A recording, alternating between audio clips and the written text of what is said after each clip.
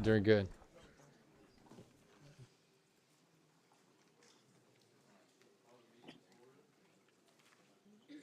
Got it. Okay. Now we'll call the meeting to order.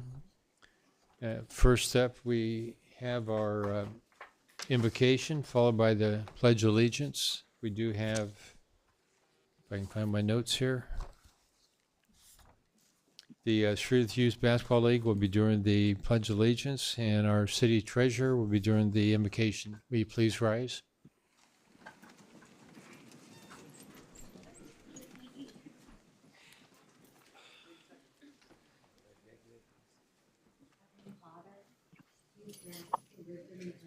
To know and do what is right, good, and true. May we always be guided by the spirit of community, the spirit of justice, and the spirit of love. Amen. Go ahead. I pledge allegiance to the flag of the United States of America and to the republic for which it stands, one nation, under God, indivisible, with liberty and justice for all. I pledge allegiance to the flag of the United States of America. What?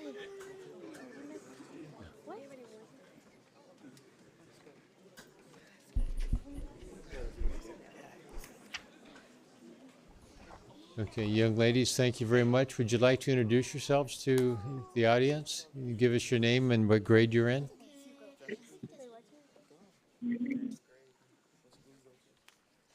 Hi, my name is Dashvika and I'm 9 years old and I go to Leo Elementary.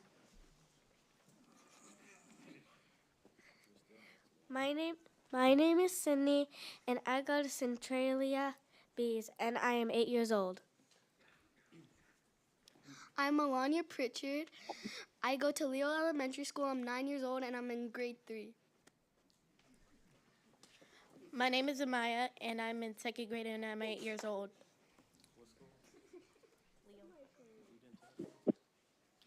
I'm Sophia. I go to Bragg Elementary and I'm 9 years old. I'm Abazon Eso. I am 8 years old. I go to Nixon Elementary School, and I am in third grade. Well, I want to thank each of you. Thank you all.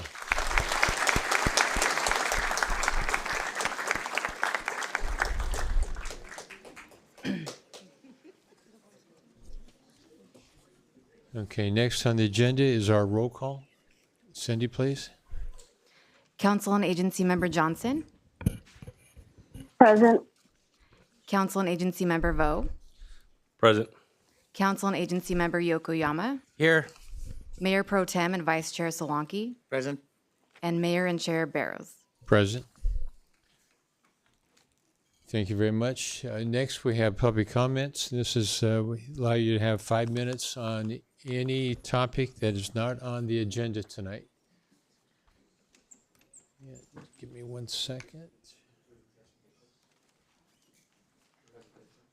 I'm sorry? Present.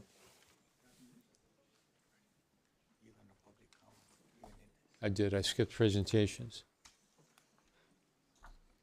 Okay. Well, since I've already opened the public, let's go ahead and take care of that. And then we'll do the presentations just out of order.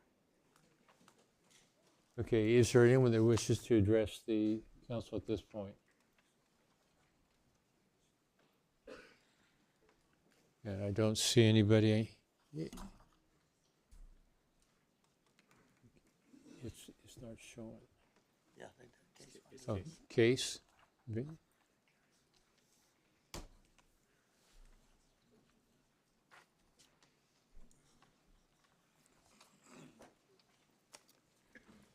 Good evening. Case Van der Linden, Cerritos resident since 1971. Okay, can you hold on 1 second? Sherry, could you be kind enough to raise the podium up a little bit for him?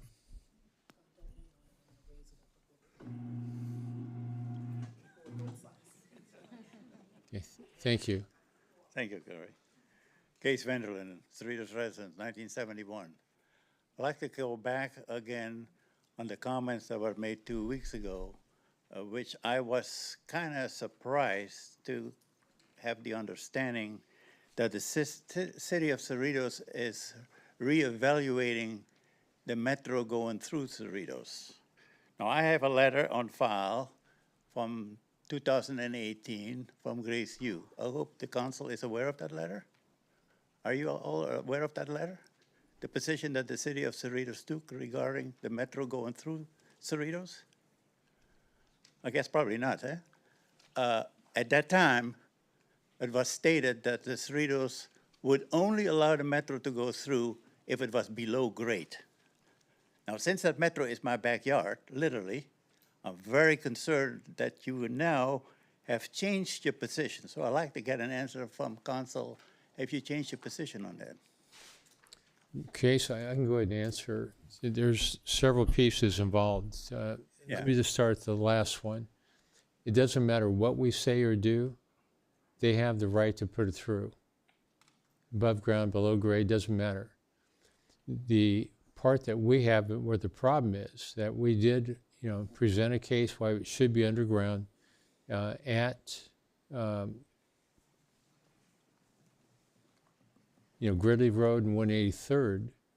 There is a 9-foot pipe underneath that intersection. They were pointing out that the cost is upwards of $700 million to $1 billion to go 40 feet below ground, to do that. And they said that under no circumstance will they do it. So we were able to go ahead and negotiate with them, get some concessions out of them, but we cannot stop that no matter what. And Grace didn't have any of that information when she wrote the letter. And this has all come out, more since I've been back on council and we have negotiated. And I want to point out that the city staff and our Mayor Pro Tem, Naresh Solanki, was involved in all these meetings, along with me. So this is the best that we can get. There are concessions, and very substantial ones that were made, financially, it's going to cost them money. But the odds are that this thing being built in your lifetime and maybe mine is going to be very, small.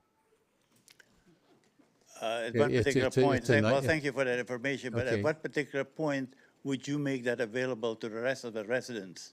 Well, the negotiations part, we've been asked not to share it all because no one else has gotten the same conditions that we have. But it's been in the paper, and just as recently as this week, it's a $9-point-something billion project. They have $4 billion from Measure M to pay for it. There's no station in Cerritos. That was done away with, before I got back on council. Yeah, that got away And they're with looking in 18. at maybe in 8 years from now that they'll put it back in. But right now they're short 60% of the funding. Mm-hmm. So exactly how much they can do or when they can start is, up for discussion. But honestly, there's no way that I know that we can stop this. And what we were working on originally was an above grade maglev train that had no vibration, no noise, no nothing coming in. Metro took it over, wants steel on steel, much like the Blue Line, but with a little newer technology. And this is something that, once they took it over is when we dropped out. We got back involved to help the negotiation process up and down the corridor to meet the needs of the cities as best we can when they don't have to, Metro doesn't have to concede anything. So with other words, the city is conceding the fact that if it runs at grade level, We're not we're going to conceding- have the interruptions at 195 and Norwalk every 15 minutes? It could be every 3 minutes. I don't quite understand how, Okay. whatever deal you guys made, Okay, that is a it's viable just that- thing. Okay, it's not decisions that we make. We have no legal authority. State law has given that part to Metro, and so do the feds. Well, So we're doing everything we can to go ahead and mitigate every negative aspect, to our residents. I just don't quite understand that, but anybody would have a train every, I think 15, but you'd say 3 minutes, disrupt Norwalk and 195th, and then Bloomfield. And Artesia Boulevard. Well, Artesia Boulevard, yeah. I mean, as it stands right now, it's supposed to stop at Artesia. But 2 weeks ago, I kind of got the feeling when you guys talked about the bridge that this whole thing is back on the table. Well, it's never been off the table. Well, bottom line is you're not very good in communicating to the residents then. That's all what I can say. Because I did not hear about it. Anybody down my street who has an interest in that has never heard anything about it. It's only through social media that we hear these things. I mean, it's pretty sad though. Well, Pretty sad. it's you know, case, it's been in the news, it's been in the local paper, it's, you know, the, Yeah, but you have not weekly communicated paper, that to the residents. Not everybody reads the local paper per se. You know, I don't know. It seemed to be, there's probably a whole lot more than what you're telling me. And I wonder how much other interest there was conceded that will benefit perhaps the city, perhaps the council, who knows? I don't like this.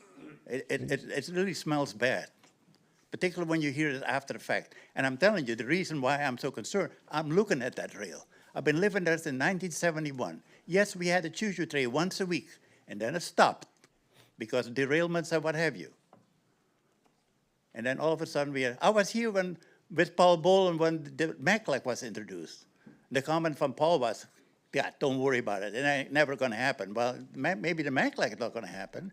And maybe you're right. I will probably not last being around here when that happened. But can you imagine what it will do to all the people that live there, what it will happen to their value of their homes? I mean, that is no count. We have nothing to say about that.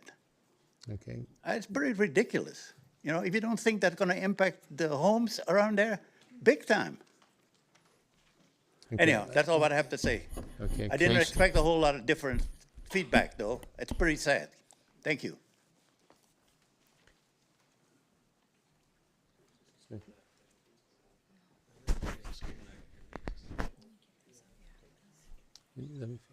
Okay, next up is, we have Sam Desai.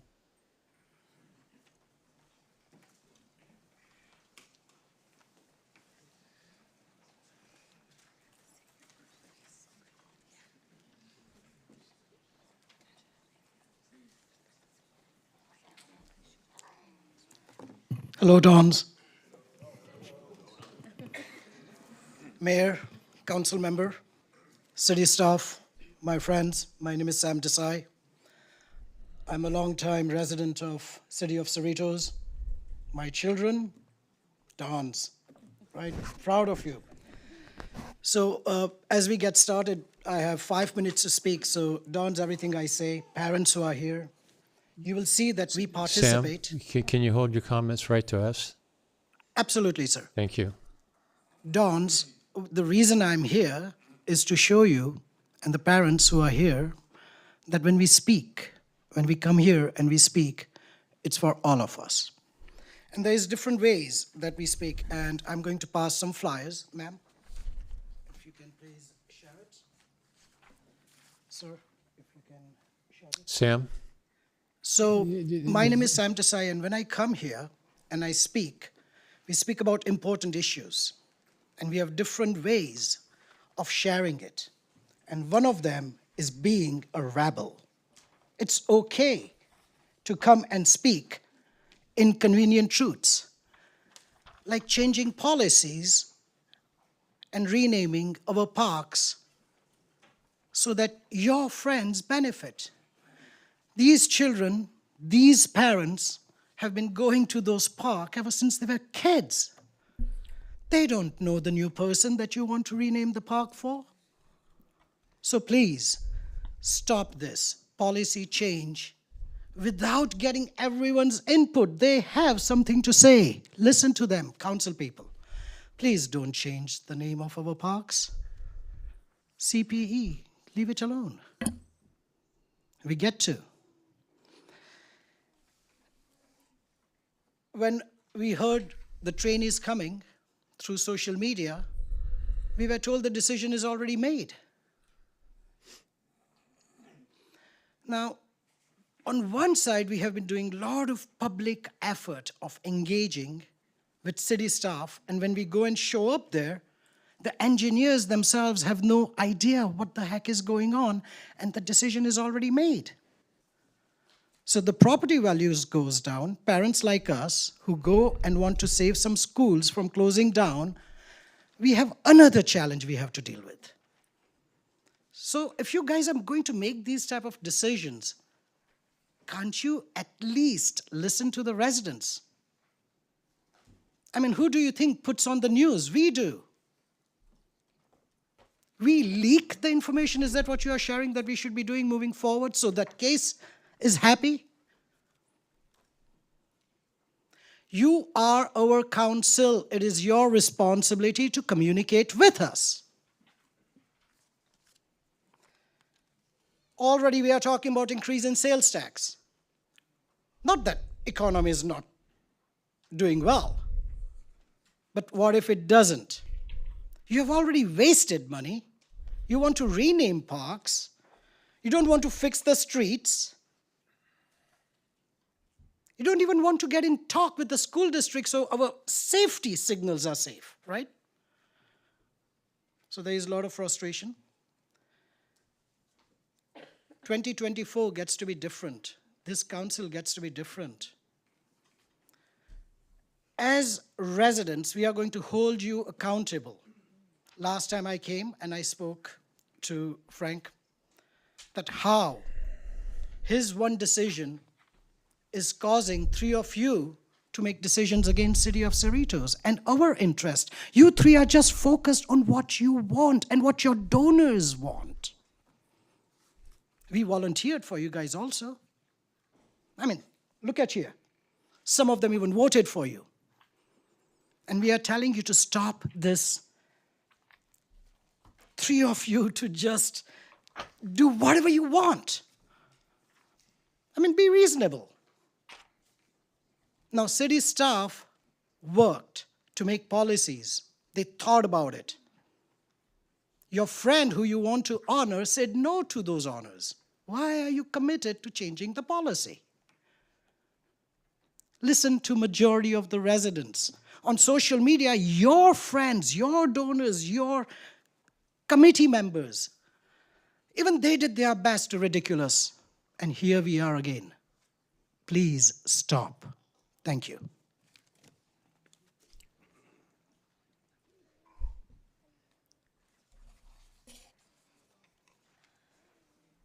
Okay, next up, we have Ernie Nishi, one of our school board members.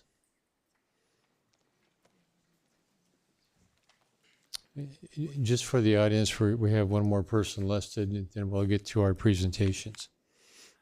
Thank you, Mayor. Just wanted to thank you for honoring these great dons here for their great achievements in the city of Cerritos. Very proud of this great team, and I thank you for also doing that. I wanted to give you some information about our schools, just in case you didn't know. We are going to have an LCAP meeting on February 7th at Artesia High School, but please RSVP if you would like to attend that. This is for involvement, so if you'd like to let people know about that. We'll also have that on April 17th. We will have a day of remembrance in our school district where we will have people from World War II talk with our students, and as dignitaries, you may also attend that if you wish. May not have a lot more of these because they're not young chickens anymore. That will happen at Tetzlaff, at Artesia High School, Tracy High School, and various locations. So also please let us know that so that we can honor you as well when you attend. We will have a Blue Ribbon Award for a school, Carver Elementary, which is I think located very close to Cerritos. That is going to be on February 7th, Wednesday at 9 a.m. Also, please RSVP in advance so that we can also appropriately honor you. It's a great achievement because it's one of the few Title I schools that have won that particular Blue Ribbon Award. It's the first one to do that. I'm very happy that they've achieved everything that they can. And thank you very much. Thank you, Ernie. Our last speaker listed is Kirat Chauhan.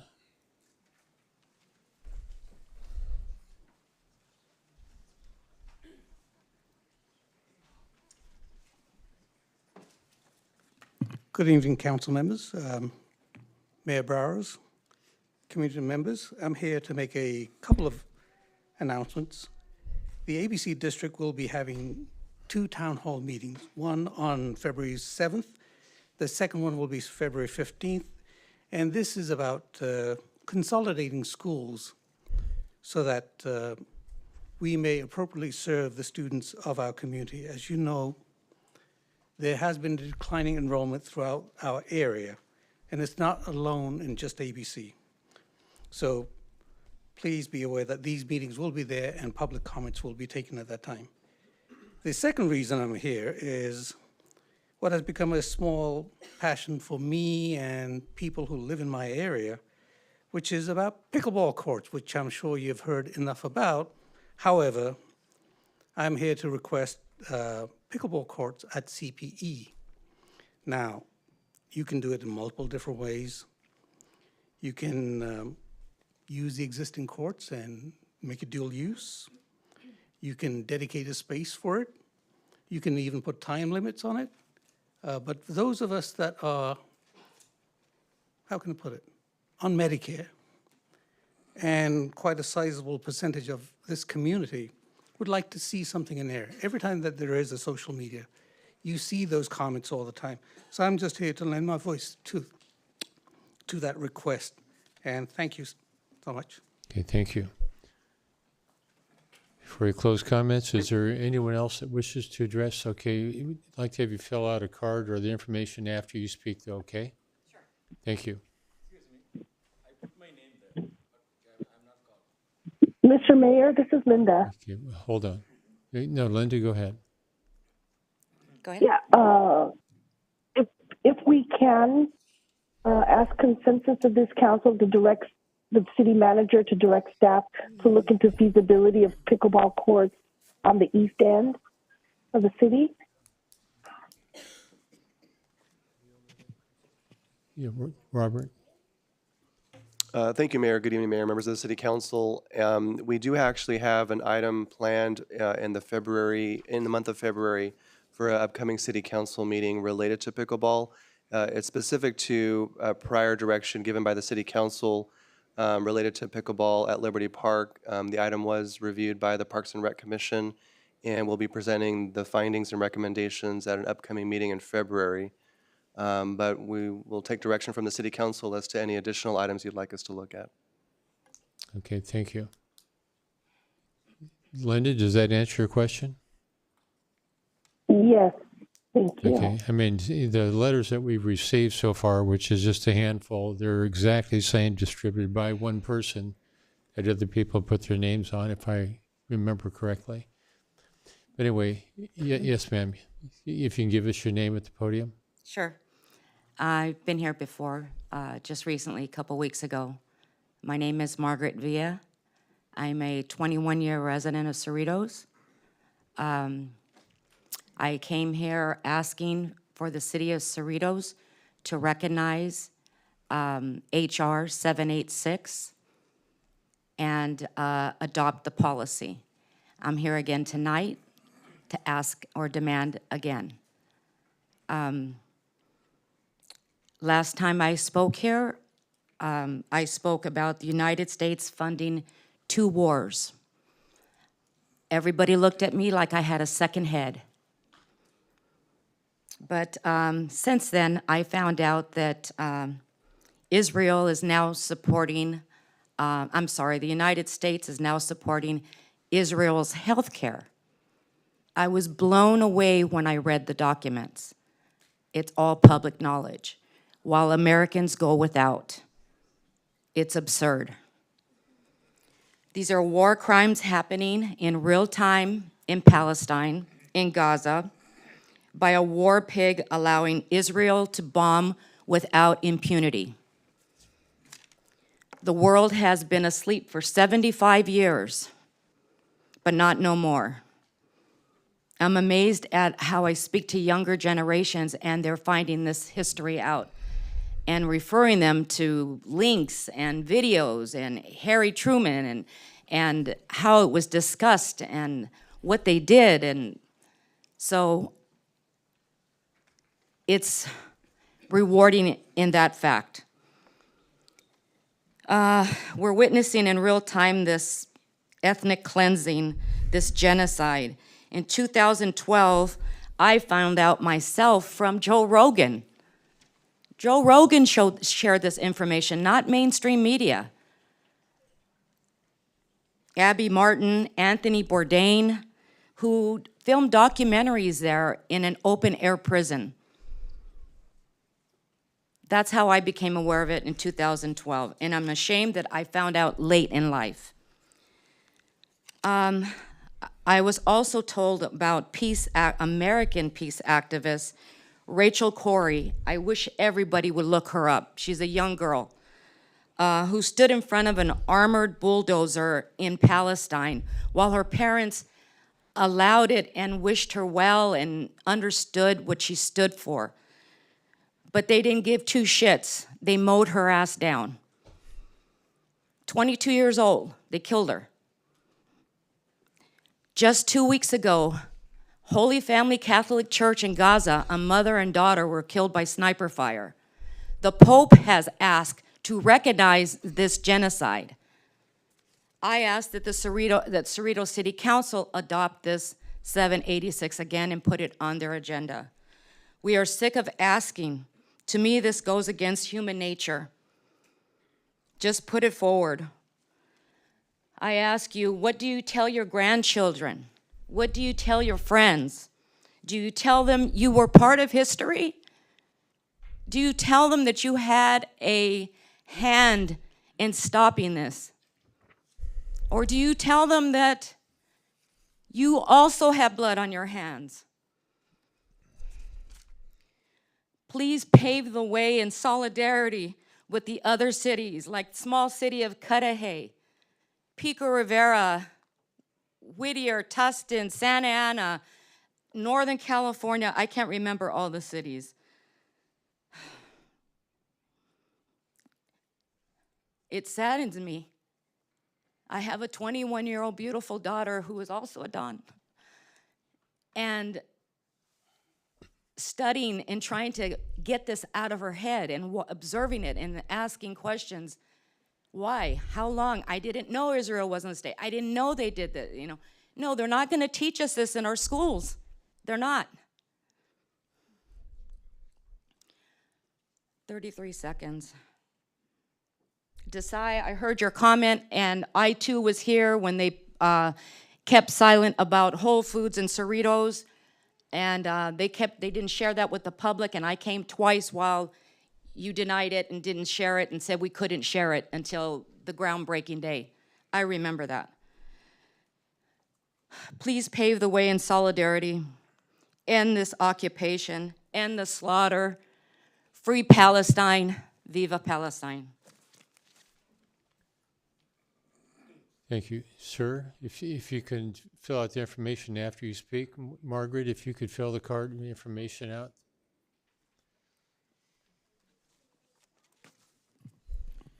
And give us your name, please. Happy New Year. First I want to thank Councilwoman Linda Johnson for asking for consensus for looking into the pickleball courts on the east side of Cerritos, which is, as previous speaker also said, we have enough space, at CPE or Heritage Park.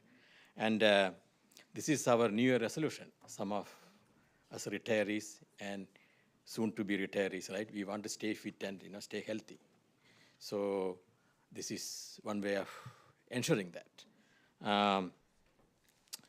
So I would request council to, help us get a pickleball court in CPE or Heritage Park. Second thing is I'm glad to see that you moved the presentation after public comments. Because typically what happens is that we have full house, but after presentation, full empty house. Now, this is the first time we public comment speakers get to see this, or even the viewers get to see some audience when public comments are being made. So thank you for doing that. Because why? Because this is a good education for the dons, students, and parents. They get to see how democracy works. Because if we were following the usual schedule, probably we would be speaking, there will be empty audience there. So thank you for changing the order. Also, I strongly agree that, city can improve the communication. Yes, I think 3 speakers alluded to that. So Mayor Barras, I disagree with your thing that, it is there in paper. You know that paper. You know very well how many people read it and the quality of that. Why can't we use other channels like City News? You mail to every resident. Use that for better communication. Don't tell us that, read that, I'm trying to be professional, that tabloid newspaper, right? You know that. And same thing, in fact, I had requested the city manager too, and I CC'd you, right, on publishing consensus items. Because I went through all the minutes of the last year meetings, council meetings, every one of them, and I found 40 consensus made by council members. 80% of them, Mayor Barros, Council Member Changwo. So what happened to them, right? I know 2 or 3 of them, I remember they came back. But what happened to the other one? They vanished in black hole. This is what is communication. Residents would like to know. They have the right to know. Then I further followed up with the city manager requesting that, please share this information. What is happening? What is happening with these consensus items? It's not secret. It should not be secret, right? What next? I think, your IT department, I saw that, potential goals for next fiscal year, budget items, right? In a special meeting in December, right? You listed a few items. Some of them were uphold quality of life standards and upgrade sports complex and the park facility. So pickleball falls right into that goals. So we are not making anything out of the ordinary. And also, I saw that you asked to improve OpenGov software. My question is that, who is using it, first of all? Do you want to spend money on that? Or before that, why don't we fix some of the broken systems, which I again communicated to you as early as 4 years back, saying that the online water bill payment system is broken. It has major issues. That time, then Mayor Solanki assured me that will be looked into. This is how many years later? Maybe you get to become mayor in April. Sorry, Frank. Maybe then, we can look into that. So there are few more items, So I communicate to our IT manager and I would like city manager to Sir, look into those issues. I hate to interrupt you, but your 5 minutes is up. I get it. Thank you. Have a good day. Thank you very much. Okay, before I close public comments, one comment from our city clerk. Thank you, Mayor. Yes, if you can. Okay, do we have another speaker? I'm trying to. Yes, can you give us your name, please? Thank you so much, Mayor. Thank you for, I'll be brief. I know the, people want to get going. My name is Rodolfo Cortez. I'm very, I wasn't going to speak today, but I heard that one of the previous speakers, and I think it's, it really moved me. I've been, a member of the Cerritos community for a long time. Go Dons. What's happening on the other side of the world, I think, is impacting our community. A lot of people are being impacted. There's family members. There's we all see it on the media, and I think it's damaging to all of us. on some level. So I agree with the previous speaker. I think that our city should join with other cities like Montebello, up the way, Long Beach, Cudahy. These are cities that are passing ceasefire resolutions. So it's, asking the combatants, let's have a ceasefire. Let's come back to the negotiation table, because all of these lives that are being stolen, that are, there's so many young people, right, in Gaza that are, and in Israel as well, that have suffered. So we need to end this war. We need to go with a path for peace, for our global community, and that will be beneficial for our own community of Cerritos. So please, let's join with Montebello and say we want a ceasefire. We want to go back to the negotiation table. We don't want more bloodshed. So let's stand up for peace. Thank you, Mayor.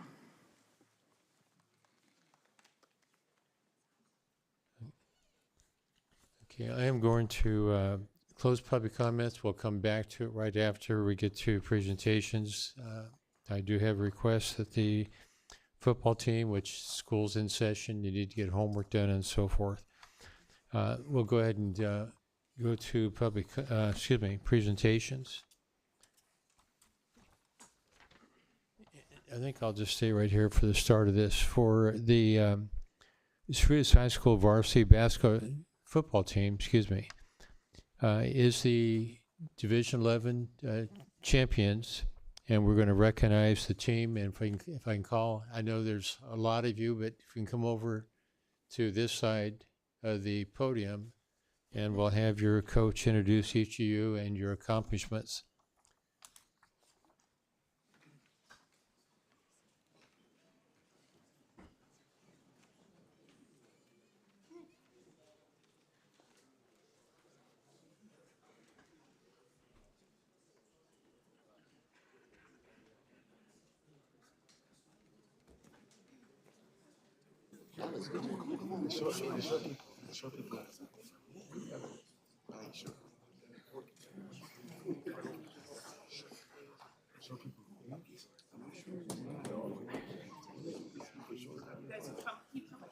Keep coming forward.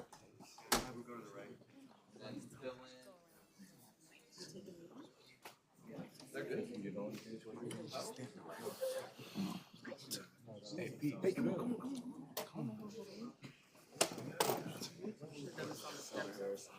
Keep coming forward, guys. Let's fill in.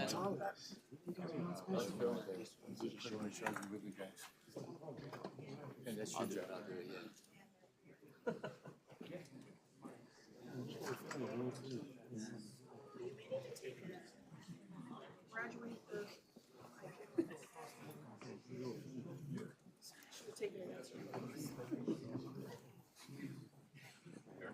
Or you have someone stand back here too.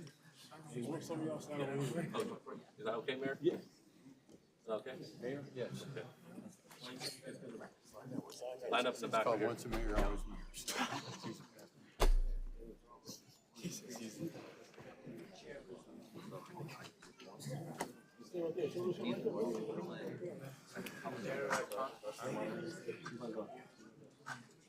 I want you guys all in the front here.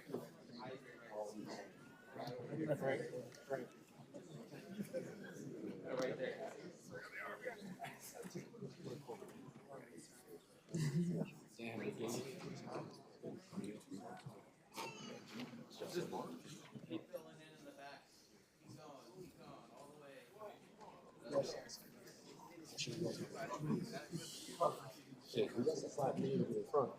Am I allowed to touch this?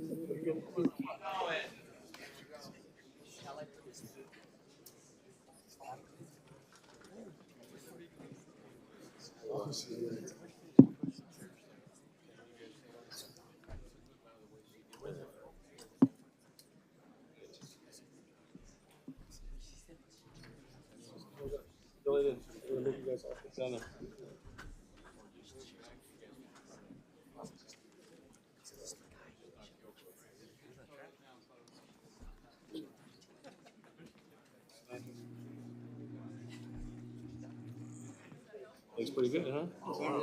I'm staying with the smart guys.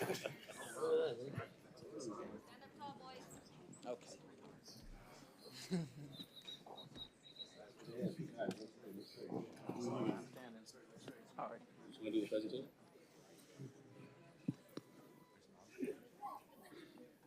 Excellent. All right. So everyone look at me, please. We'll take a... Mayor, you good with me taking photos? Yeah, go ahead.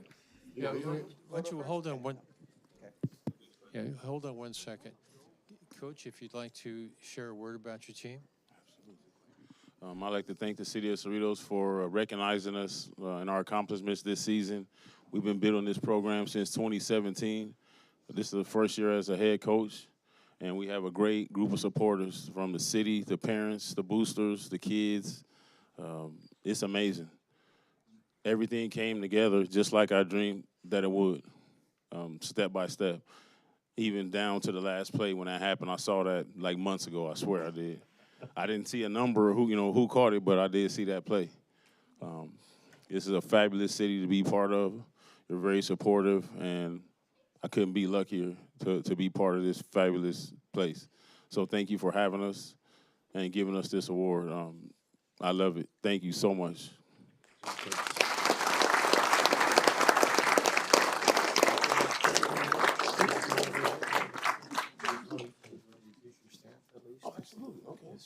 And I'll introduce our staff that is here with us. We have Coach Tyrone Pulley in the front.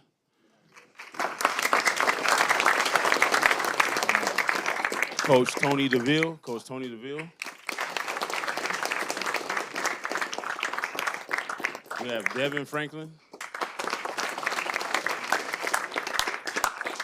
We also have Mike Toledo.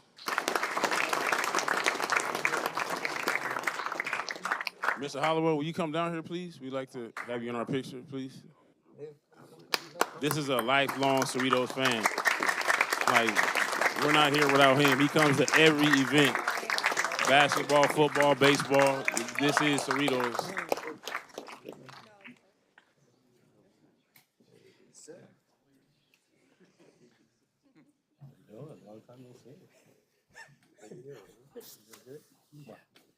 Stay right here with the rest of the staff.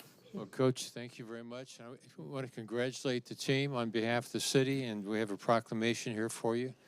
If you can hold the proclamation, I don't know if they can get the picture. Yeah, right in front of my face. Oh, in front of Anyway, congratulations, you guys. My kids all went to Cerritos High School. We're very proud of you and proud of your accomplishments, and look forward to what the record's going to be next year. All right, everyone. Right over here, please. I'm going to take 3 photos. After 3, I'm going to have to flash. 1, 2, 3. 1, 2, 3. And let's do one more. 1, 2, and 3. Thank you. Thank you,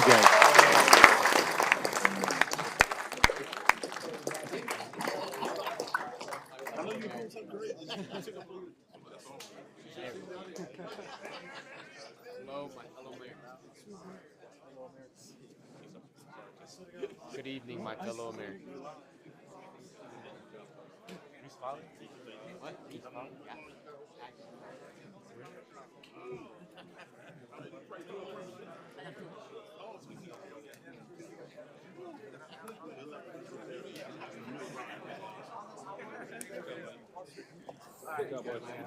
That's you, man.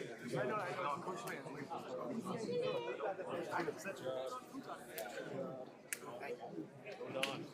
A couple of baseball teams would do what you guys did. Right? You know what I'm talking about, right?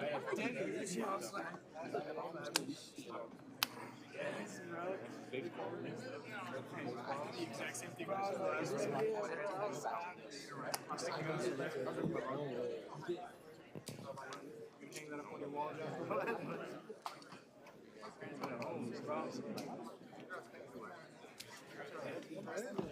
Good job, boys. Thank you for your time. Your kind words. Thank you. Good luck. Thank you for your time. Repeat, okay? Yes, sir. I like your style. We'll be back next year. Right. Make sure you guys still up here on the board, okay? You guys welcome back all the time. Thank you. All right, thank you. Thank you again.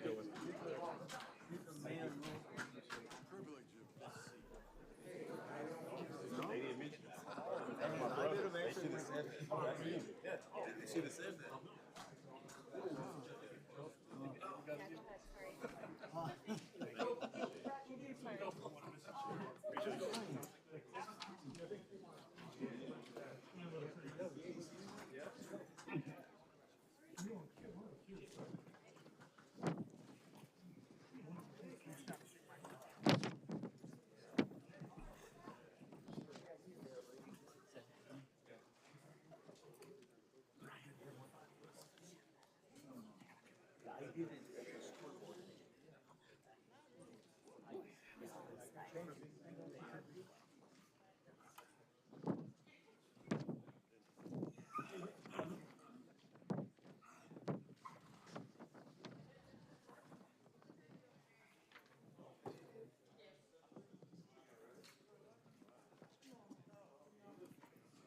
Okay, next up, we have our spotlight on our local business. We have for Big Five Electronics, Inc.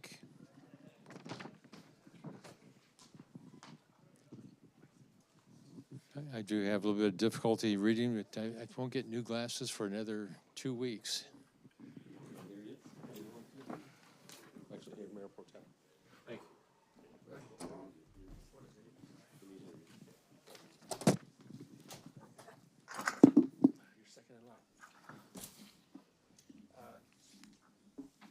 So tonight, business spotlight is Big Five Electronic Inc. The City of Cerritos showcase a local business every month to foster pride in Cerritos' thriving business community and a strong local economy. A proclamation will be presented to Big Five Electronic Inc. for being selected as a part of the city's business recognition program. Big Five Electronic Inc. is the nation's premier 12-volt wholesale car audio distributor, providing a high-quality product and a service related to vehicle audio component.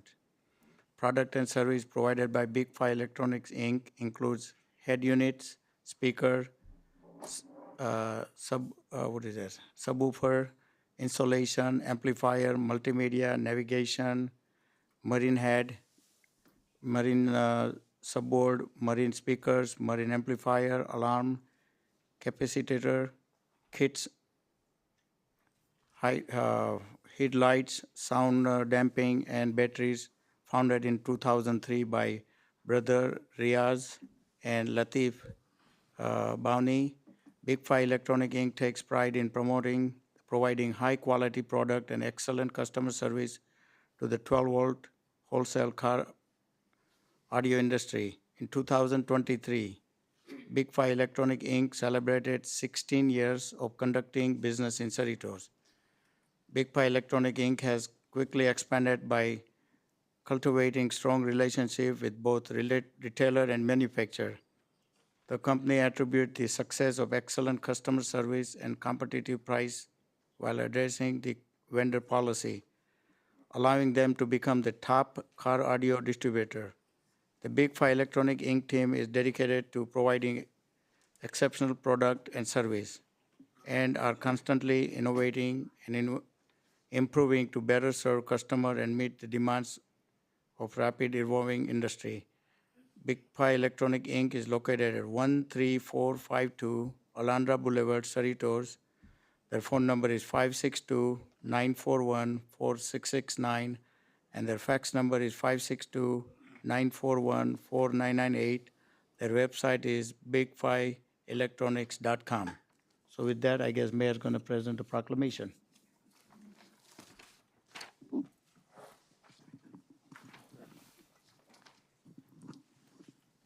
Thank you, Naresh. Just by way of explaining, is I had eye surgery a couple months ago, and they're waiting for my vision to stabilize, for me to get new glasses. And as you saw, Naresh has to look down to read this. The type's not that big, and it's a little hard for me to do that up here. But anyway, if I can, call the representatives from, Big Five Electronics Inc. up.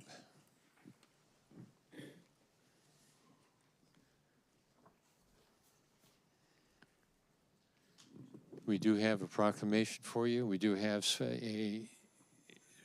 from our assembly member and also congressional members. But would you like to share a little bit about your business? Sure. And please introduce yourself, too. Good evening. My name is Cynthia Linares. I am the general manager for Big Five Electronics. Unfortunately, Rizwan and Latif Bawani were unable to be here tonight, but they do thank the council and the mayor for the recognition. So a little bit about the company. So it is Car Audio Electronics. They've been in the business of wholesale distributor. And so basically, if you go to a retail shop, we provide the products to them, and they will provide to the end consumer. And so just last year, they actually celebrated their 20th anniversary. We were supposed to be here last year, but would have made it better. But and a little bit about them. So they're brothers. I have been in the cardio industry for a little over 20 years. I actually started with their mom. She was in the cardio business. Then they eventually opened their business in 2003. And I came on board in 2014, so I've been with them for 9 years. I have seen them grow. And they're great individuals. They're very caring. They do as much as possible that they can for their employees. They have created a family environment at the business, and they hope to continue to grow and keep growing here in Cerritos. So thank you. Well, thank you. Okay, if I can get my council colleagues come up, we'll present this to you. We'll do a photo op, and then we'll have Joe come and speak on behalf of the Assemblywoman. Just 1 second.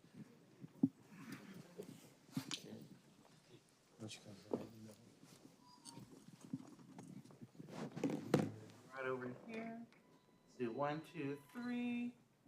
1, 2, 3, and one more 1, 2, and 3. Excellent. Thank you. Thank you. The one from, it's right here, it's from the Congresswoman. Thank you. Okay, we do have one from, just, our Congresswoman, Michelle Steele, recognizing you also. And we just did, it came out. Oh, thank you.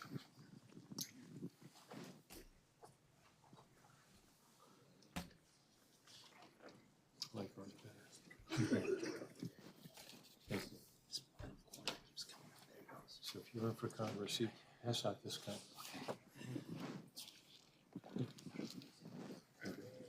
Right over here, guys. 1, 2, 3. 1, 2, 3. And 1, 2, and 3. Excellent. Thank you. Okay. And we have our representative from the Assembly. Joe, would you? Congratulations. Thank you. Well, my name is Joe Peck. I'm a field rep for Assemblyman Sharon Cook Silva's office. Mayor Barrows was very nice. She was asking, Joe, didn't you have one for the Dons? But actually, I presented it last Tuesday at the school board meeting. And actually, I presented 2 of them, one for the team and one for the coach, Demel Franklin, who was nominated by LA Rams to be Don Shula Coach of the Year, which is high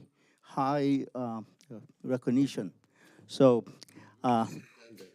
maybe you can do one for him too. I did. Frame like us? That's a big one, very nice one. But congratulations, and great to have you in the city of Cerritos and Big 5 Electronics Inc. I didn't know there was a Big 5, some sporting wear, but I didn't know there was a Big 5 Electronics. Okay, congratulations. Thank you, Mayor. Okay, thank you, Joe, and thank the Assemblywoman. All right. Let's take one more photo. 3 more. All right. 1, 2, 3. 1, 2, 3, and one more. 1, 2, and 3. Excellent. Thank you. Thank you. Congratulations. Congratulations. Thank you. Need some help? Yeah, just couldn't hold them all together. But thank you. Thank you very much. No, thank you. Congratulations. Thank you. Congratulations. Thank you. Why don't you guys just stay up here? And next up, we have Mace Rich representing our Los Cerritos Mall. And this is over our Festival of Friendship, and this is an anniversary year.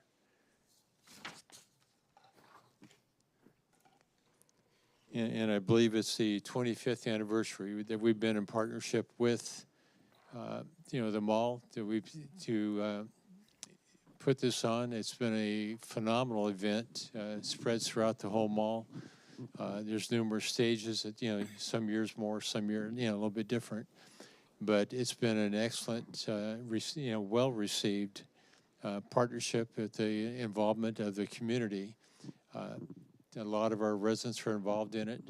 And if I can get the representative of Mace Rich to come up, and Sherry, as you oversee the program, is there something you'd like to add?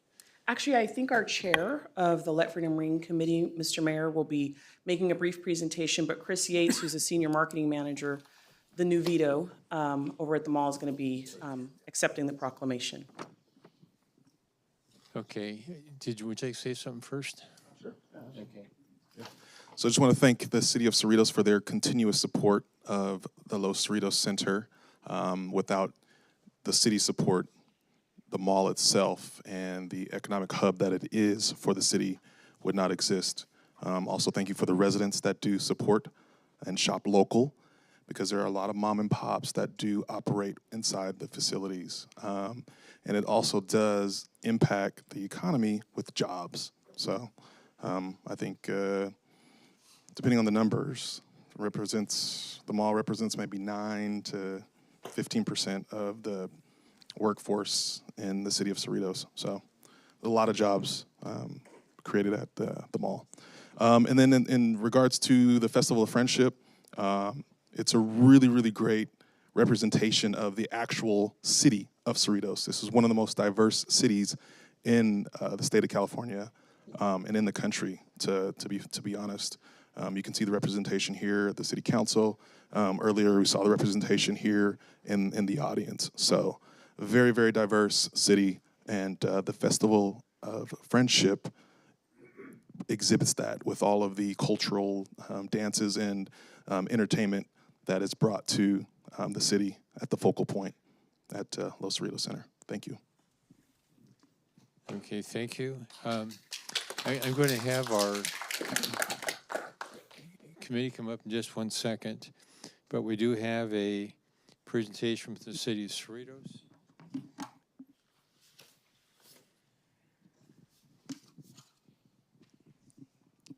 It's a proclamation, honoring our partnership, basically. And there's also recognition from Congresswoman Michelle Steele, for you. And if I have the council come up first, and then we'll have the Let Freedom Ring Committee come up.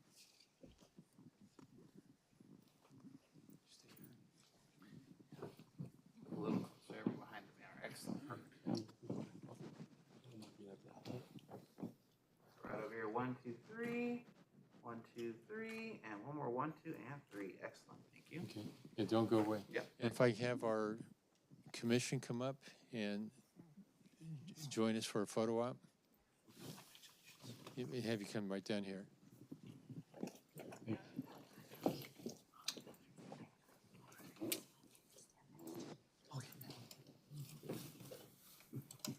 Bring it in.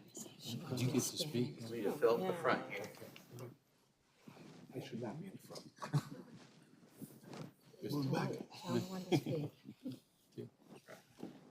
And let's get the proclamation in view and the, okay, there we go, excellent. Okay. Okay. So, hey, Al, why don't you guys just spread down a little bit? Yeah, there we go. All right. I'll run right over here. Let's do a couple. 1, 2, 3. Another 1, 2, 3, and one more. 1, 2, and 3. Excellent. Now, don't go away. I think you have some comments to make. Thank you. Hey, Al. Hello. Don't go away yet. Yeah, don't go away. Hi, my name is Monica Ballantyne, and I am the chairperson of the Let Freedom Ring Committee. And this committee is awesome. We work together to put the Let Freedom Ring Committee, or all the events of the year, that one of them is at the mall. And I just have a few words that I'd like to read to you. First of all, I want to thank you, Mr. Mayor, and all the council members. So I want to say, and it's kind of been stated already, but this festival provides, let me put my glasses on, sorry, the opportunity to learn about the city's rich cultural diversity through a variety of acts performed on the stages throughout the mall. We are excited to have so many local organizations participating this year. We look forward to you joining us for a day of friendship and celebration. What day? And it's February the 3rd, and it begins at 12 o'clock till 4 o'clock. So we hope to have you all join us that afternoon. Thank you.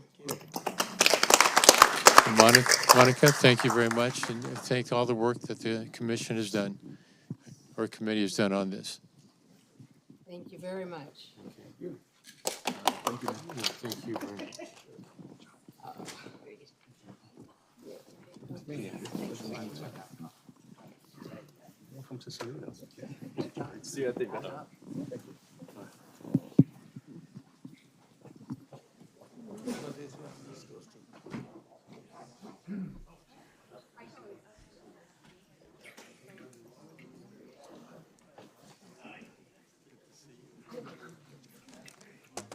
How you doing? Yeah, good.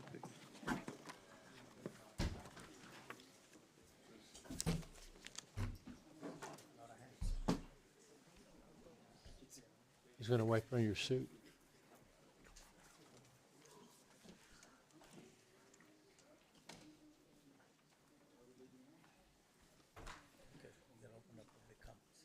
Gotcha. Okay, before we go back to public comments, I'm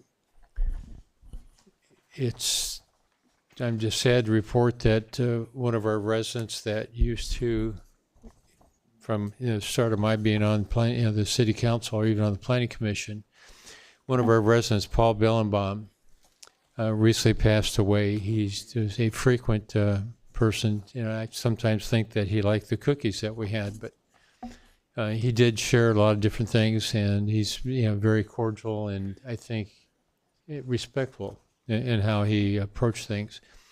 Paul was a football player for St. John Bosco High School. And I learned some things from his family this past week or so. He graduated from Cerritos College. He earned an associate degree in culinary arts and accounting. He also attended Cal State Fullerton and earned a business administration degree. He had a passion for cooking, and he prepared numerous delicious meals according to his family. But he's also hired by the Long Beach Naval Station Officers Club to be a cook or chef for them. He also worked at McDonnell Douglas and Boeing, and after attaining an airframe and power certification from the FAA, he was says he fished and traveled in his younger days, from Alaska to Hawaii, Tahiti, Australia, and to Washington, D.C., with many other places in between. He especially liked Las Vegas and seemed to have a knack for winning at the horse tracks and lottery and slot machines. He said his family is saying he's very generous and liked to laugh loudly, which I think we knew. His family is most grateful for Paul, helping their father and their mother, who suffered from Alzheimer's. He is survived by his siblings, Ernie, Pauline, Rich, and Marianne, and mother-in-laws, and Tim, Jill, and his sister-in-law. And there's a lot more names, which I'll have to skip over here. But his funeral services are February the 9th, which will be at the Holy Family Catholic Church in Artesia. And it says the services will begin at 10 a.m. And we'll miss Paul.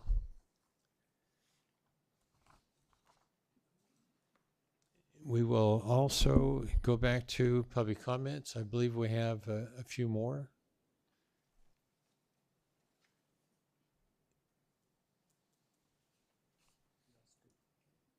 Okay, we have Rodolfo Cortez. Did he already speak?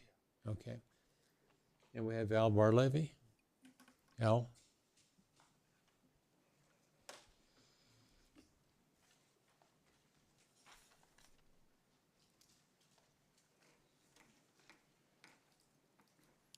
Hi, Al Barlevy, almost 25-year Cerritos homeowner. I wasn't planning on coming to speak tonight, but something compelled me, and that is 2 speakers ago came and basically talked about the war in Gaza and gave what is essentially an anti-Semitic perspective of it, forgetting that 1,200 Jews were murdered and another 200 were kidnapped, and women have been raped.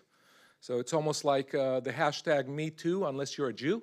It's okay to rape and murder Jews. Full disclosure, I've been in Cerritos 25 years, but the first 10 years of my life, I grew up in Israel, still have family there. Not here to defend the government of Israel. I have a lot of criticism, the way that they run the war. I think, let's just say if I was in charge, I'd run it differently.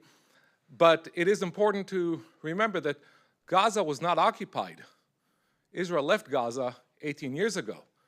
True, a lot of suffering and misery in Gaza, but that's not because of Israel. That's because Hamas used all that money that Qatar gave them to build tunnels. It's now estimated it's up to 500 miles of tunnels that they built there. Instead of building infrastructure, they built tunnels. Why? To fight. So it's very important to keep that in perspective. So I don't want to belabor the point that yes, there's a lot of casualty, a lot of suffering, a lot of misery, but can't be blamed all on Israel. There was a ceasefire on October 6th. Hamas decided to violate that ceasefire. They promised that what happened was September 7th, on October 7th, was only the first round. They promised more and more and more.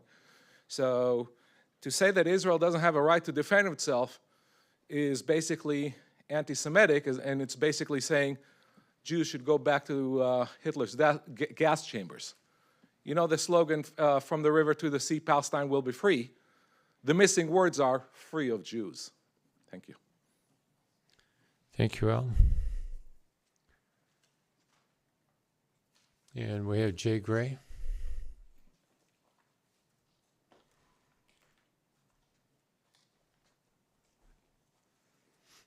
Good evening, Council. Somebody had asked me to come over here and talk about the pickleball.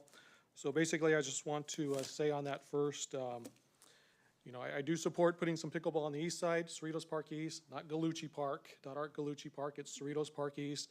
It should be that is what it is. I've actually emailed a handful of, all but one council member that I had the email address for, or text messaged, and one, only Frank didn't respond.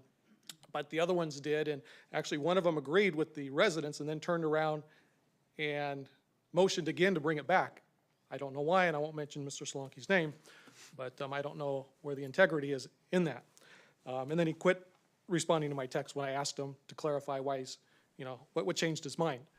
Which kind of gets to the point of integrity and transparency and, not doing all these things behind closed doors. I mean, we heard today that, somebody mentioned about the Whole Foods or Amazon, I guess it is. The deal is made and they can't disclose it to the residents. The train you can't disclose to the residents, and this you can't disclose to the residents, and so on.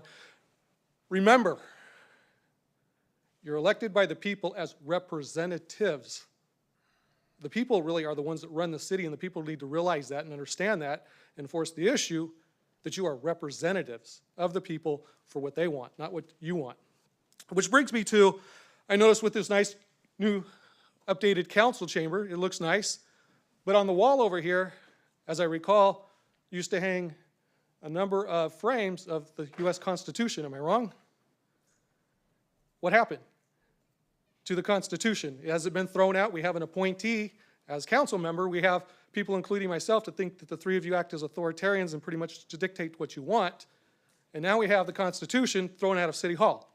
I want the record to show appointed council member / Mayor Bruce Barros was here in charge on his watch when the Constitution was tossed out of City Hall, council chambers. And lastly, I want to mention about, I saw where you guys are looking at, as one of the goals for 24-25, increasing sales tax revenue. I don't know what that's about, so hopefully that doesn't come up again. The residents have already shot it down once. We'll shoot it down again. And actually, lastly, let me rephrase that lastly now to get back to the pickleball courts. I understand there's charges to the pickleball courts, talking about, council is considering talking about maybe raising fees on park, different venue, or uses of the park and so on. I want to remind council, the CCPA loses multi-million dollars every year. Your power plant loses $1 million of every year. So why are you going after the residents and the kids, the parents, to have them pay a couple more bucks because you guys can't get a handle on the finances at the Performing Arts Center. And which gets to the naming Gallucci Park. Here's the guy that left the city with the Performing Arts Center that's losing money continually. People complain about the roads, the sidewalks that I've seen at least one post breaking hips. I know I was injured a few years back on that. So I mean, power plant and so on. And here we want to spend money to rename a park after somebody that left the city in that condition. And not that it's not part of your guys' fault, because you guys are the ones voting and allowing it to happen. But you're willing to spend money on renaming the park after somebody like that, but yet you're considering raising fees. So that's what I have to say. And again, I would appreciate you guys considering bringing back the Constitution and bringing it in here, because you guys don't follow policy and you want to change policy. And you don't have to do it when the Constitution is looking at you. I guess it's a little more difficult to do when the U.S. Constitution is looking at you and you're changing policy. You're ignoring the city's own charter on things that you've done. That's all I have to say. Thank you.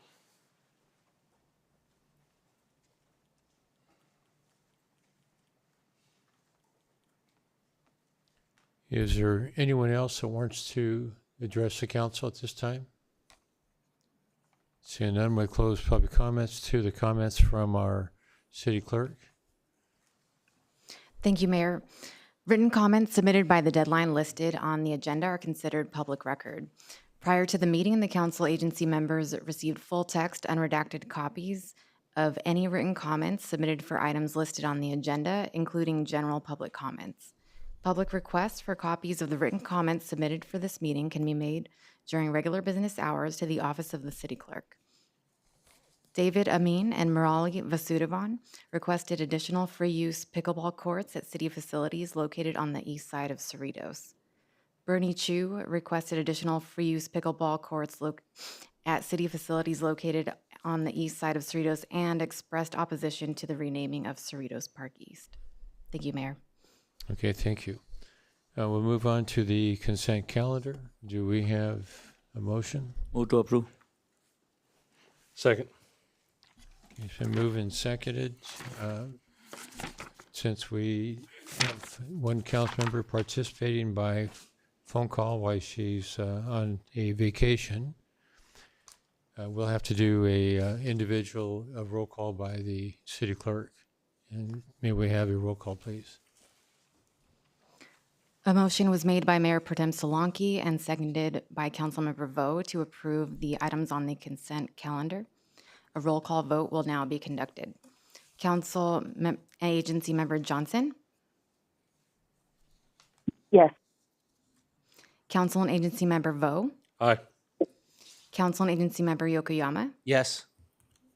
Mayor Pro Tem and Vice Chair Solanki? Aye. Mayor and Chair Barrows? Aye. And the motion passes on a vote of 5-0. Okay, thank you. We'll move on to our public hearing, item 8A. Mr. City Manager, can we get a report, please? Thank you, Mayor. This public hearing, item 8A, follows up on past direction provided by the City Council to conduct an assessment of the city's existing transit services. Tonight's public hearing is the culmination of several months of efforts by city staff and the city's consultant, along with considerable public outreach. And tonight we'll be presenting the findings of the analysis. The presentation this evening will begin with Advanced Planning Manager Sabrina Chan, and she and our consultant Jim Moore from Moore & Associates will be summarizing the findings. Following the presentation, she and Ms. Aguila and I will be happy to answer any questions. Ms. Chan? Thank you, Mr. Lopez. Good evening, Honorable Mayor and members of the City Council. At the direction of the City Council, over the past several months, staff has been working with a consultant, Moore & Associates, to conduct an assessment of the city's existing transit services in an effort to improve efficiency and cost effectiveness. Tonight, city staff and Moore & Associates will provide a summary of this comprehensive assessment. We'll go over the suggested scenarios and options for consideration. And at the end of tonight's presentation, we'll ask for council's direction regarding the future of the COW and Dial-A-Ride service, including any change in scope of service. The city currently provides 2 public transportation services to the community. the Cerritos on Wheels fixed route bus service, and the Dial-A-Ride, a curb-to-curb demand response service. As you are aware, after an outstanding 10-year partnership with the city's transit contractor, Transdev, the contract for services expired in June 2023. As such, Moore & Associates, in consultation with city staff, has prepared a comprehensive transit assessment report which assessed the city's current operations, cost efficiency, productivity, funding, fleet, and facilities. This included a systematic assessment comparing operating costs, cost per vehicle service hour, and cost per passenger trip to productivity of service, which is related to performance metrics such as ridership and passengers per vehicle service hour. In addition, in preparing the transit assessment report, an analysis of modes of services used by other cities was conducted. An extensive community engagement process was completed to solicit public input, and options were identified for the city to provide public transportation. The transit assessment is comprised of 5 chapters, one of which is an executive summary, and the remaining 4 discussing existing conditions, potential service outcomes, community engagement, and recommendations, which are 3 scenario options for the City Council to consider. The appendices include information on the community survey responses, and community workshops and outreach. At this time, I will turn your attention over to Moore & Associates Managing Partner Jim Moore to further discuss the transit assessment, its findings, and recommendations. Jim? Well, thank you, Sabrina. Good evening, Mayor Barrows, members of council. Appreciate the opportunity to visit with you and to present the findings of the transit service assessment. The presentation includes 4 components as outlined there. We'll give a brief overview of existing conditions and then present the council with some potential service outcomes, summarize the community engagement activities, and then get more specific with some alternatives or scenarios.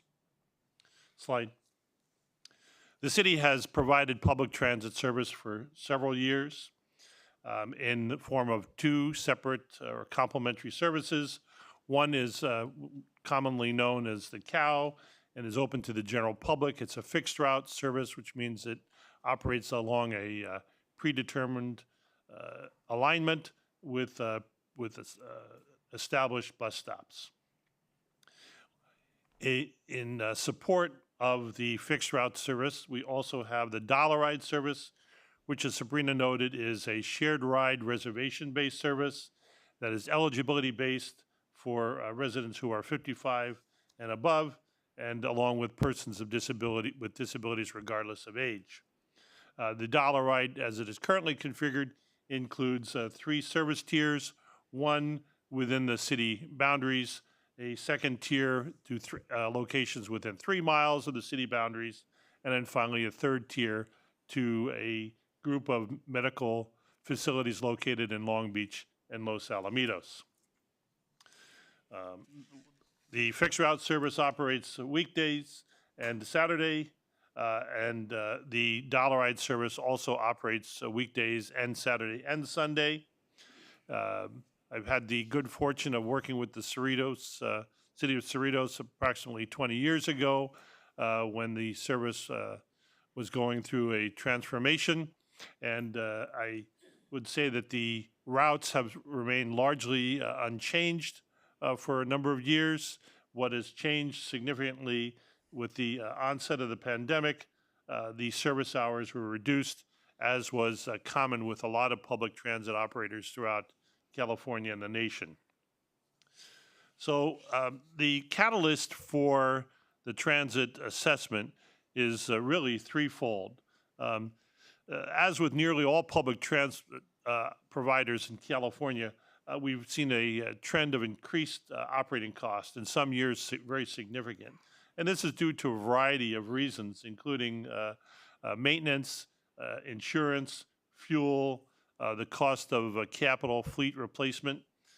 We've also seen here in Cerritos, as is the case with, again, other public transit operators throughout California, a significant decline in service productivity, most commonly evidenced by a decline in ridership, A lot of that is due, frankly, the pandemic for the public transit industry was a game changer, as we lost a lot of riders, as we had the stay-at-home mandate, and also as we got further into the pandemic, a lot of travel behaviors and patterns changed, and we lost a lot of our historic customers. So we got to the point now, the city facing a point where annual operating costs will soon exceed the available funding for the service. So we look at some 4 potential alternatives for council's consideration. One would be to maintain the current operating levels and service hours, which likely would require some sort of additional funding, either new monies or perhaps even the use of general fund monies, and as well as increasing rider fares. And I'd just like to make sort of an anecdotal comment to council. Every public transit program in the nation since 1955 has been subsidized. And what I mean by that is the fare that the dollar or whatever the fare is that the rider puts in the fare box pays for a very small portion of the actual cost of the operation of that service, typically in the neighborhood of maybe 10 to 15%. And that is really presenting a lot of challenges industry-wide. So even if we were to, if council's direction were to increase the price of riding, it probably would not be sufficient to offset the ever-increasing cost of operations. There are other alternatives that the council could consider, such as further modifying the service hours or the service days. A second option for the council's for consideration would be to continue to operate the dollar ride service, but to end the COW fixed route service. And then there's even 2 opportunities or 2 alternatives within that point, which would be to maintain the eligibility-based dollar ride service, or in fact to open it up to the general public. The third would be to continue to operate the fixed route service and to end the dollar ride.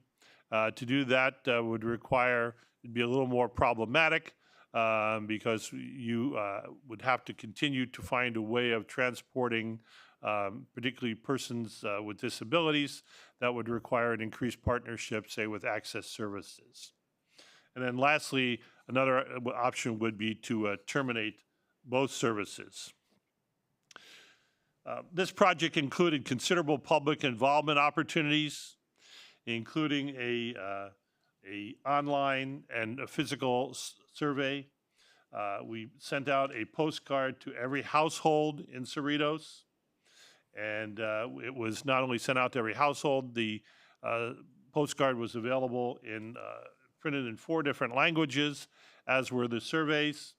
And as a result, we garnered 800 valid responses, which is rather considerable for a project of this nature. There was also an information booth staffed by both city staff as well as representatives from our firm across 3 consecutive concerts under the stars, where we provided information to attendees at those events, as well as offered an opportunity for them to complete one of the community surveys. And we were fortunate for the mayor to produce one of his weekly 60 presentations specific to this project, which we believe certainly drove additional participation in the community surveys.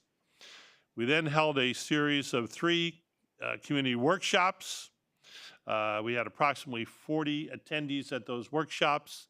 Not only did we have an opportunity to discuss and introduce the project, but also an opportunity for attendees to ask questions and, again, complete a survey if they chose. There was also a project information page as part of the City Transit webpage, which included an online comment mechanism. And finally, there was promotion of the project and the public involvement opportunities on board the vehicles through most of the project's duration. So based on the community survey responses, and I said I think we had a little bit more than 800 valid responses, the number 1 ranked preference there for potential service outcomes by those folks was to continue to operate both the cow service and the dollar-ride service, with the city finding ways of identifying additional funding opportunities. With respect to the, slide please, respect to the workshops, some key takeaways there. Many of the seniors and persons with disabilities who attended, they indicated that they depend on the dollar ride as a key component for their day-to-day transport. Although they, even the folks who depend on the transportation and use both the dollar and the fixed route, while they appreciate it, they also appreciated the fact that there are concerns regarding how to continue to fund it, especially with the increased cost. There was also several comments about the specific to the cow, that it doesn't meet the current needs, that the current routing network doesn't meet the needs, and there's probably some value to those comments, because the route network hasn't changed dramatically over the last probably almost 20 years. And certainly travel patterns have changed for many Cerritos residents. There was also a desire for improved regional connectivity, defined largely as access to Metrolink. So some options for the council's consideration, ultimately based on two factors. One, service performance or cost efficiency. How do we provide the most cost-effective model or service alternative possible, living within the available and forecast funding sources, and then also certainly input from community, the various members of the community, whether through surveys, the workshops, online comments, etc. And that boils down to three scenarios: scenario A, B, and C. Scenario A, slide, would be to continue operating both the cow and the dollar ride. It's basically the status quo, and then also to find additional ways of funding this. There's a number of pros and cons here. Certainly, that would have no change. You could implement a somewhat of a fare adjustment.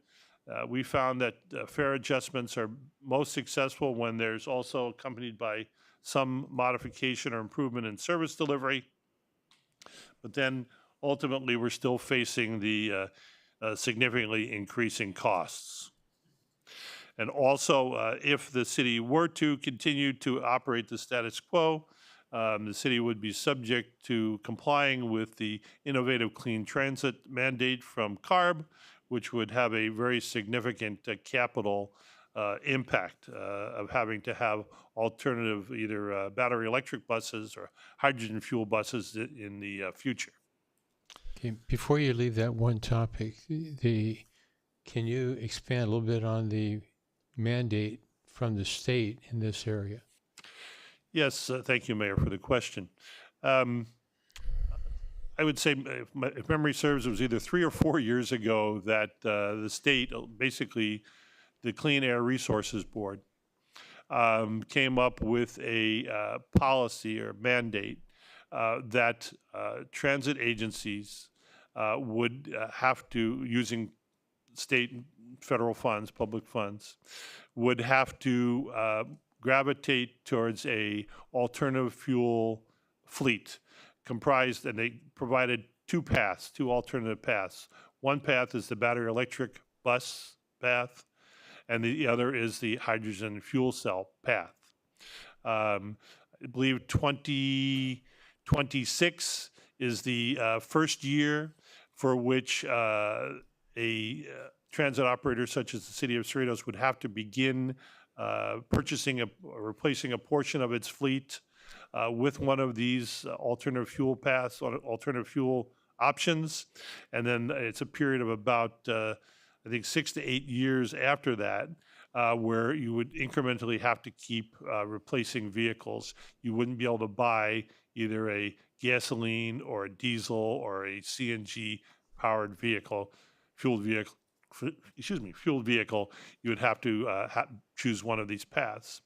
And what the CARB didn't do, and what Caltrans hasn't done, is, and to the frustration of most transit providers, is while we have this mandate for this replacement of vehicles, Mayor, what they didn't do is identify a parallel funding source for that.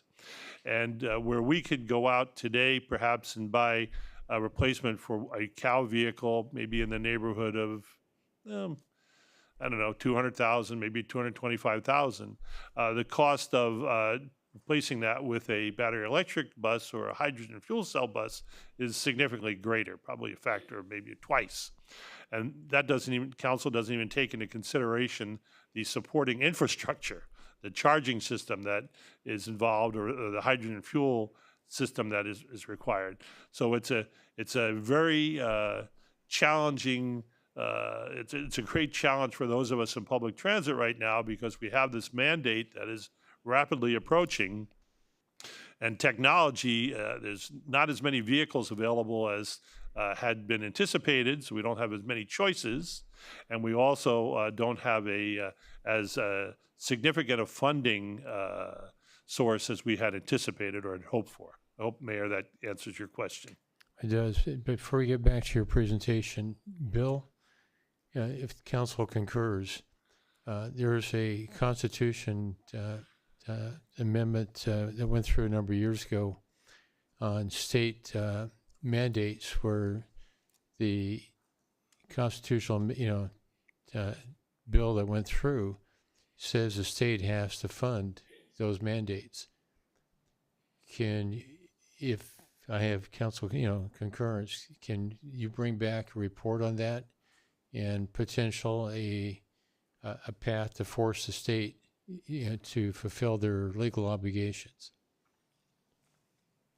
Certainly can do so, Mayor. Okay. Do I have concurrence? I concur. Yes. Okay. Will do. Linda, I didn't hear from you, but everybody else, there's 4 that voted yes.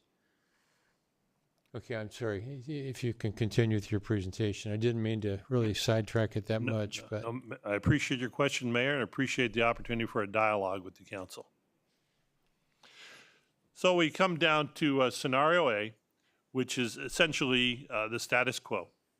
And I think we've kind of summarized that already. It's, the challenge, of course, is the funding, and also having to comply with the Innovative Clean Transit mandate. But scenario A really has 2 possible subcomponents. One, you could continue operating the CAL, or you could continue operating the dollar ride. We kind of touched on some of the challenges associated with each of those. Scenario B would be to replace both the CAL and the dollar ride with an on-demand microtransit service. And that's like those of us in transit, we get hung up on all these buzzwords. On demand basically is when you wish to travel, on demand. And microtransit is traditionally a privately provided transportation service, basically contracting with an entity to provide that service. The key takeaways would be the on-demand component and also the dynamic scheduling. Person would be able to call, request a trip, and or they could place a trip request via a smartphone app or perhaps online. So again, we have a few options for the council's consideration. First would be Tier 1, where the service would be open to the general public, including seniors and persons with disabilities, and it would not be restricted to Cerritos residents. And the reason for that is because if you're replacing the CAL, which is the fixed route, that currently is open to the general public and doesn't have any restriction based on Cerritos residency. Then Tier 2 and 3 could be allocated solely or prioritized to Cerritos seniors and persons with disabilities. Again, the Tier 1 is the service within the city boundaries. The Tier 2 is to destinations within 3 miles of the boundaries. And then the Tier 3 is to the handful of medical facilities in Long Beach and Los Alamitos. So microtransit is a cross or a hybrid between traditional dial-a-ride and a ride-hailing service such as Uber or Lyft, using a third-party contractor, which traditionally, on a turnkey basis, providing the vehicles, the maintenance, the dispatching, the trip request taking, and providing the all-important ride matching software. Slide. If the council were to provide direction to investigate or to implement a microtransit program, the consultant recommendation is to do so either via a 3 or 5 year pilot program. And the 3 to 5 year is driven in large part by the desire to get the most cost advantageous contract to operate that. So the longer contractors traditionally like longer term contracts because they allows them to amortize their costs over a longer period of time. Such a change would be significant. As a result, would require an extensive public education campaign, not only for the riders, but also for the community. It would also have to have a definition of a service area, a decision on the fare policy and the fare structure. In many communities, the sponsoring entities, such as the city, would also subsidize some portion of the cost of that ride. But a microtransit, it would offer a significantly more flexibility than the current fixed route program does. Scenario C is a multi-tier program, again, with the on-demand microtransit service open to the general public, and we would recommend at least consideration of preference for seniors and persons with disabilities, which could be through a designated trip reservation time or allowing for standing orders or standing reservations, but also combining this with a separate contract with the non-emergency medical transportation provider.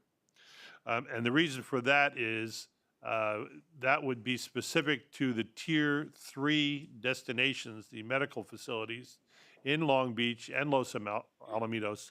And the thought process here is that we'd be able to allocate maybe one vehicle to the Tier 3 service so that when we would get trip requests, it wouldn't dilute the service being provided for either Tier 1 or Tier 2, because those trips to Tier 3 are longer distance, and it would take the vehicle out of Cerritos for a significant period of time.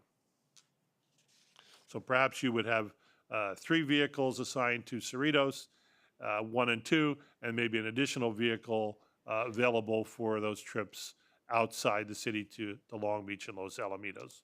Or the council could also provide direction to provide the service maybe for a select number of days in the week and not necessarily across an entire week span.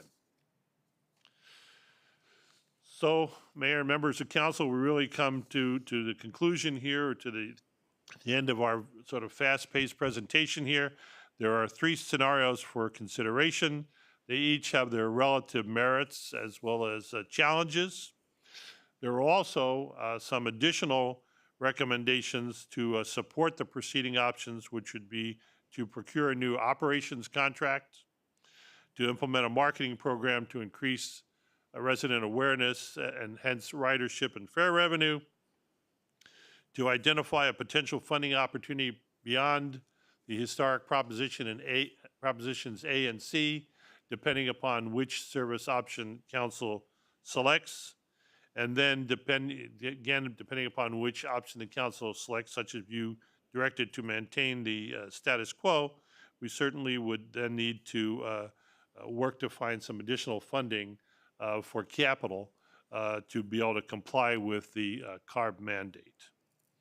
So again, council, I appreciate the opportunity to visit with you tonight, to present the results of what has been about a 6-month project. I've enjoyed working with your staff.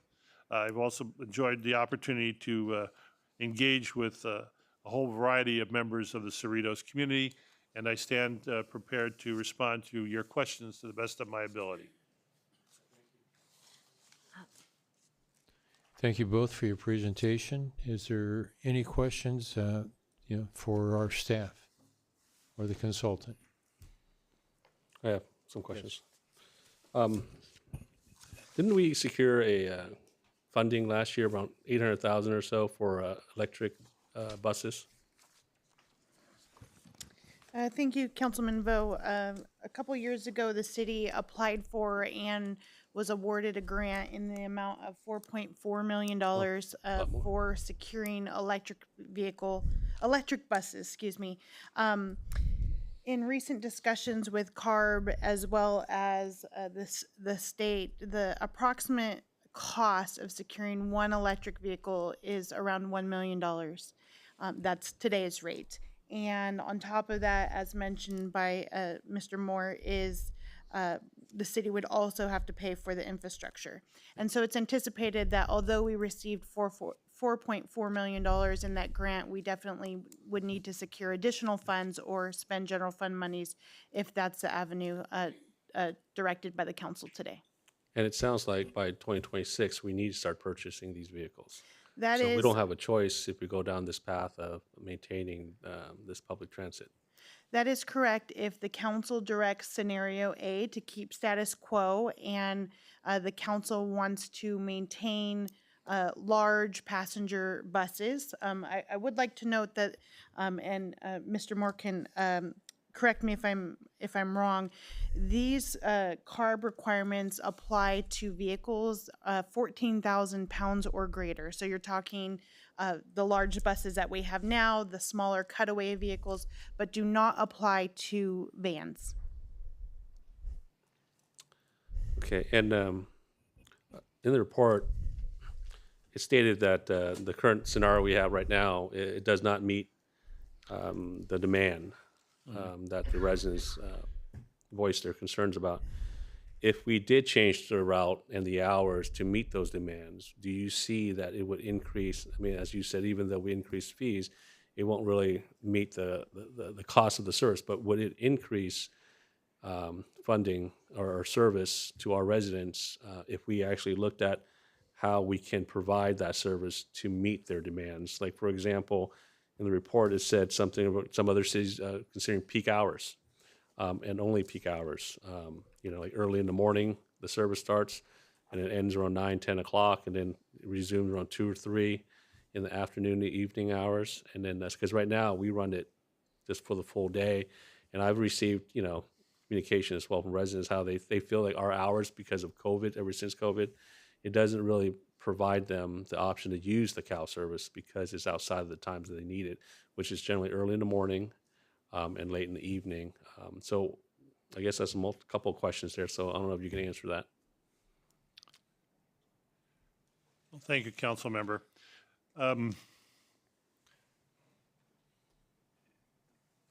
Our firm has worked with clients over the years to sort of re-envision their transit service.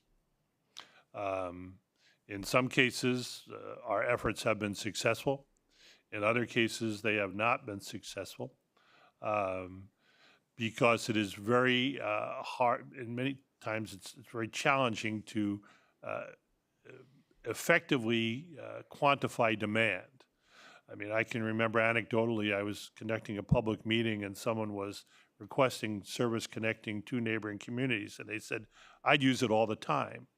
And I said, well, what does that mean? Well, I'd probably use it, 3 or 4 times a year.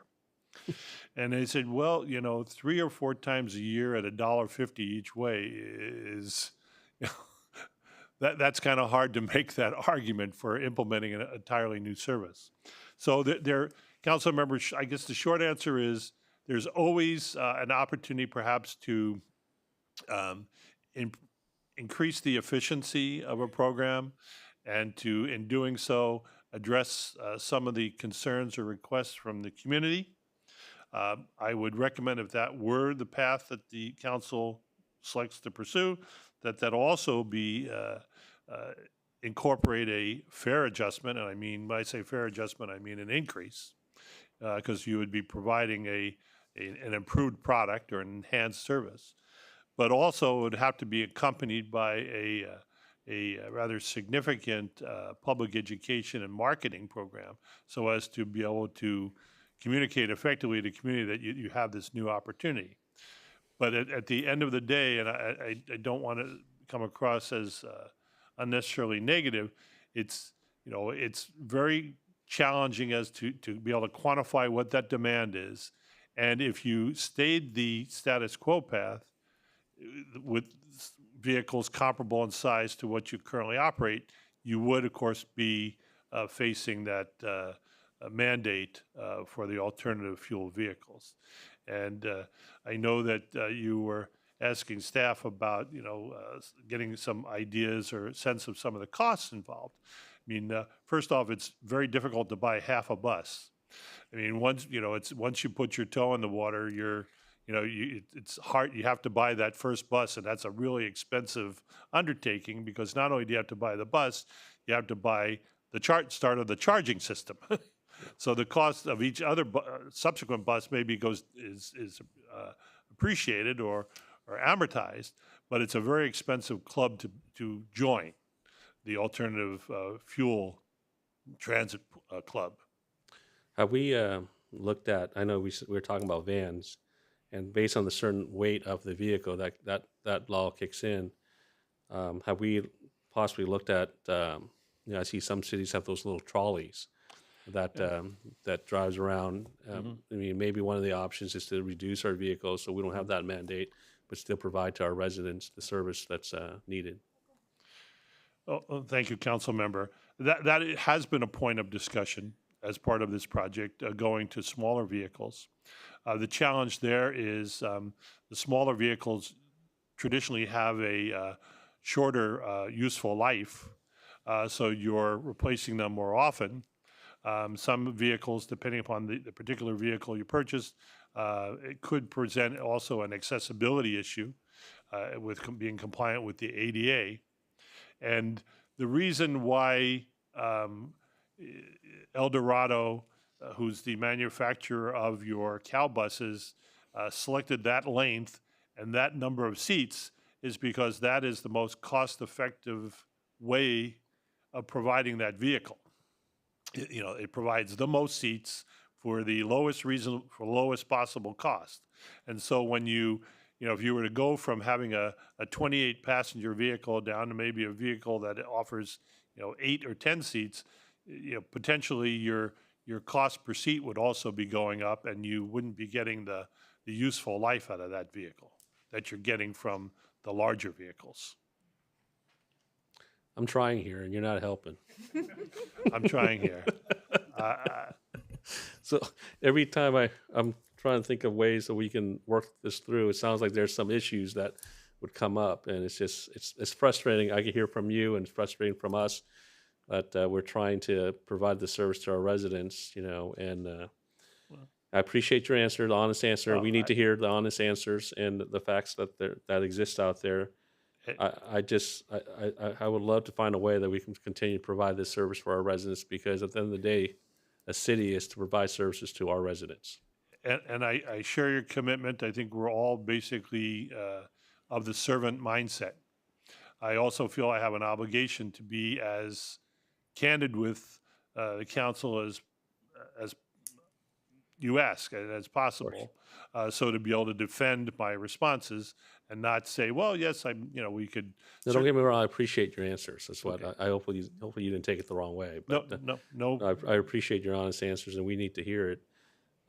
It's just, I'm sitting here and I'm trying to think how we can provide this service to our residents. Well, Mayor, if I may make a further comment, I mean, providing transit service is not limited just to maintaining the status quo. I mean, there are other options. In fact, there may be some benefits of providing something different, a different service model than you're currently providing.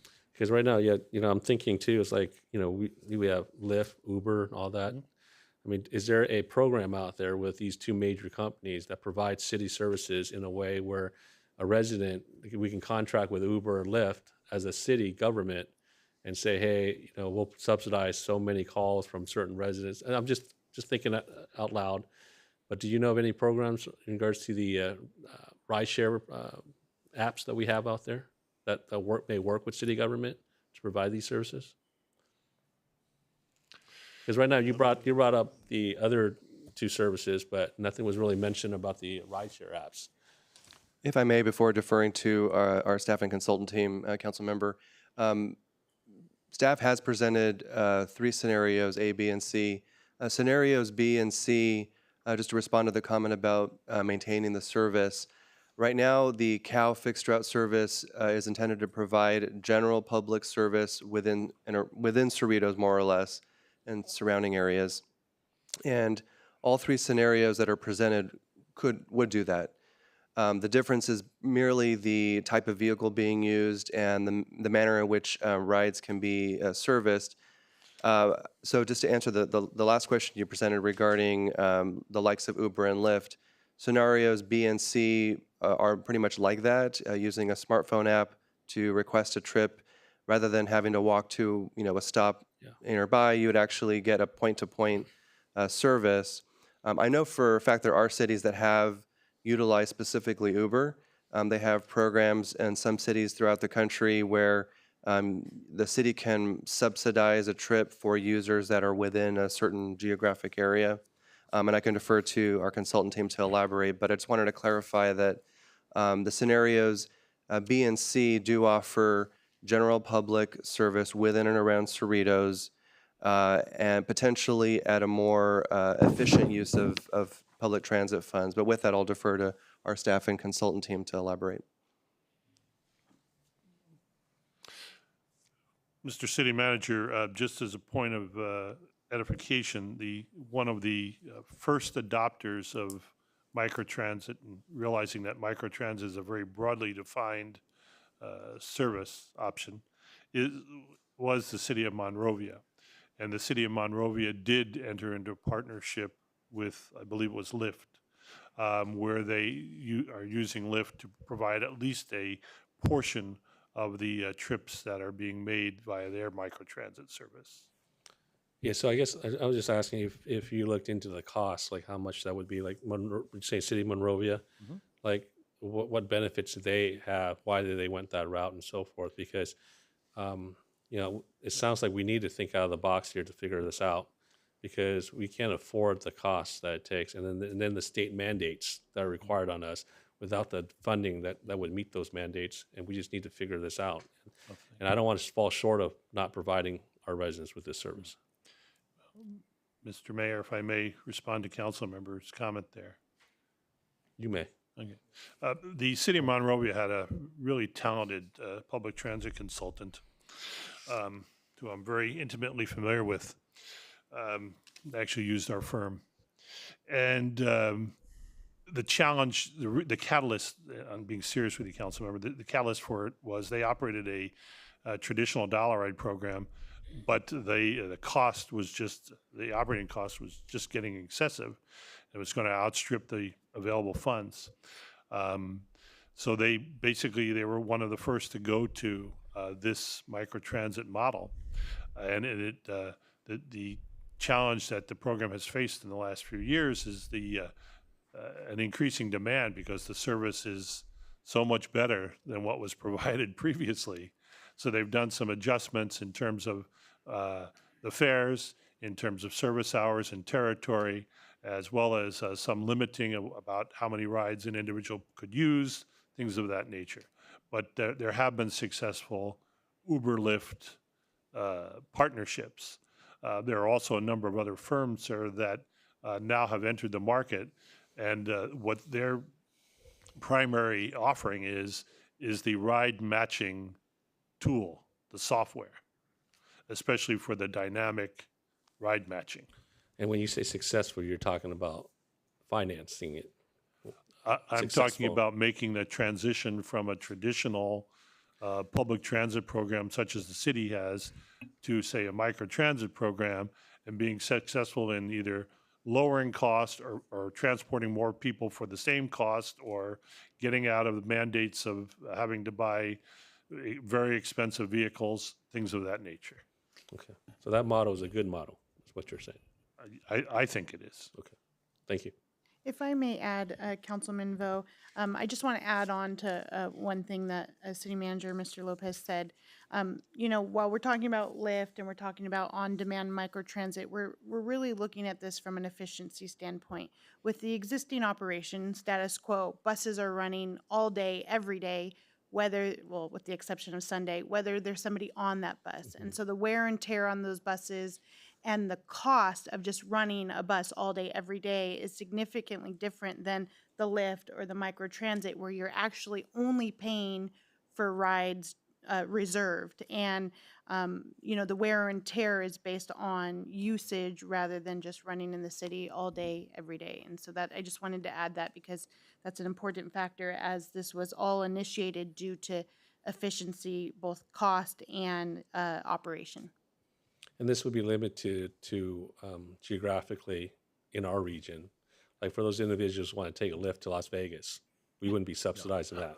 But I mean, so this system in place would know where they're going, even if they were using Uber or Lyft. And so, okay, thank you. One of the first steps, council member, would be to, the term is geofencing, to define what the service area is, and then to limit trips either originating or terminating within that service area, And this so would- as not to provide a service to Anaheim. And this would be provided to all residents of Cerritos, possibly this scenario that anybody can just use this service, or are we talking about just seniors? Is this model out in Monrovia or other cities? I can go ahead and address that question. Ultimately, it's a policy decision of the city council tonight. Under scenario B and C, tier 1 would be service for the general public, similar to the Cow Bus now. Whether you live in Cerritos, you're visiting Cerritos, you use Cerritos to get to somewhere else, tier 1 is within Cerritos and would be open to the general public as under scenario B and C, including seniors, including persons with disability. Under scenario B and C, tier 2 and 3 could be designated or prioritized for Cerritos residents who are seniors or persons with disabilities. The primary difference between B and C is operators. Scenario B, you'd have one operator. So you'd have one operator servicing tier 1, tier 2, and tier 3, which could potentially result in less availability of vehicles to serve those seniors and persons with disabilities to tier 2 and 3. Under scenario C, you'd have two operators. One operator to service tier 1, which is within Cerritos, available to the general public, and then a second operator designated solely for seniors, Cerritos seniors and Cerritos persons with disabilities who need to go to tier 2 or tier 3 for non-emergency medical trips. Yeah, no, thank you for that, going over that again, appreciate it. But I want to focus on the city of Monrovia, because you brought that city up.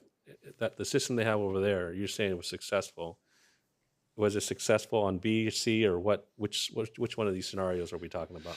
Well, again, council member, it has evolved. It started very small with a very relatively small service area that was basically seeking to bring people to a rail station.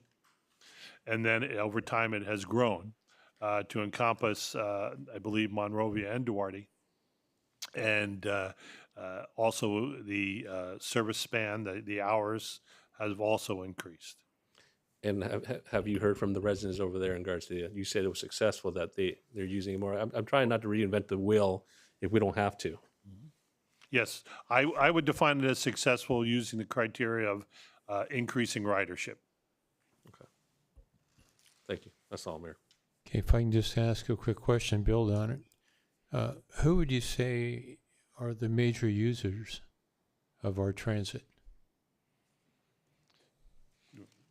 You mentioned very specifically the hours of early morning and around 2 in the afternoon, 2:30, which to me indicates, students. Well, I assume, Mayor, you're asking about the fixed route, the cow service? I'm Or you talking asking I'm talking about about what we overall? have, yes, I'm saying currently. Okay. Because that's all we have to go on. Okay, well, the overall, the primary users of the Dollarite service are seniors. I'm and not persons concerned with about the dial disabilities. right, I'm concerned more Primary about the u- cow. Users of cow are individuals who may live in a household with maybe only one vehicle, persons who don't have a driver's license or don't have a driver's license So- or haven't learned how to drive. I would say that they're largely ride-dependent persons. I would say that in general terms, they're probably persons of more modest income. Okay, the reason why I ask is I was on the council when we shifted from whatever the model was to predominantly serving students. And if our major ridership is around 2 time periods during the day, the model that you're referring to with people that don't have a car or whatever it is, the residents I know that don't have cars are using Uber or Lyft. As a way, it's a lot less expensive than buying a car, paying for insurance, maintaining it, the whole thing. But, another expert that I know personally that wrote on our system says it doesn't go anywhere.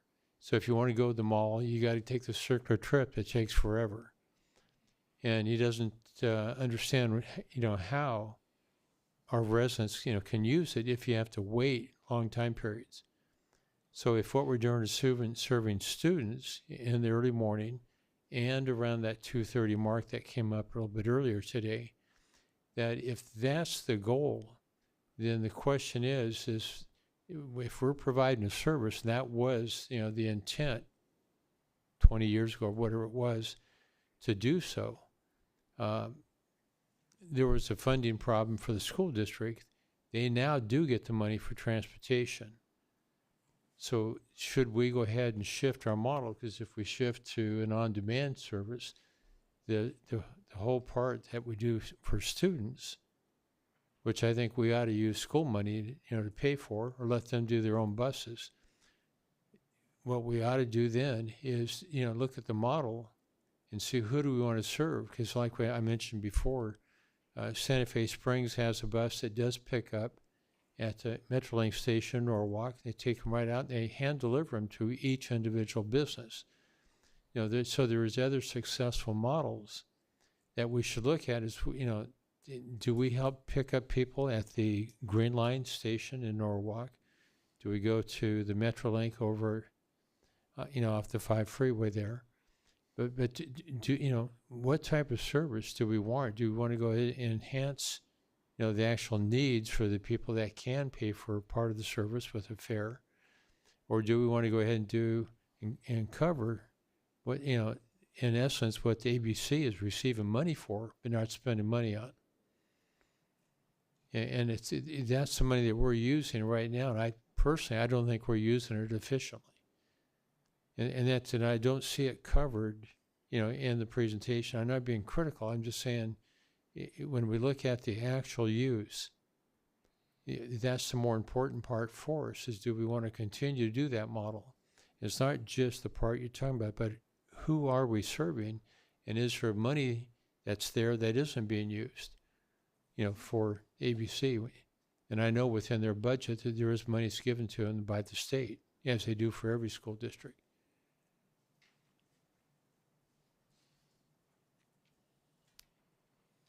Is there something, Mr. Much, you have an answer for, or? Well, my understanding, I I- defer to staff, is that when some changes were made with the pandemic, that the hours that the cow is operating became less attractive to be able to use it for home-to-school transport. Is that not correct? Okay, so we lost, when the service hours were reduced, we lost a portion of the customer base, those being the students. Okay, so then it goes back to my question. Who are we serving? I mean, is the ridership, going through the numbers, what percent of the bus, capacity that we have for every single route added up? Are we providing services? You mentioned the bus ride's basically empty in between certain time periods. Are we providing a service for nobody for a large part of the day? Yes, I think that's a reasonable assumption. In an assessment of passengers per vehicle service hour, and I'll just touch briefly on this, the CAL buses serve approximately 2 to 3 persons per hour. And that's on collectively 4 buses. We service, and that's current during the current fiscal year, about 2 to 3 passengers per hour. Prior to the Excuse me, is that per bus or? collectively. So if you divide, if we have over 4 4 buses buses, operating, that is correct. and we had 3 people combined for the 4 buses. That's the average passenger per service hour. And then pre-COVID, that number was between 8 and 9 per service hour. That goes back to the comment that I made, is that, I was informed that, the guy that I considered an expert on it,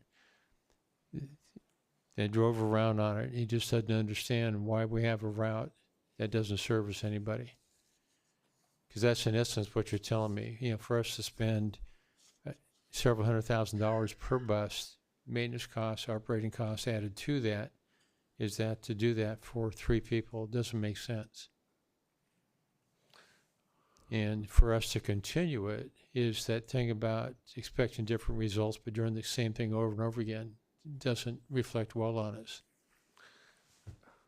Mayor, can I also just make a comment? It just sounds like continuing down this path with the current bus system we have is not going to be feasible, in a sense that we're going to have these mandates that are coming down. So as a council, can we at least say that we know we need to think of something else to do, but at least we know that these buses, the way it is, these big buses, is not going to happen in the next 2 years, because one, it costs too much. We can't afford it, but we need to provide the service. But at least we know that we need to stop these large buses.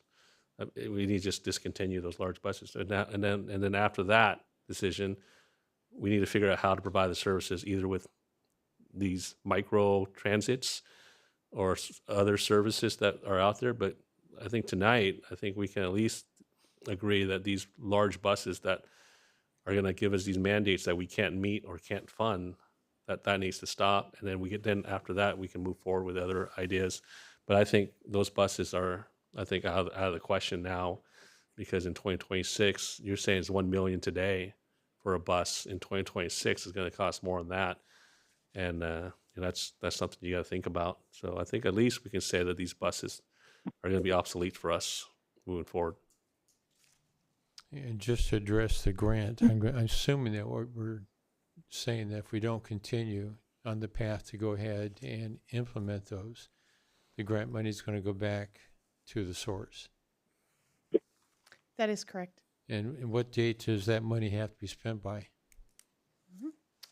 So Metro reached out to the city recently and told us that the Can you hold FTA on a needs the funds encumbered by September of this year, meaning Metro would need to submit to FTA by April of this year, if we wanted to move forward with purchase of electric vehicles. Okay, so we do have this is time sensitive, right now. So how about we just buy one, because that's the money we got, right? Or 2. We'll keep that and then move forward with other ideas. Okay, and can the We don't grant lose also money. pay for the infrastructure? That can be included in part of the grant. Yes, when we applied for the grant, it included the purchase of the buses and the infrastructure, but we were awarded 4.4 cumulatively. In total, but if we In did, total. as Chung was pointing out, that we did buy 1 or 2 buses right now and and if the remaining part of the grant money can be used for infrastructure, because I'm going to assume there'd be 1 or more places to be charged. I mean, the city's relatively small, but, still it's a big U. Yes, that is correct. Okay. If I may, just to comment on the last question about purchasing just maybe one or two buses. These, I believe, are the large buses similar to the size that we're currently operating. And if that were the case, we would still have the same potential operational inefficiencies with the, three to four persons per hour. Yeah, but that's assuming we don't change the route and the service philosophy. And then that's also assuming if we use these buses for that. I mean, we could use those buses for other things as well too. I mean, transportation-wise, is there certain guidelines we got to use these buses for to keep that grant money, or once we purchase the vehicles, is ours? I'll defer to staff to see if there's stipulations. I believe it may be tied specifically to running like a fixed route service, but perhaps our staff can elaborate on that. The buses would have to be used for public transportation because. So public transportation, yes, we'll be transporting our public residents from one location to another. It could be used as charter buses for events. It could be used for, or does it have to be fixed routes? I'm trying to understand this grant. Appreciate your question. My understanding is if you were to accept this money and use it to purchase vehicles, you'd have to be using it to purchase vehicles that would be put in a traditional public transit service, not a charter service, not a special events. Although as a recipient of funding, you could advertise and then maybe use the buses once a year in a. Say a city had a special event that you wanted to provide a shuttle service. But what you run the risk of, what the federal government is trying to do, the FTA is trying to do is prevent the use of public funds in competition with the private sector. So if you wanted to use this money to buy buses that you're going to use in charter service, that would run contrary to the FTA direction. But I think what you're saying is when we used to have the floats and the Rose Parade, we had, our buses convey people up there, or we rented buses, to do so, to, one, build it, and then to attend. But that's under what's in the guidelines, you're saying like a once-a-year event. If you advertise that you're going to do that and ask, I mean, there's the federal guidelines are significant, but to give you a sort of a thumbnail sketch, advertise in the paper of record saying that you intended to provide the service, and also inquire whether there was a qualified vendor that was also willing to provide that service. Okay, thank you. Frank, do you have any questions? Mr. Mayor? Yes, Linda, 1 second. I just asked Frank, and then we'll come to you. If Linda wants to ask questions first, that's fine with me. Okay, thank Linda? you, Bruce. Thank you. Thank you, Frank. I believe that there's a tiered timeline as to the replacement of the vehicles, that 25% of the fleet need to be replaced, which would be 2 out of the 5 buses. Is that correct, Kristen? Yes, that is correct. Under the requirements for the zero emission buses, the city would have to purchase 25% of its fleet by 2026, the other up to 50% by 2027, 75% by 2028, and a full fleet by 2029. That is correct. Okay, thank you. Yes. And yes, thank you, Mr. Moore. I am very familiar with Prop A funds and the use of the funds for charter buses. The county does it, and it does have to be publicly noticed, open to all members of the community, not just Cerritos residents. So I'm familiar with that. But I do have some questions, and this is directed to Kristen. I've learned a lot about microtransit just in the last couple of days, as you and I have had extensive conversations by phone, text, and email, and we've even gone over a couple of options, including using vehicles under 14,000 pounds for fixed routes, and it turns out those are not even feasible due to frequent maintenance issues. But if we do go with microtransit, who is responsible for the maintenance, repair, and replacement of the vehicles? Thank you, Councilwoman Johnson. The way that it's before you tonight and the way that staff would, if microtransit is the option selected, the way that staff would release the RFP and solicit proposals for a contract would be that the service contractor, the provider, would supply the vehicles, maintain the vehicles, replace if necessary. So solely contractor. Okay, thank you. And the other question is, of the 500 residents that were notified of tonight's meeting, did we receive any public comments? Yes, I can go ahead and provide clarification. We did have one more slide that we didn't get to. I'll go ahead and just speak, and that's okay. This is actually a good opportunity for me to say so because it is important to ensure that the city is in compliance with Title VI requirements.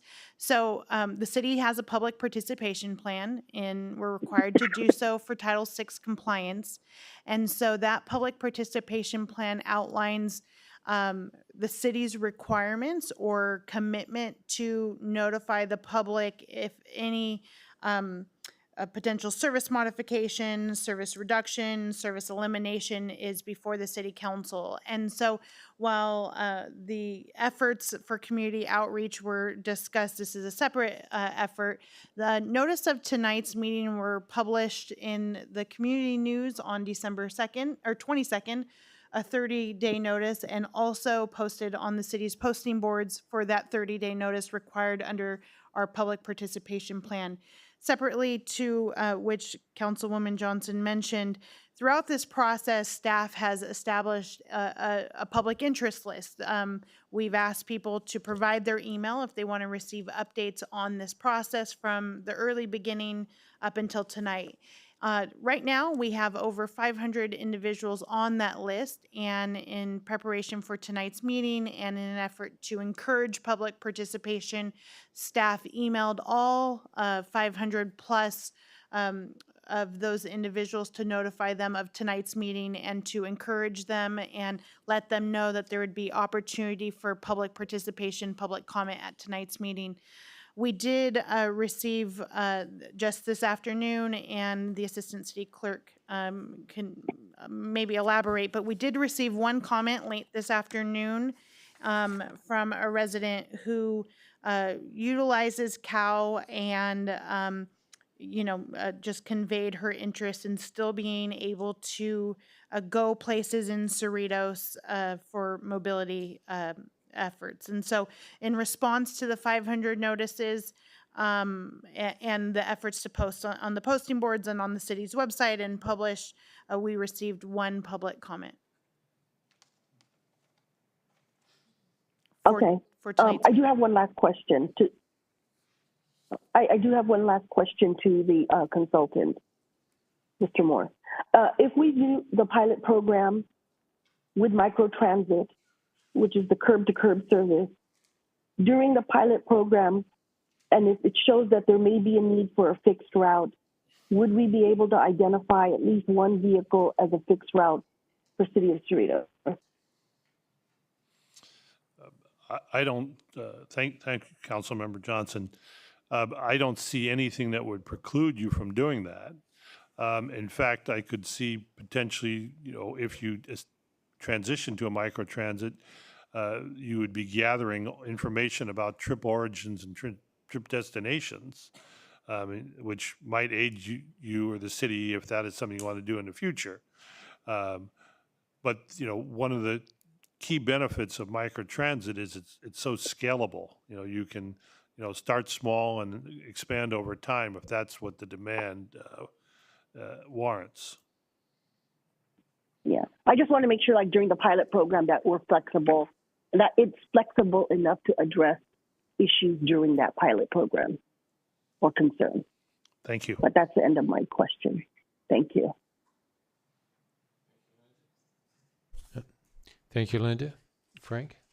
Thank you very much.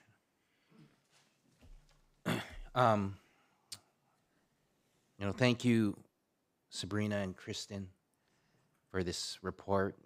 It's led to a robust discussion already from my colleagues. There's been a lot of good discussion, good questions from my colleagues. Thank you for the information. Just so regarding this 4.4 million grant,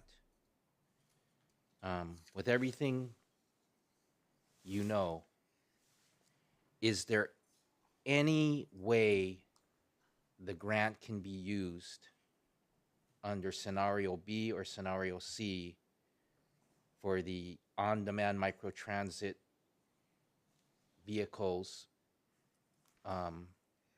or under that are used under scenario B and scenario C?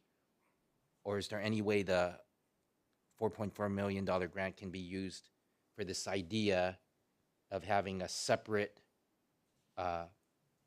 form of transportation for the tier 2 and 3 trips that are going to be similar to Dial-A-Ride?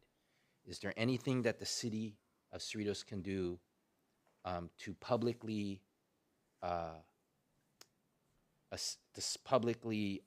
work together with the on-demand microtransit service or the tier 2 and 3 trips under scenario C?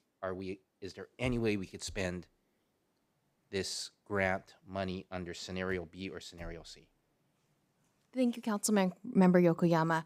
In recent conversations with Metro staff regarding the funding of this grant, they were very clear to indicate that the regulations pertaining to use of these funds is strictly limited to the purchase of electric vehicle buses. That is what the program is for, and that is what the city requested monies for, and that is the only funding, which would be purchase of electric vehicles buses, that could be used with this funding. So unfortunately, in scenario B and C, we could not utilize those funds to purchase anything other than an electric vehicle bus. Okay, so Sabrina, your clear conversation with Metro is the grant would be limited to scenario A. That is correct. Okay. So, in 2021, the city of Artesia announced that they were going to have their brand new free electric bus service. Did we look at that to analyze costs, analyze the infrastructure that Artesia had to prepare for to have this free electric bus service for their city and their residents and their visitors? How did they get the electric bus? How are they paying for it when they're telling everybody that it's a free electric bus service? How did they get the bus? How did they get the infrastructure? How has it been going now that it's been going for 3 years now? Did we look at that in connection with this report? Thank you, Councilman Yokoyama. The city of Artesia purchased their electric bus through the receipt of grant funds. In preparation of this report, as mentioned, staff did do a survey of other cities and what modes of transit they currently operate. But in terms of asking the city of Artesia if it's working for them, if it's not working for them, staff has had limited conversations with Artesia regarding the scope of service. And as you are likely aware, Artesia's public bus service has very, very limited hours and very, very limited operation days. And in conversations with Artesia staff, they indicated that while not called a pilot program, they launched or initiated their bus service with such limitations to try it out and see what the demand would be. And if the demand warranted an expansion of that service, then they would do so. But I am not aware, and I'm not sure if Jim is aware of their plans to expand their service at this point. I do not know. Okay, I'm not sure if City Hall did a thorough has a thorough understanding of the city of Artesia's recent experiences over these last 3 years regarding their free electric bus service. And I just kind of think to just to do a due diligence of the fact that we have a $4.4 million grant on a silver platter offered to us, and if we're going to end up not using that money, or if the options or the ideas presented by my colleagues as a way of using the money under some scenario, maintaining some sort of scenario A,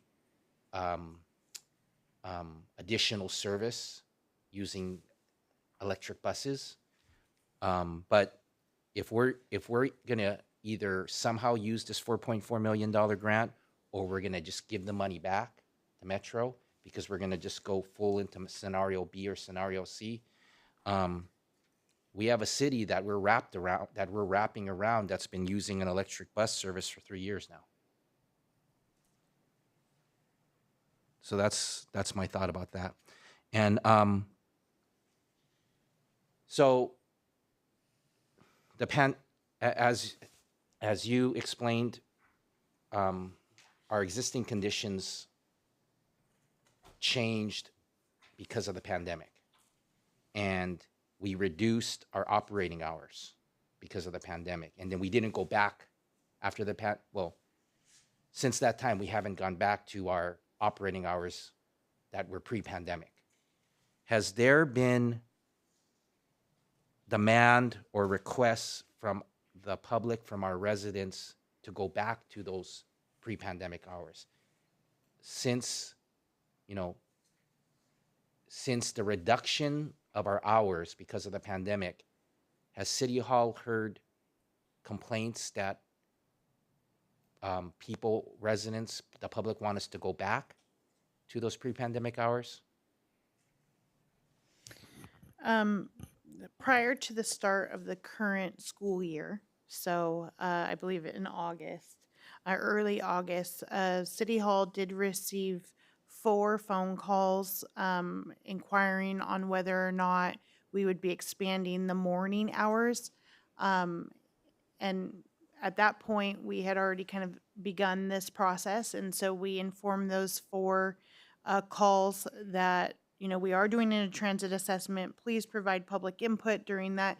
Write us an email. We will note your correction, but we did receive 4 phone calls asking for us to expand the morning hours. Since those initial 4 phone calls, we have not received any complaints or further requests once the school year started.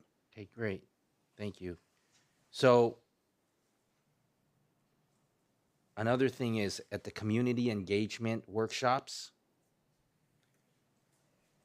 it looks like there was 3 of them. 3 in-person workshops, combined total attendance 40 participants. Did those 40 participants fill out a survey online? Did we help them fill out an online survey? Did we ask them if they filled out an online survey? Did you have them fill it out in writing? Are those 40 participants included in the survey responses that you're saying we have 800 valid survey responses? So all participants at the the 3 community workshops and then the Concert Under the Stars were encouraged to fill out the survey. We did also have paper versions, hard copy papers, versions at several city facilities as well. And in conversations with the participants of those community workshops, they either had or will be completing the community survey. So we encouraged the workshop participants, the Concert Under the Stars attendees to fill out either the online survey, but you also had some printed copies. Correct. So eventually we got 800 survey responses. Correct. And was there a question for the potential service outcomes? Was there a question, do you want us to increase hours? Do you want us to go to pre-pandemic hours? Because that wasn't one of the listed potential service outcomes. I'm just wondering if we had a question, do you want us to increase hours or go back to pre-pandemic, something similar to go back to pre-pandemic hours or increase hours?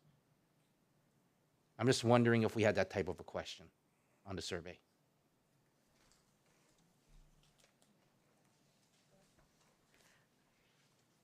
that was generally a comment received, and in the survey, there was an opportunity.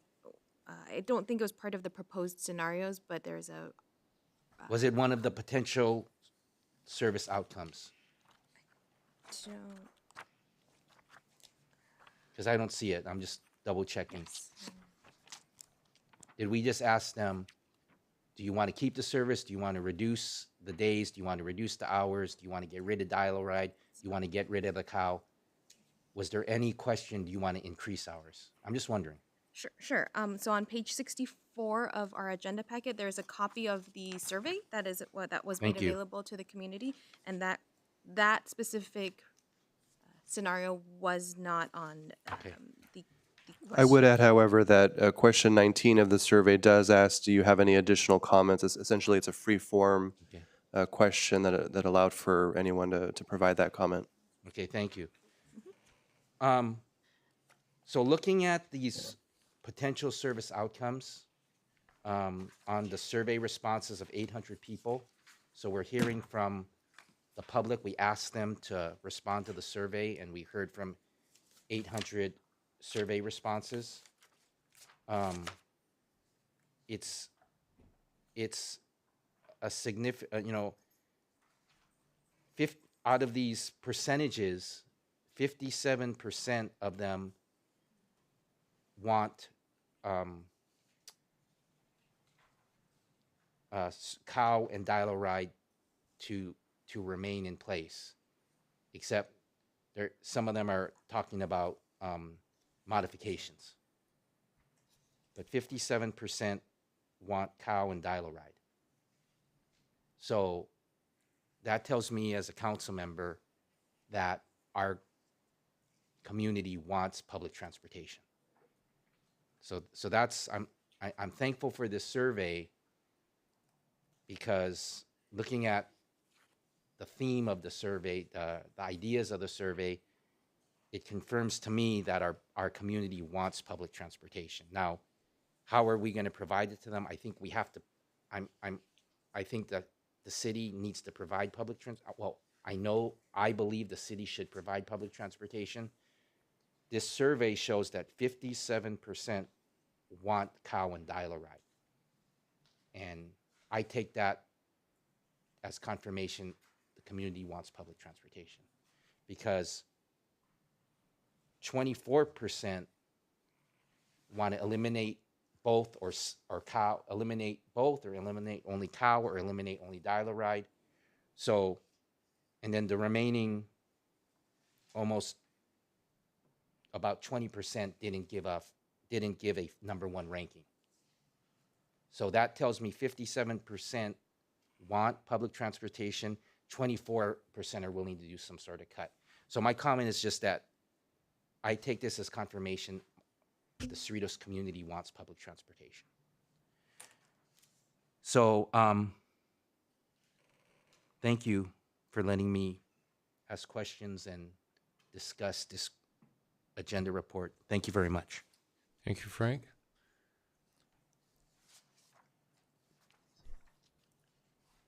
And I agree. My time on SCAG was 15 years on the Transportation Committee, and same with the Conference of Mayors and other organizations.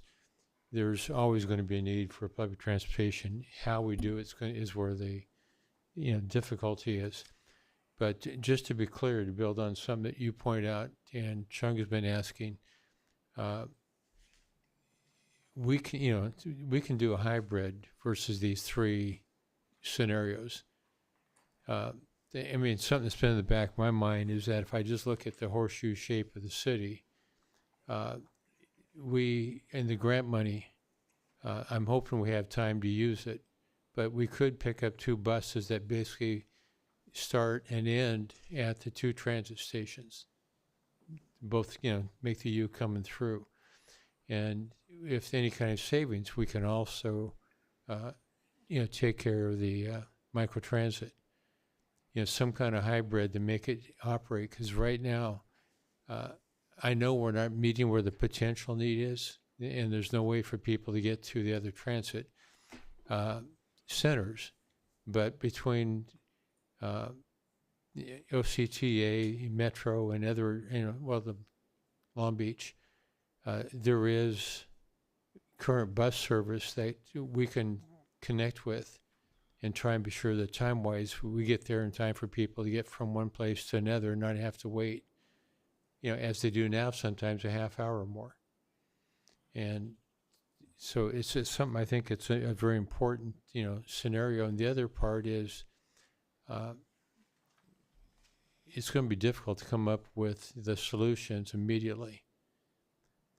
And it's a little bit when it was mentioned about Montebello, and they started small. We might need to try and do something similar and expand on it. But it looks like if we continue with at least 2 buses, we're going to burn through that $4 million very quickly. I've been asked for a recess. What I'll do is I open for public comments. We'll cover that, and then we'll come back and finish the item, if you don't mind. So I'll go ahead. There's no more questions? Okay. Linda, I can't see you shake your head or nod. Yes.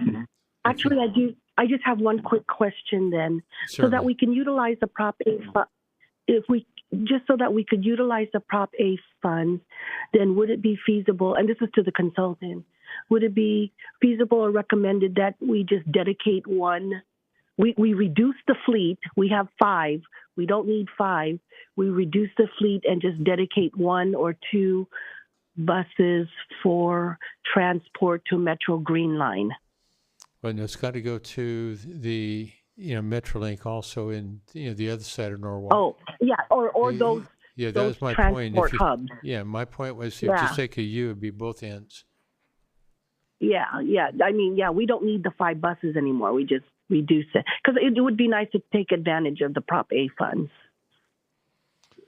Well, Mayor, I'd like That's to, all. Mayor, I'd like to take Yeah. advantage Go of ahead. your proposed, what do you call break? I'm sorry. Yeah, recess? Recess. Okay. So to be able to discuss with my colleagues this recent Okay. question. If you don't mind, I'll open public comments. I don't see a whole lot of folks here, but let's let people make their comments. Then that will allow you to go ahead and talk with staff and come back right afterwards. Mayor, Brian Tom has registered to speak. Okay. Yeah. Brian is, no, Brian, I see you.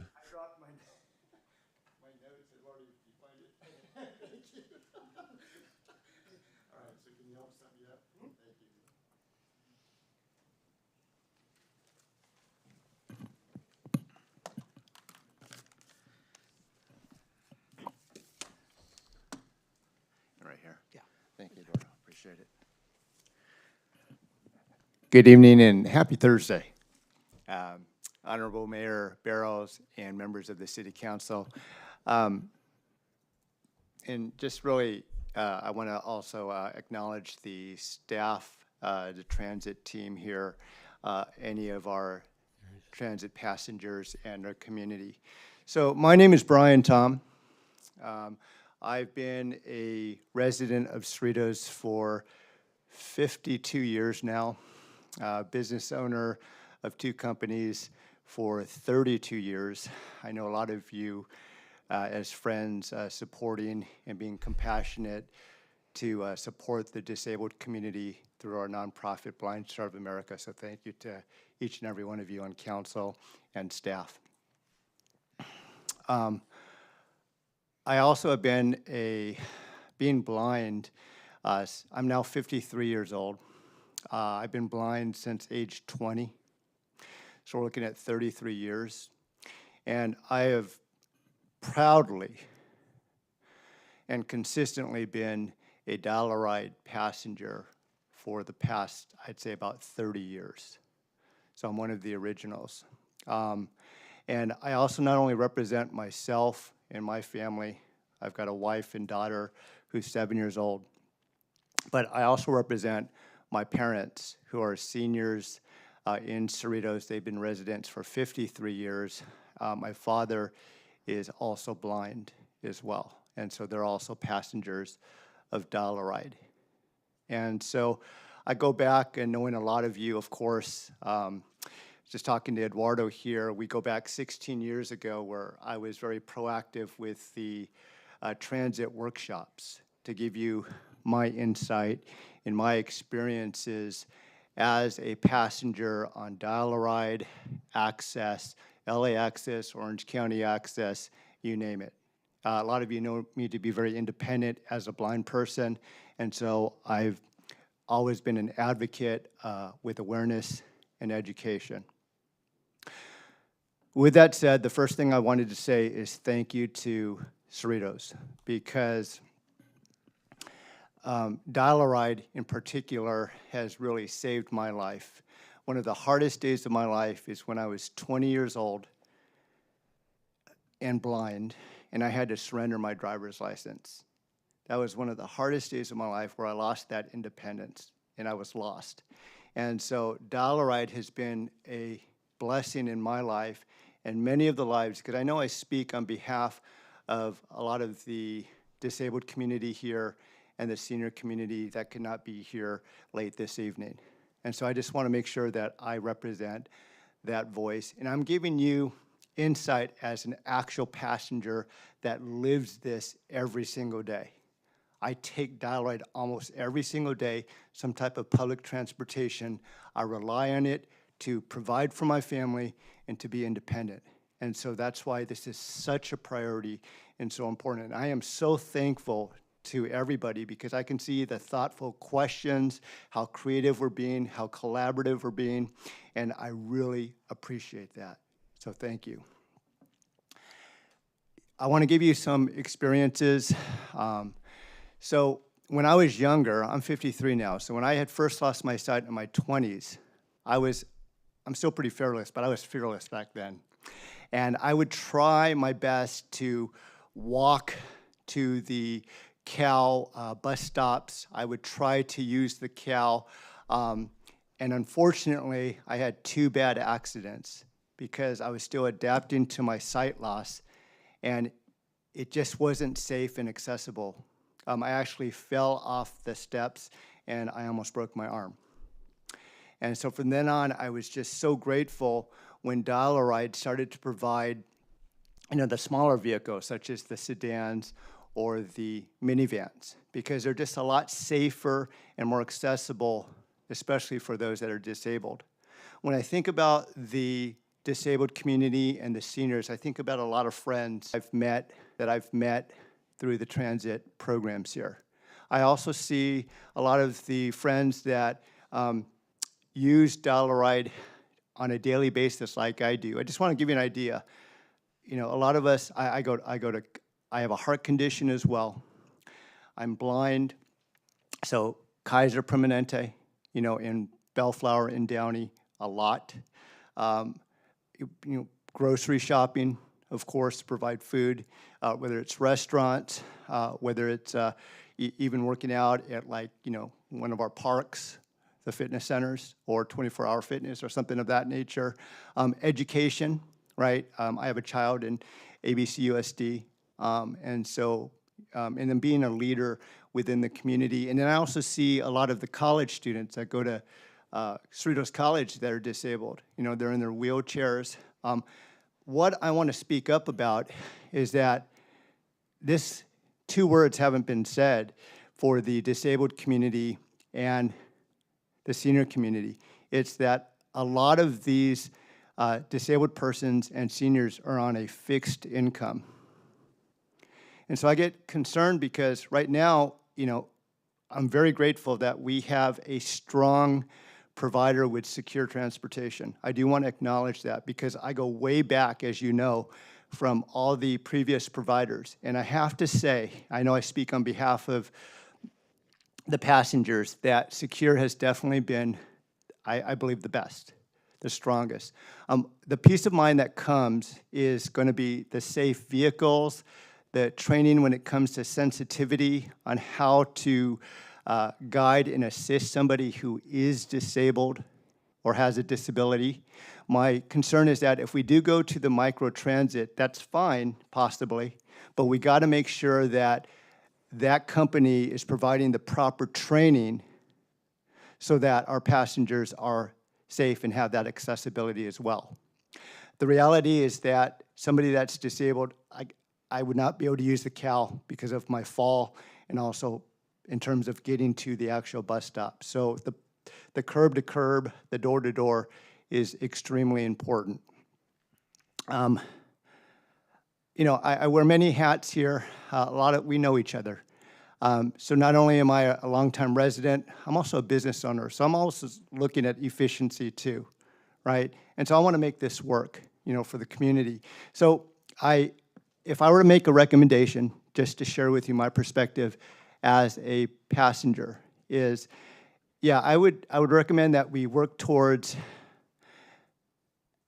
how we can be more efficient with the CAL, how we can utilize that 4.4 million if possible. That makes sense. I would want to keep the infrastructure of Secure or that type of company where we have that peace of mind of safety, accessibility, sensitivity to serving the disabled community. I want to make sure that we preserve the tiers and the fares because of the fact that the disabled community and a lot of the senior community are now on a fixed income. And so if we were to jump up to, say, fares that were similar to, say, Uber or Lyft, if you have somebody like myself who has to go to multiple medical appointments and then, like I said, all of the different other places, that would not be sustainable or feasible, you know, for somebody who's disabled like myself. So I just wanted to come and talk straight, you know, and share with you that I am taking into consideration everything. I really think we're moving in that direction, but I wanted to give you that perspective from really being a passenger here. And so I am open to any questions that I can be here to help or to assist now and in the future. I'm always available for our city. I leave on this note. I just want to thank the council, the staff, and our community. Thank you for your compassion, your consideration, your leadership, and mostly your kindness. And in the words of Mark Twain, kindness is the language that the deaf can hear and the blind can see. So blessings to everybody. Thank you. Thank you, Brian. Thank you. We'll move to Catherine Pascal.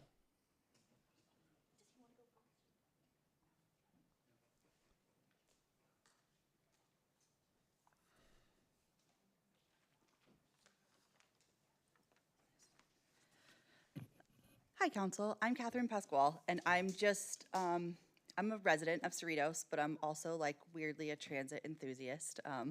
Like took transit classes on the side in college just for fun. So I'm listening to your plans tonight. I've looked at like LA's microtransit plan. I've looked at the way that the city of Anaheim does it. And Anaheim has a certain number of like fixed locations that they pick up from and drop off at. They're different parks and they are different, like the packing district, like trendy restaurant areas, stuff like that. And then the way that Los Angeles does it is it's not literally anywhere, but it's pretty close to that. Like they pick up at major intersections and things like that. And that sounds like a pretty great idea to me, to pick up at major intersections. And I do understand that I liked in the plan that I saw the option to possibly have like fixed locations for the public, but then still provide within that door-to-door or curb-to-curb service for the senior and disabled communities. And so I think that's a great happy medium. I think that we need to really look at the fact that the train is coming, at least as far as Artesia, and could be going farther. We have those train tracks running through our city, and so that train has the right of way, and that we should, whatever we choose to do, as far as if you guys want to buy the bus with the grant money or just do the micro transit, that it needs to be flexible enough that as we see what this new ridership or what this new transit coming to the area brings, that we are flexible and change with it. It seems like things should be more flexible in the way that we schedule things. If we see that Mr. Barrows said that we were providing transit for students in the past. Well, if the school hours change, then like we would have had to change our bus service hours. Same thing, if we're trying to provide connection services with other routes, if those schedules change, we have to stay up with that and change our schedules too. It seems like the schedules we have been pretty fixed. And so hopefully moving forward, looking at this microtransit, looking at new options, we're being more flexible with that as well. But yeah, I appreciate that you guys all are asking questions and that you all sound like you are wanting to move forward with something. And so I'm hoping that by the time my 7-year-old twins are old enough to take public transit on their own, that we'll have some good options in the area for them. So I wish you guys luck. And I think that you guys already asked all of my questions. Give me 30 seconds just to double check. I was writing them down.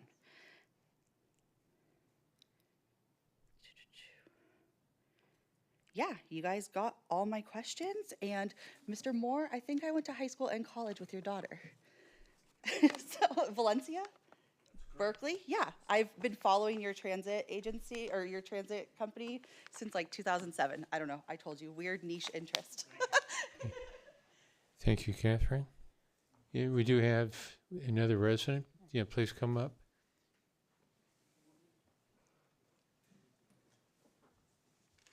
And maybe just in the interest of helping you, we'll have staff ask you, for the information for the record that we need to pick up.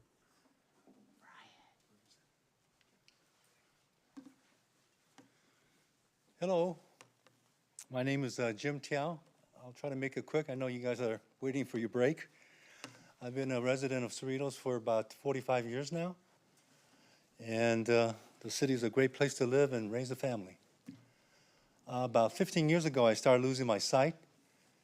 And now as a senior with my arthritic knee, even walking short distances is an adventure sometimes. So with those two conditions, trying to keep my independence and maintain my somewhat good health and well-being is a challenge. However, about 12 years ago, I started using the cow to get around Cerritos, and that worked out great. But about 5 years ago, my vision got worse, so I started to rely completely on Dial Ride, and that's been a great program. I just hope the city places the transportation needs of the disabled and seniors on a high priority when it's evaluating its future, especially when it's compared to some of the other programs and services that the city subsidizes. So thank you. Well, thank you for your comments. I can assure you that we place a lot of value on those comments. Okay, is there anyone else that wishes to address the council at this closed public comments? And we'll take a, let's just say a 15-minute recess, but let's be back right at 15. Mayor, would you like me to read into the record the summary of the written correspondence or after the? You can wait. Okay. Thank you.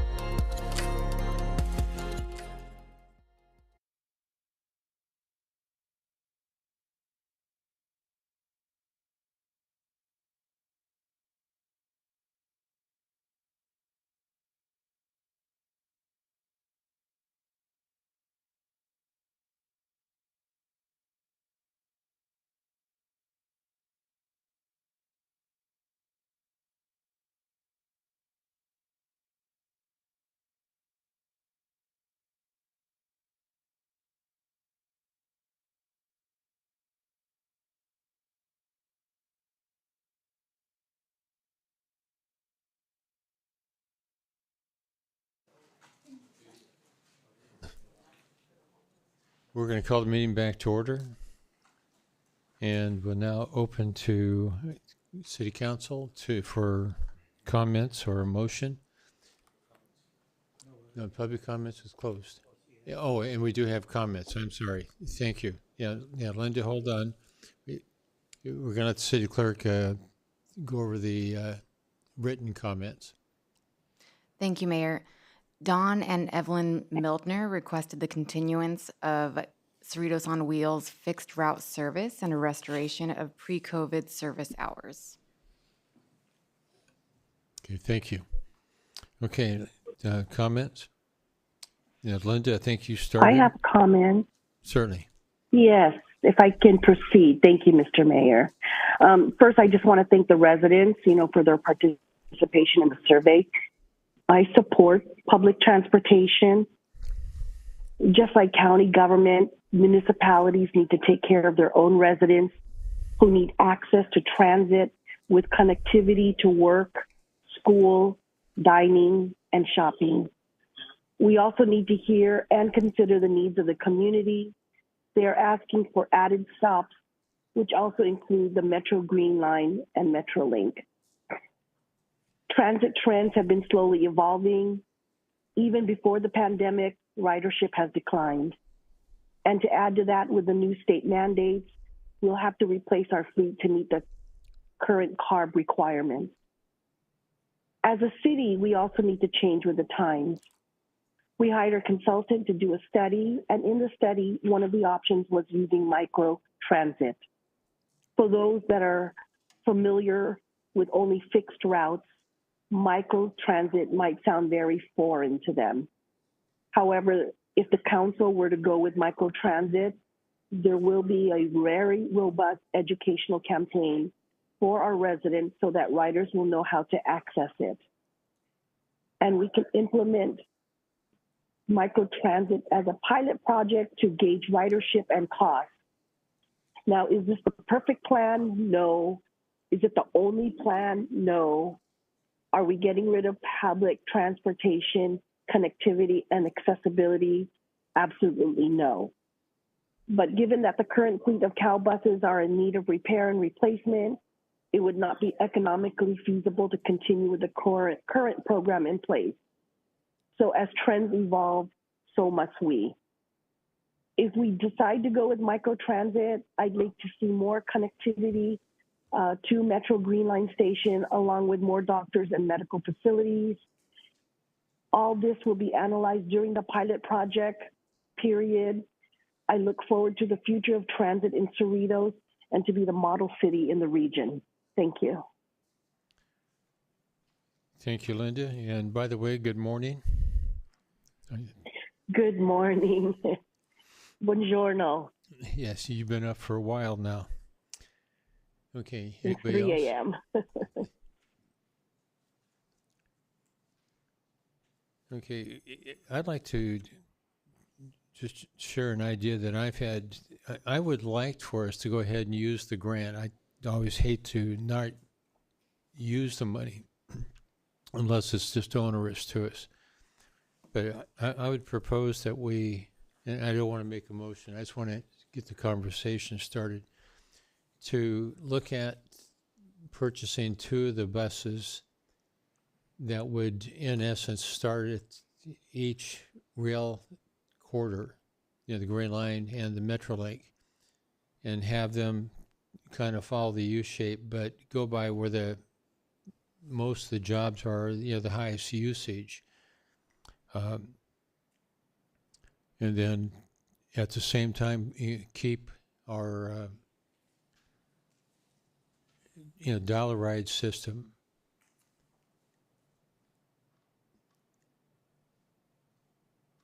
To me, I can't fathom how, as we're an aging city, like a lot of the cities are in the area, but I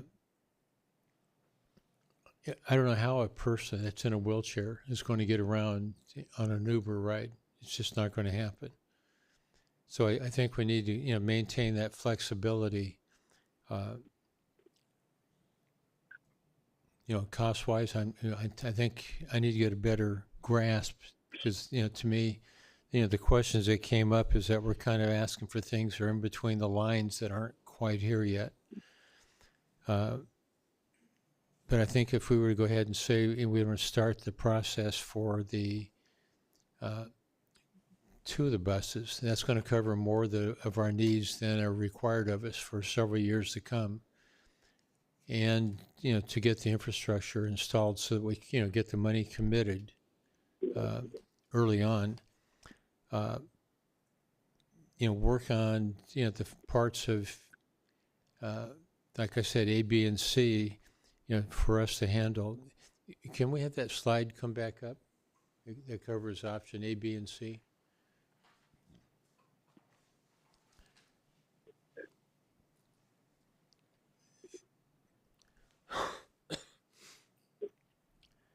So in terms of transit, I believe that we're talking about a little bit of the micro, whether we're using a contract with Lyft or Uber or somebody else. But I personally, I don't want to see us having a bus sitting around that's idle and we're paying someone, to sit there to wait to use it. Uber and, Lyft, there's a lot of local people in the area that do drive. So I'm not exactly sure which one, but I think if we were, go after that side of it, we can probably come up with a commitment that's going to make a lot of sense to our residents. And Mr. Moore, you mentioned that it's going to take a very hefty marketing concept to, get people to understand what the options are for us to, move forward. And I believe that's going to be true. We're looking at that marketing aspect for other areas, at this time. Is there any other things that I overlooked that we should look at that council would like to go ahead and discuss? Yes, Linda? Yes, I have a question. For microtransit, do they need to meet ADA standards? Well, that's why I mentioned we need to use, the dial-a-ride. Because I don't believe, in fact, Brian Tom brought that up. The actual training to provide that security, to a user is, I think, extremely valuable, for those residents that need it. So whichever type of service that we're talking about that deals with the needs, for those that need that type, I don't want to see us cut back in that area. If I may, Mayor, to address the question, to address the question about the wheelchair accessible vehicles for dial-a-ride or microtransit. Currently, the dial-a-ride service is provided by a combination of sedans and vans. The vans are wheelchair accessible, and microtransit services are likewise have a combination of sedans and vans that are wheelchair accessible. And so when a person requests a ride and they would indicate that if they need a wheelchair, then the vehicle that would service them on that particular trip would be the wheelchair accessible van. I can defer to our team here if they have anything more to add, but in essence, the current dial-a-ride service, the types of vehicles that are used are the same as what would be used in a microtransit type service. Okay, but microtransit, are we paying for someone to wait for a phone call? And Kristen just shook her head no at me, No. so. No, we are not. So what I'm There understanding. is a dispatch What does that service mean? though that would oversee, dispatching, I believe, but Yeah. not the drivers themselves. What I understand is that a micro transit is just another term used to incorporate systems like dial-a-ride, but we don't have to use dial-a-ride, but there's other systems out there that provide the same service as dial-a-ride, maybe at a more least expensive type of service. But dial-a-ride is just one type of service. So we have access, we have all these other, right? So I think dial-a-ride is just one system that we currently use now, but I think staff is probably giving us options that we can still get the same service, but look at different options that provide it. Competition, I guess. Okay, I guess my question is then who covers, the liability cost? I Well, mean, it'll the probably be dial-a-ride is contracted built out. into it, but if we go to, Yes, if I may, Mayor and members of the council, well, this would be a contracted service, and one of the recommendations is to go out and procure a service provider. That would be all addressed through our typical contractual provisions, and the liability would be placed on the vendor. Because right now, we're not liable for dial-a-ride. I mean, we contract that service out, and they're liable for their services. well, that was all part of the contract, we've been through that. Correct, and that would be, that's one of the additional recommendations, that's procure a new contract, and those contract provisions could certainly cover liability and transfer to the vendors. Okay, Linda, you started to say something? So how about a hybrid? Okay, wait, let me back it up. Bruce, your recommendation of using the fleet. Oh, I think there's some background noise. It's noisy here. Okay, so No, Linda, your that was just a little garbled. Could you repeat that? oh, can you hear me now? Yes. All right. What was your thought, Bruce, on using 2 new buses for the fleet?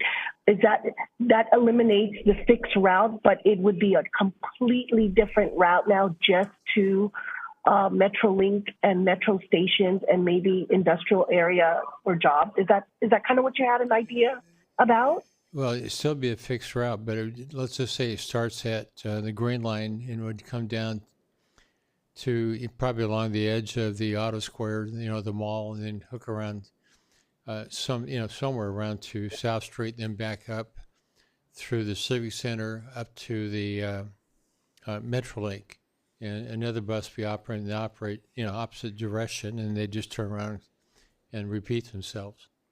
If I may comment. And are you looking? I'm sorry? I'm sorry, go ahead. Are you thinking then to reduce the fleet from 5 to only 2 buses? Well, we have to look at the budget. I mean, right now, I'm just saying, put that as a minimum. Oh, so then we would be stuck then with infrastructure to be able to plug these buses in. Okay. Go ahead. I don't know. Okay, go ahead. No, we're stuck with that anyway, no matter what. But anyway, Robert, go ahead. Thank you, Mayor. If I may just comment on some of the ideas that have been put forth. We don't know at this time whether the grant that the city has received for the existing COW service could be applied to a different route. In other words, routes for connecting Cerritos to the 2 train stations, the Green Line Norwalk Station and then the Metrolink station. That is something that staff would need to verify with our Metro contacts and with our FTA contacts. What I'm hearing is that there's interest potentially in connecting to those stations, providing access between those stations and with Cerritos directly. A microtransit service, we can certainly work with our consultant to incorporate into a project scope access from Cerritos for residents and business employees between Cerritos and those locations, use of the microtransit service. Although purchase of the new vehicles would be covered by a grant, my concern needing to present you with the budget is the ongoing operational costs. And not only the charging infrastructure that would come with it, but also ongoing maintenance and, of course, staffing the drivers and so forth, which, while operated by a private contractor, would ultimately be a cost borne by the city.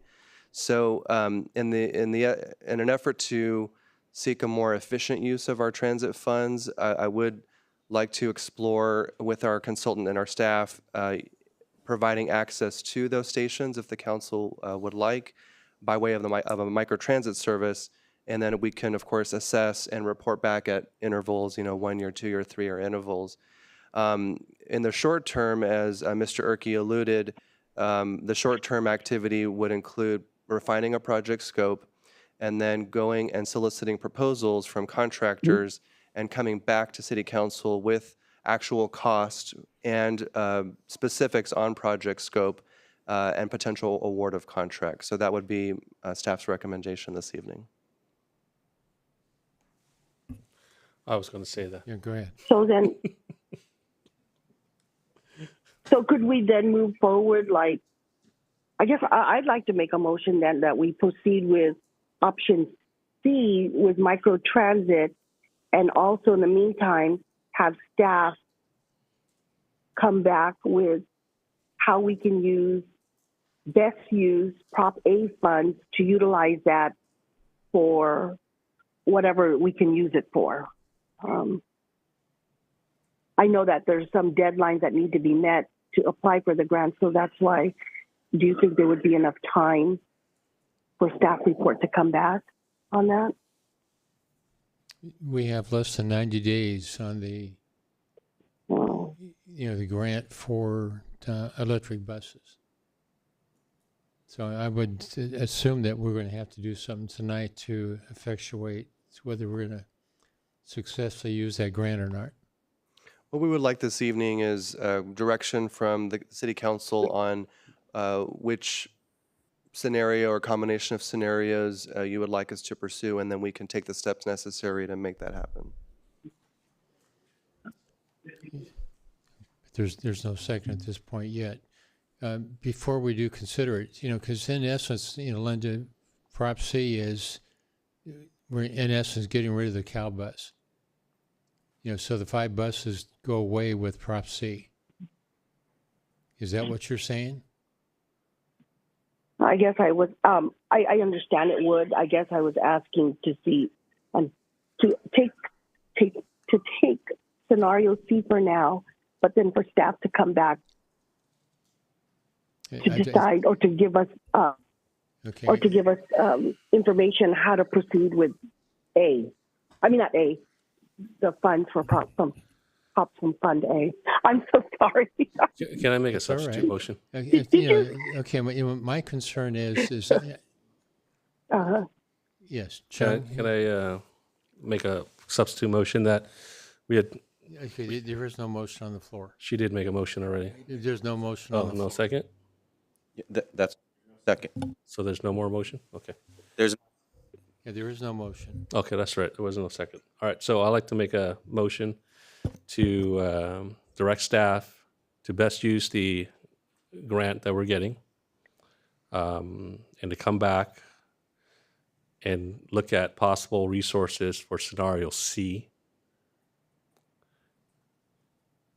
And that's it. Okay, so you're saying, well, you're saying in essence, same thing I said. Yeah. So I'll just make the motion for you. Okay. I think that's the same. No, I just want to be sure we're in the I think that's the same. I think that's the same motion I had, only it was in the reverse. Okay, yeah, in So essence, what we're saying is that we want to look at, preserving and use that money. And yes, that money being the electric. The motion is electrified buses. we will use that money. How you, how, if you're going to make a motion on C, how are you going to do that? Because you're getting rid of the dial ride and cow. Well, it wouldn't be a cow. It would be something else, but it would be at least two vehicles. Okay. It wouldn't be the same route. It'll probably be a different route too, because we're going to add some other routes in there. And then the dollar ride I'll service. second Chung's motion. It doesn't have to be a dollar ride. It could be micro transit. Okay. I'll second Chung's motion. Okay, thank you, Linda. We have a motion on the floor to do the combination of work with the $4.4 million grant. And then just to clarify, we're now going to have, because we don't know how much this vehicle is going to cost to purchase. So it could be one, it could be two, it could be three. So basically, my motion is direct staff to use that grant and to bring it back to us, let us know how that grant was being used, either two vehicles, possibly three, and then also give us a idea how much the operating budget is for all that too. So. Okay, now the thing that Linda and I, brought up, I want to be sure that it's in there, is that we're going to be able to connect to Green Line and the Metrolink. So that's where the ridership is, because right now, to me, to have. Yeah, but that's a staff need to check whether that grant is applies to doing rerouting though. What I'm hearing and what I would propose, given the motion on the floor, is that with potential direction to best use the 4.4 million grant resources, staff will immediately contact our contacts at the metro and federal levels to confirm how that grant can be used and to make sure we understand the parameters. Report back as soon as possible to the city council, and if the grants can be used in another way, then we will let you know what those options are, and begin the process to solicit proposals for Scenario C microtransit service as proposed, with the possible addition of access to those two train stations if the federal grants can be used for that purpose. And so this motion is very broad, right? So we're basically saying use that grant that we're getting. So that's why I'm not specific in saying get just one bus. Is we use that grant. However, staff thinks it's best to use it in regards, and so it's broad. It could include your metro station, Bruce. It could include different routes, but or it could not. But we want you to use that grant. Yeah. And then scenario C is that, yes, we're making it a micro transit. That may include dollar ride still, but that's not eliminating dollar ride. So that's why it's a broad motion to tell staff this is what we want, because honestly, we got to give you direction is let's use that grant and let's look at scenario C. We want them both. Yes, thank you, Councilmember. That motion is clear to staff. And is that clear with council as well? Yes. May I just comment before the vote, please? Sure. Yeah, and I agree. I like what I'm hearing from you, Bruce, about let's get the buses, the electric buses. And I think I heard from you that you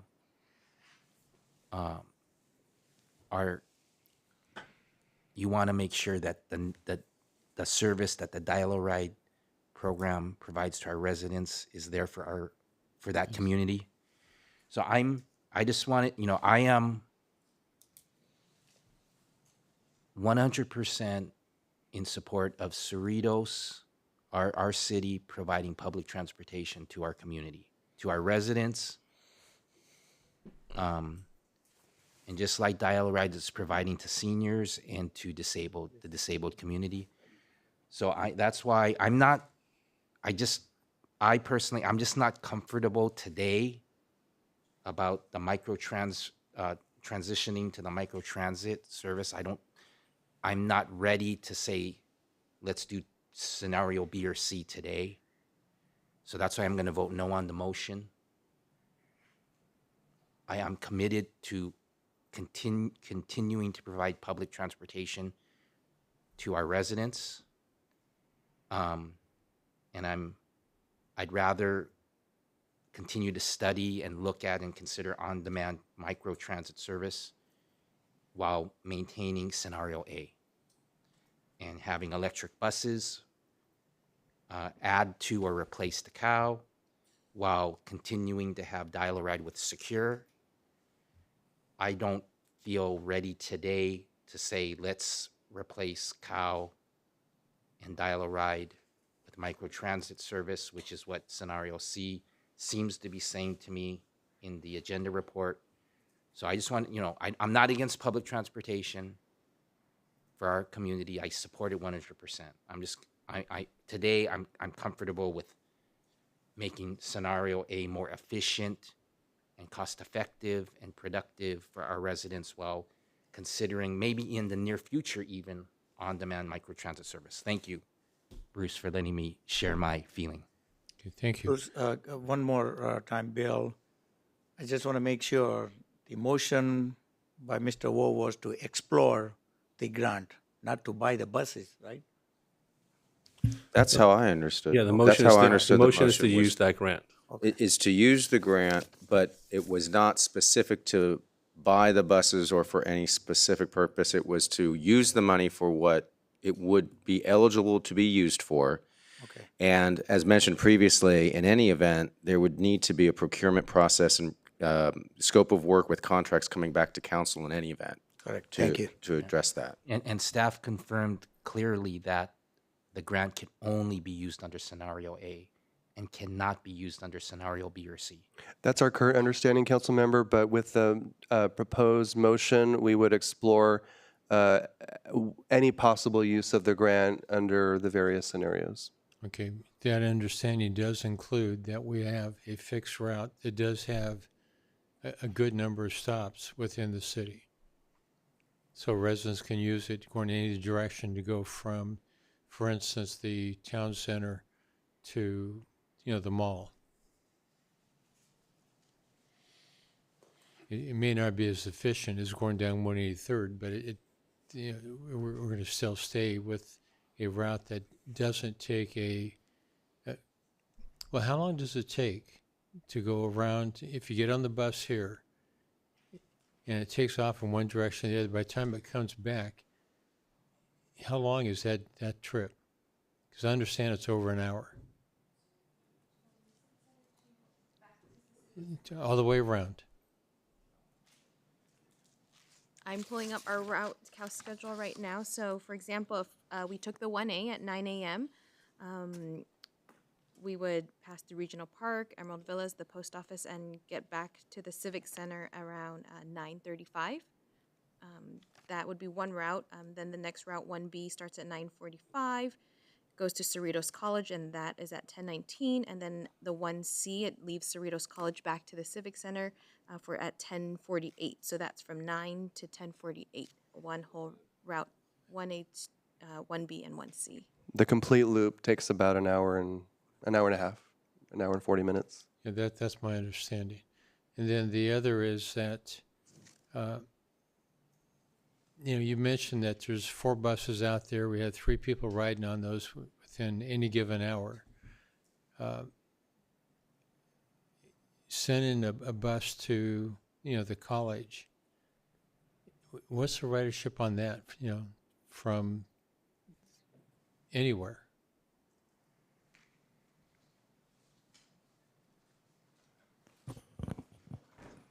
If I may, I don't have those statistics today. We do have our transit contractors in the audience with Transdev. They might be able to answer that, but I'm not sure that we have those statistics in front of us today. Okay, because, just for instance, that, the mall basically opens at 10 o'clock, most retail does. And it closes, and most of them close, either between 6 or 9, restaurants, they open longer. I don't think we offer, the hours and the routes that most people would use. And I want us to really be able to focus on that. So when I look at Replace the Cow and Dollar Ride, Chung, is your motion saying would you replace Dollar Ride? No, no. No, I'm looking right at C. It says, Yeah. get rid of it. My motion is to explore C for the microtransit. That may include Dollar Ride as well, because microtransit means all the services that Dollar Ride provides, but not just Dollar Ride. We can look at other companies, other services as well. But they may come back and say Dollar Ride's the best for us, and we can see that falls under microtransit. Well, that's what I'm saying. I'm trying to be sure this first line is not part of the, the motion. Yeah, no, we're not going to. Well, obviously, scenario A, we're going to use the grant, and and then also the Dollar Ride is part of the microtransit. So I'm not saying we're replacing anything. I'm saying let the staff explore. My motion was to blend these so that we can. I think the only thing It was my motion. My observation is that we should blend them. Yeah. And allow staff to, compare a potential contract for, Dollar Ride versus a microtransit. Come back with the best case scenario for us, the best use of the money, and allow us, to go ahead and at least delay, hopefully by a number of years before we have to go ahead and subsidize it. Does that make sense? Yes, thank you. I understand the direction under the motion, and also an interest in looking at perhaps using some of the existing stops within the city as potential pickup and drop-off points under a new transit system. So we will explore all that in connection with soliciting, procuring proposals to come back to City Council. I mean, we already know we have a number of residents that live, along the rail corridor, maybe 40 miles away or whatever it is. But, for them, if they knew that they could arrive at, say, Metrolink, and that we would have a bus get there within a matter of 5 or 10 minutes, that would pick them up, bring them to the Civic Center, and have the bus continue over the Green Line. But I think that combination would, there's a good number of people that do drive from longer distances into the city. That we potentially, you just look at the 91 freeway through Orange County and also Riverside County, how much it costs to be in the Diamond Lane or toll road. This is something that I think we can take advantage of.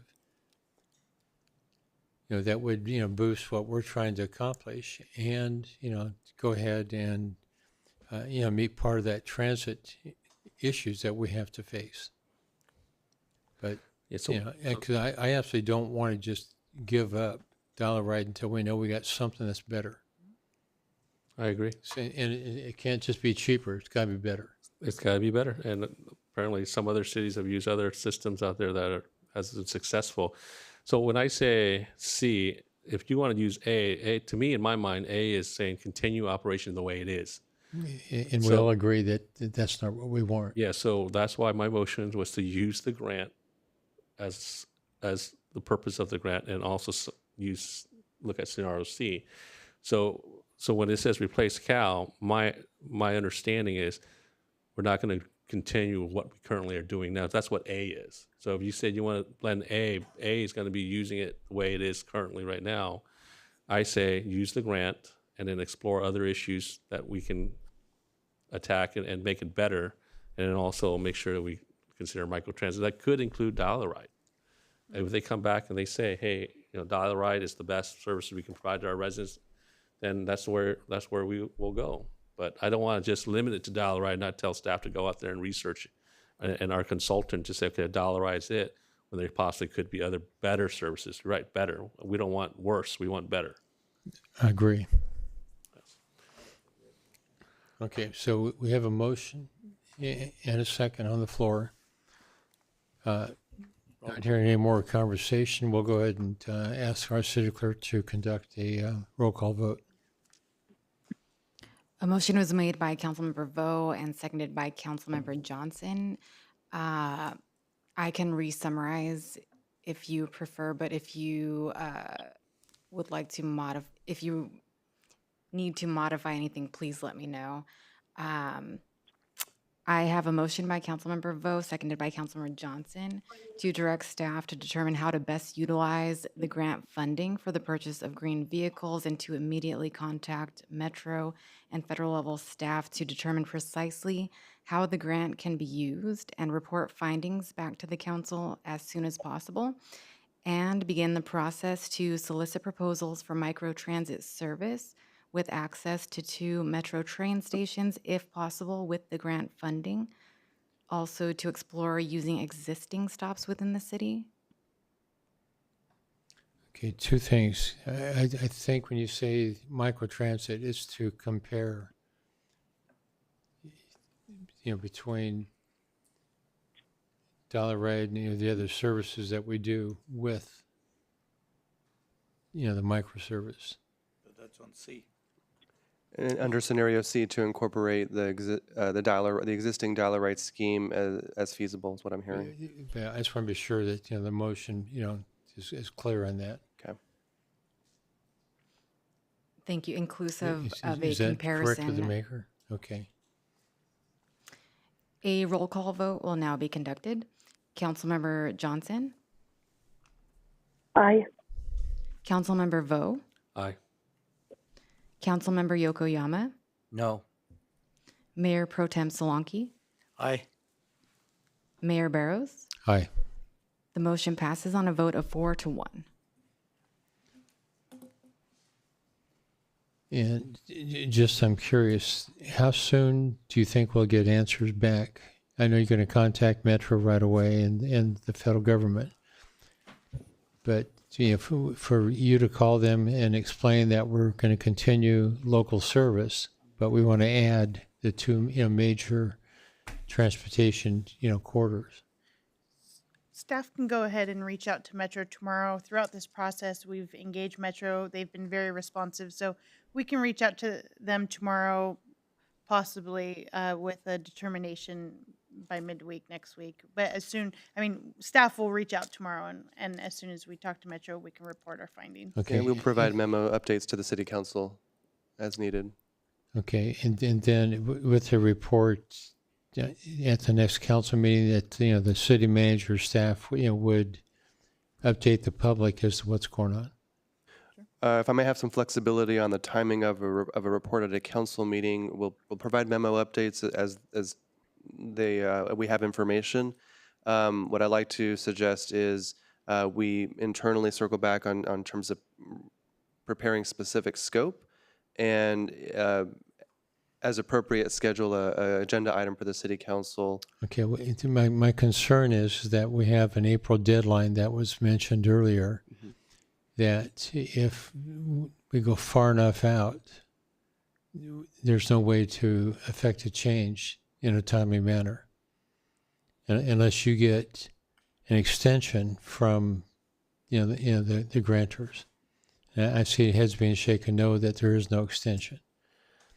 So I'm just very, I want to be sure that the public's up to date. And if it's only on the Metro grant, that, staff will update us and say, at the next meeting, what kind of progress we made. It's not going to take action on our part unless you decide it has to be an agenda item. But I see. I don't want it to be late, Yeah. personally. Yes, thank you, Mayor. That was helpful clarification, and we'd be happy to provide updates to the City Council on any updates or actions taken at the next meeting. Okay. And then how long do you think the response will be on comparing the various services? Dollar Ride versus, a transit service. We can provide a better time frame at that next meeting or before by way of memorandum and give, a good estimate as to when we can bring back sort of the finished product, if you will. Okay. I mean, in the interim, I'm just thinking that Brian Tom, I thought, shared it very well that, they're going to be stressed out over the fact that we may be making a change. And I think if we give them, updates at least every council meeting to where they can sit at home and watch and listen, I think anything is going to be a help to go ahead and bring that tension level down. Because, the comments I believe I heard from everybody is that we want to, continue to provide a high quality service, to our residents. I just want to also confirm, and I think I know the answer, but I want to confirm though, the current service we have right now will continue until we make this change. That's correct. No service would change without an award of contract by the City Council at a public meeting with a new contractor or contractors, depending on the finished scope. So that's correct. The existing services will continue to remain, and at such time there is a change in service, then of course it wouldn't happen without City Council approval and then subsequent marketing and information to the public. I was once told that if you want to get to 100% of the people, you got to share the same idea 10 times. So just the fact that we mark it once here and once there is not going to count. It's got to be the same message on the same medium at least 10 times. So and I think Mr. Moore pointed out, it's going to be a robust marketing effort to really get the word out.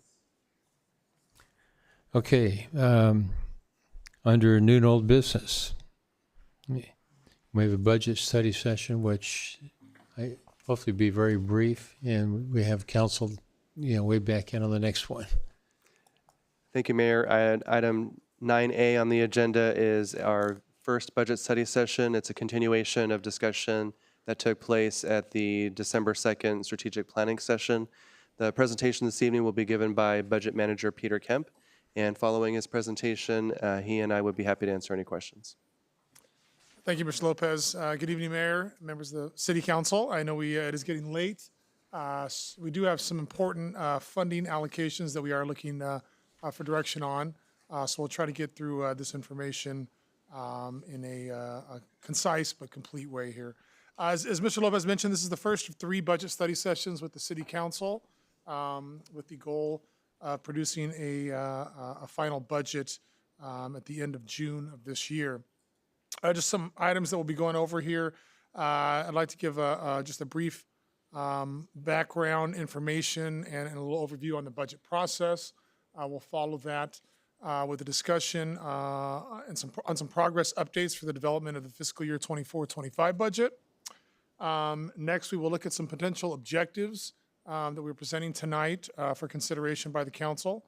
And finally, we will be looking for City Council direction to allocate funding for the implementation of your desired objectives here. So first, a look at the budget process and some background information. As you know, the budget document is the most important annual consideration for the City Council, as it does provide the framework for the implementation of priorities, funding both essential and discretionary city services and programs. As such, the budget development process is a months-long process. This process began back in November with the preparation of budget documents and the development of the budget calendar, which would ensure an efficient and effective process. The next major step in producing the budget is strategic planning, which is what we're looking at. We are still kind of in that process right now. As you know, the City Council held the annual strategic planning session on December 2nd of 2023, during which the council reviewed the current year's strategic plan and following a very productive discussion and dialogue, gave direction to staff on priorities for the upcoming fiscal year. Today's session will hopefully solidify that direction with some consensus direction on those objectives to meet the council's goals. These objectives will be used as a foundation for the preliminary budget proposals, which will be presented to and reviewed by the city manager in February. And that includes both a review of mid-year adjustments and of new fiscal year proposals. Following the mid-year review, staff will further review and refine the budget, and this will culminate in the publishing of the preliminary budget document sometime in late April. After publication, council will have several more opportunities of budget study sessions like this one to review and provide additional direction to staff. And finally, the entire process will end with the anticipation of the adoption of the final budget on June 27th of this year. The budget process is very much dictated by the Strategic Financial Plan and Budget Preparation Policy, also known as Policy 2.04. The policy was originally adopted by the City Council in April of 2022, and recently went through some refinements. The policy established the requirement for strategic planning as part of the budget process. Additionally, it formalized this current schedule of 3 budget study sessions. And finally, it prescribed guidelines for achieving a balanced budget, which we'll talk about next year. So what is a balanced budget? First, I think it's important to understand that the budget comprises 2 components. The first is the operating budget. The operating budget consists of ongoing or recurring expenditures that are funded by recurring revenues. The second component is the capital improvement program budget, which consists of one-time expenditures funded by one-time or non-recurring revenues and reserves. The Strategic Financial Plan and Budget Policy defines a balanced budget as follows. A balanced budget exists when the city's operating budget, which funds the provision of ongoing or recurring city services and programs, is wholly funded by ongoing or recurring city revenues, such as sales tax, property tax, and transient occupancy tax, ground rent, and interest income. Specifically, a balanced budget exists when the city's ongoing annual expenditures are less than or equal to the city's ongoing annual revenues. So next, we're going to give you a little progress on the development of the fiscal year 24-25 budget. As mentioned earlier, we are still very early in the budget development process. Consensus direction today as it relates to funding of strategic objectives will lay the foundation for the development of the budget. As we are still very early in the process, it's important to note that staff has not yet completed preliminary budget proposals, and comprehensive revenue projections are still being formulated. However, we can get a sense of the available resources for the upcoming fiscal year based on some early analysis. So sales tax remains the city's primary source of recurring revenue. The city works closely with HDL Companies, our sales tax consultant, to forecast sales tax revenues. For fiscal year 24-25, HDL has provided an early forecast of approximately $48.2 million. This equates to a $1.1 million increase from the current fiscal year, or about 2.3%. The city had seen some pretty extraordinary gains in recent years, but the trend now is towards more normal growth in the coming years here. The table here shows 10 years of sales tax with the blue columns representing forecasts, the gray columns representing actual sales tax data. You'll notice some significant gains in fiscal year 21 and fiscal year 22, but a leveling out in the most recent years. Again, based on the current forecasts, HDL projects more normal growth, about 3% annually in the coming years. The city's revenues have also been impacted in part by the rapid rise of interest rates over the past couple of years. And this increase has had kind of a dual impact on city revenue. On one hand, the city's investment portfolio, which consists primarily of fixed income instruments, has seen a significant increase in interest income in recent years. However, many of the financial analysts are suggesting a slowdown in rate hikes, possibly even rate reductions, and this could impact our future gains in this area. Conversely, the higher interest rates have had kind of an opposing effect on sales tax revenue, specifically for the city of Cerritos as it relates to the auto and transportation sector. The higher interest rates have made auto loans more expensive, and that has led to hesitation among consumers. This has resulted in a noticeable dip in sales tax revenue from the auto and transportation industry over the last few quarters. Ultimately, I think it's important to be aware of the varying effects of interest rate changes on the city's revenue streams, and just that the city must be prepared to adapt its approach to fiscal management based on these changing conditions. Another important factor impacting available resources for the city is the performance of the city's enterprise activities. These funds have operated at a deficit for quite a few years now. And while the city council did recently direct the write-off of loans from the general fund to the water and sewer funds, without an increase in user fees and rates, there will be an ongoing need for subsidies from the general fund to these activities. Additionally, these subsidies are likely to grow as the gap between stagnant revenue and increasing costs grows. And these increased subsidies could potentially divert funds from other city services and programs to fund these enterprise activities. It's important to note that to address this challenge, staff is looking into and will present some options to the City Council for consideration at a future meeting.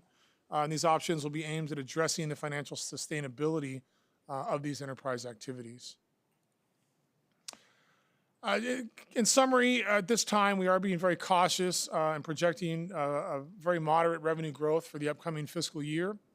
However, it is important to note that the city remains in a very strong fiscal position overall with very healthy reserve funds. For context, the Government Finance Officers Association, or the GFOA, recommends that agencies at a minimum hold a general fund reserve of about 2 months of operating expenditures. This equates to about 17% of annual operating expenditures. For comparison, at the end of fiscal year 2023, the city maintained a general fund reserve of about 100% of annual general fund operating expenditures.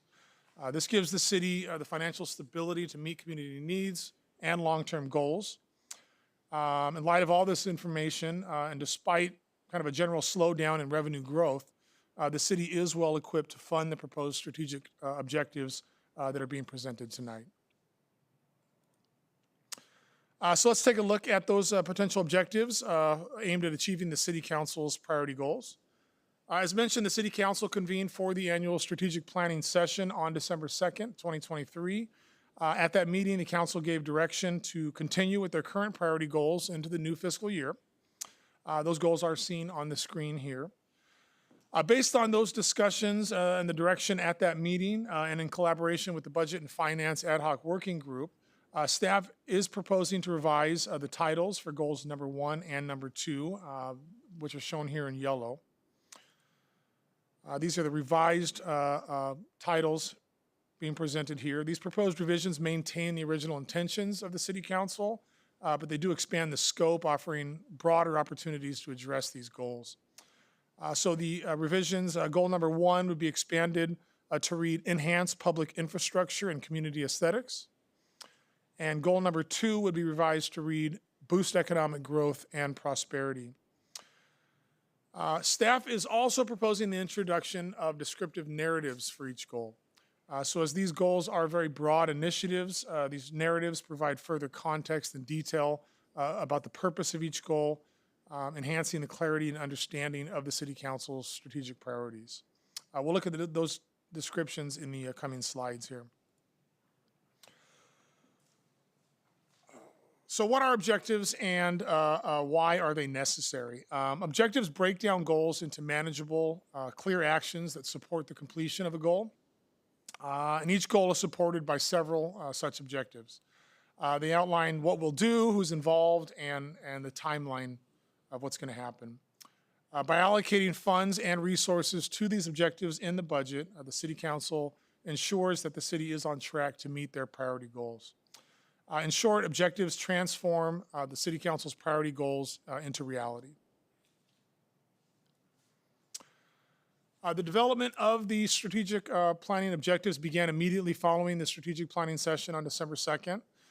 The city manager tasked staff with expertise in each area to develop potential objectives for achieving the City Council's goals.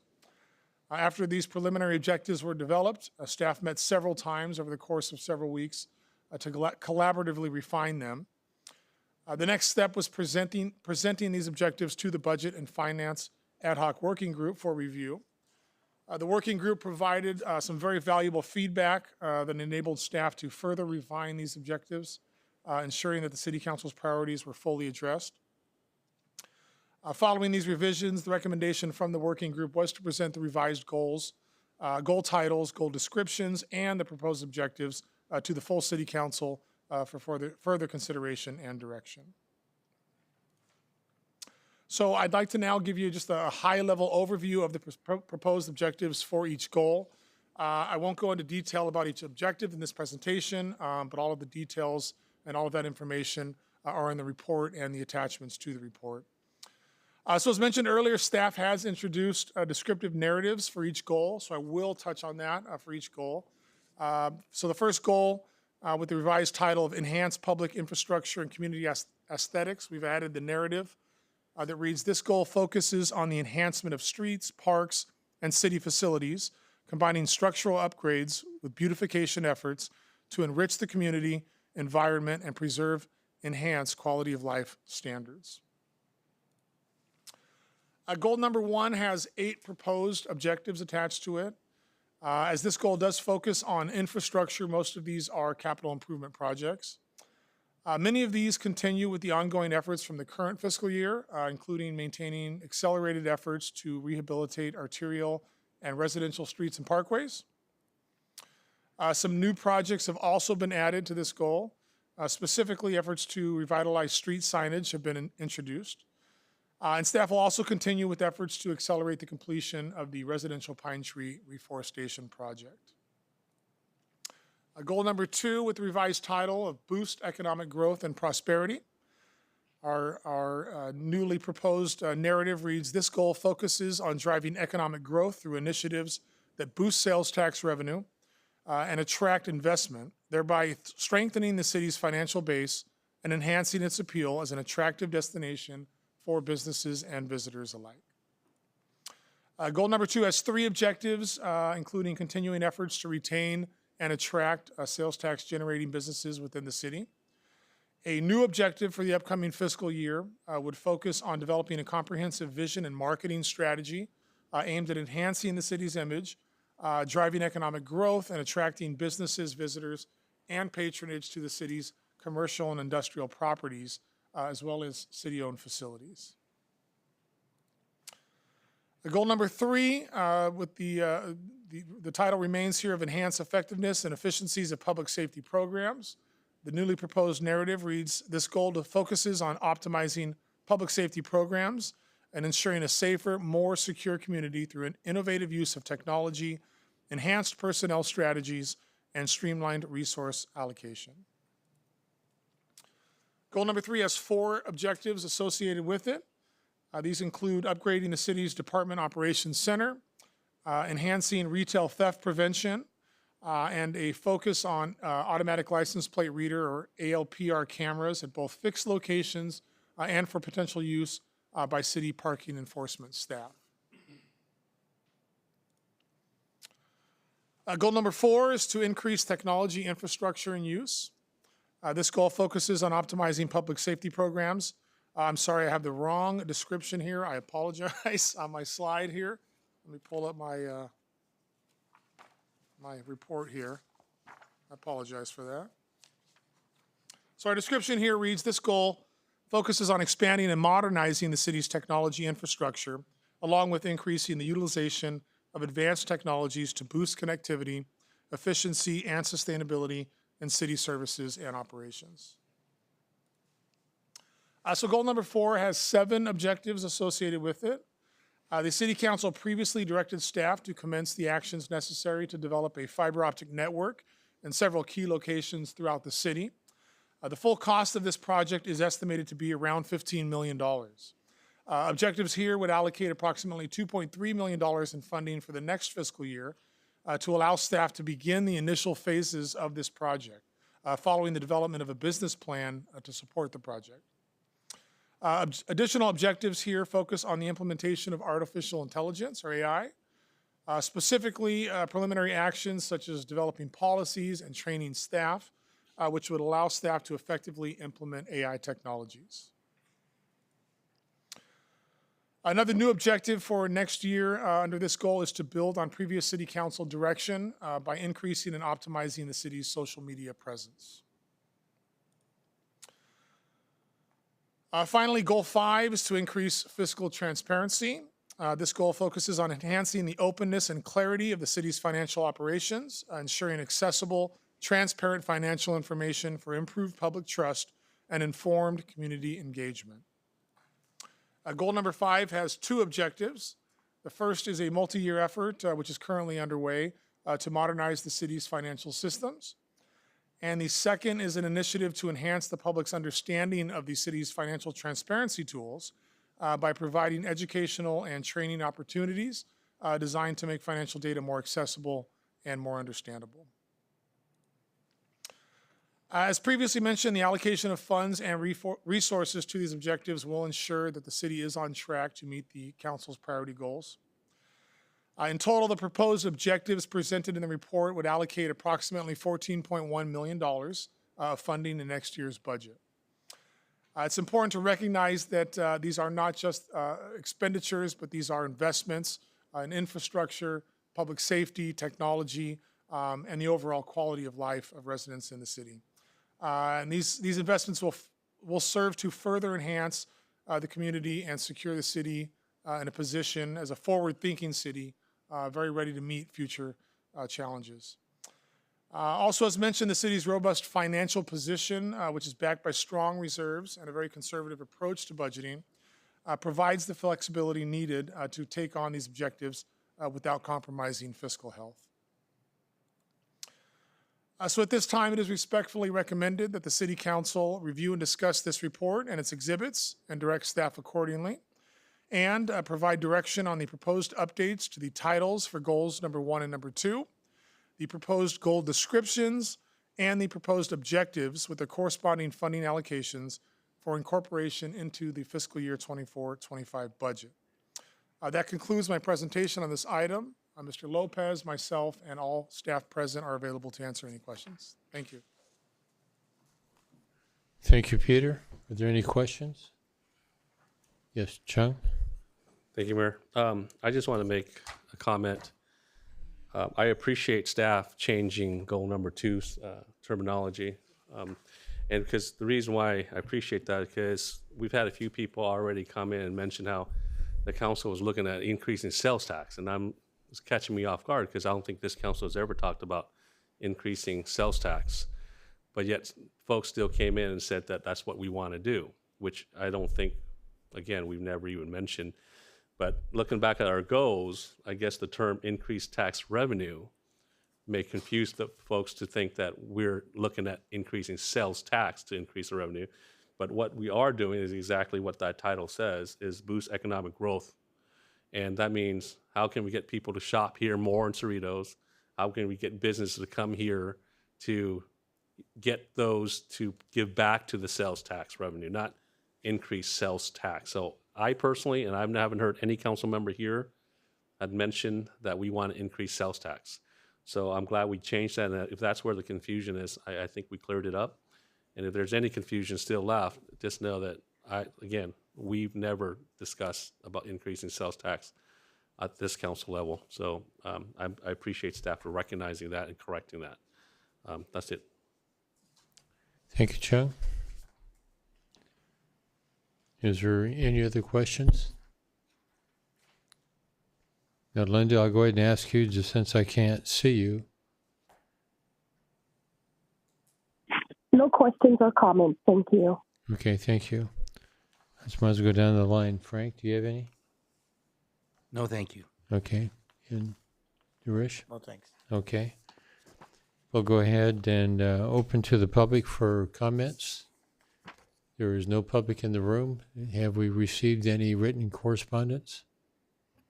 Not on this item, Mayor.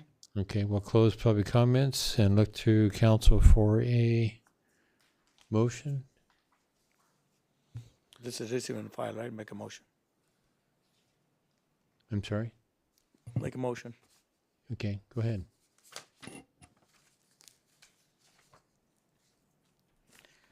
Make a motion to accept the staff recommendation.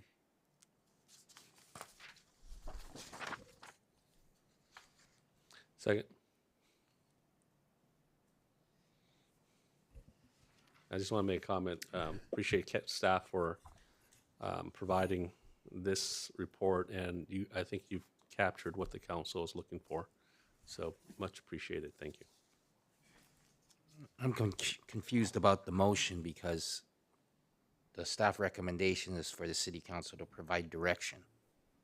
If I recommend, Councilmember, Mayor, and rest of the city council, an appropriate motion would be to approve the goals and objectives that are presented in by way of the attachment, hearing no changes or corrections. And then with that, staff will then proceed with the preparation of the budget. Okay. Okay, that's my motion. I do have one. I really believe we need, I shared it before, but under goal number 4, number 1, council was very clear that we wanted to have a project started. And what we're talking about, it is in essence, you're talking about a start, but we are not anywhere closer to getting something that's implemented. So we're talking that if we're going to have an economic impact, we're talking multiple years out. This doesn't say that. And council, I thought I heard last summer that we wanted to have at least the conduit started and the town center area, followed by the mall, because I thought what I heard is that could all be done within the first year. So, the mall means Auto Square and so forth. And then the longer part was to address the industrial area, which is where the road growth is that could happen for us. But if we're doing this, everybody else is putting the shovel in to get things working. We're just talking about planning. We should be much further along. I thought we would have by now the contract to be considering, with the engineering firm or whoever it was to get this thing moving. Because right now, all I see is something that is going to happen for a later council after the next election, maybe. And, I'm really not happy with how this is being addressed. Everything else I'm very happy with. So if the motion doesn't address that, my vote would be a no on the budget process. Oh, he's the maker of the motion, so if he wants to correct that. We Yeah. need And a second. I want to say that I agree with you, Mayor. I think that at the council meeting, I remember that the time frame was within the next 2 years is what the consultant told us, that we should be getting there and getting done within 2 years, and then the cost would be anywhere between $15 to $20 million. And just looking at this, I have some concerns, but I think that if the 2-year time frame is still looking realistic to get what we said we wanted done, is available, then I would understand that's why staff did it the way it happened this year. But I agree with the mayor. It just pairs the 2.2 million, I think it was, 2.2. is 2.25, I think, is nowhere near the 15 million that we approved. So is the rest of the other amount in the project and the scope of it's going to get done in the second year? If I may address the comments, thank you. Prior or after consideration of the broadband feasibility report by the City Council, there were some delays associated with transition of staff here at the city.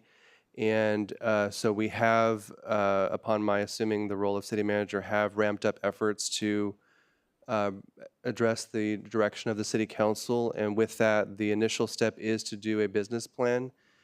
Because in order to operate the broadband system, we need to understand appropriate staffing needs, appropriate rates to charge for the various services. And so we actually have solicited proposals that we will be bringing back very soon to the City Council for award of contract to do the business plan. So that is happening now.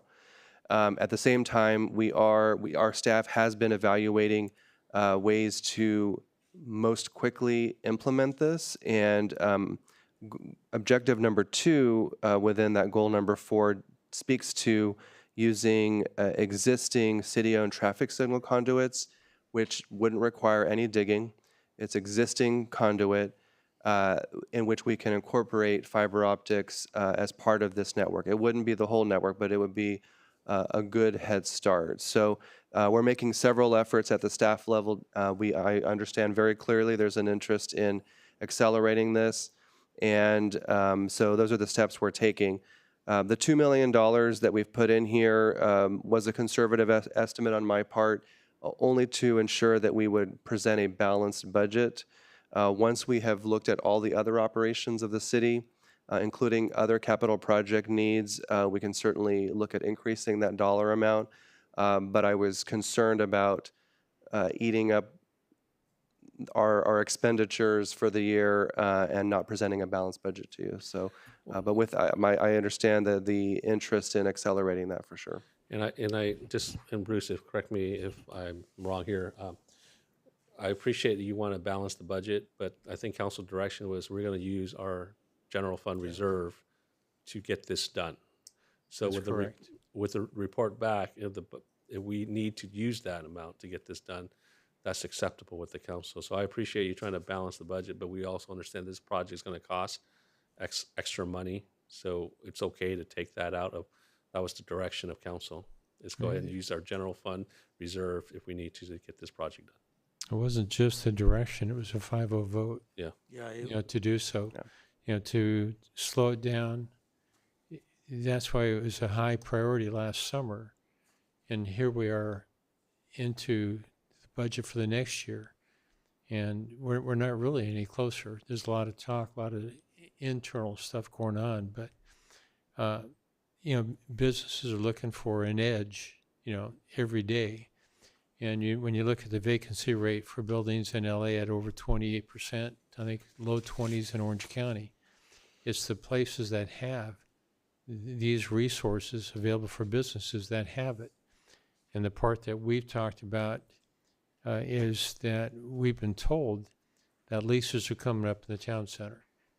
And we're going to have vacancies in, and we're going to be sitting here studying next year to look at maybe the year after. And this is something we tried to avoid last summer.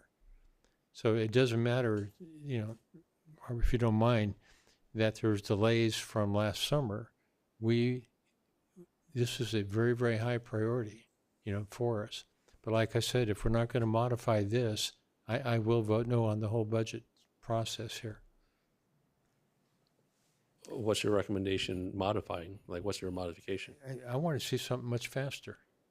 So in regards to that dollar amount or a specific process? Well, we can put it, But Mayor, we haven't even started anything, we I not know have that. any engineering, anything. So even if we put the number in there, when are we gonna start this work?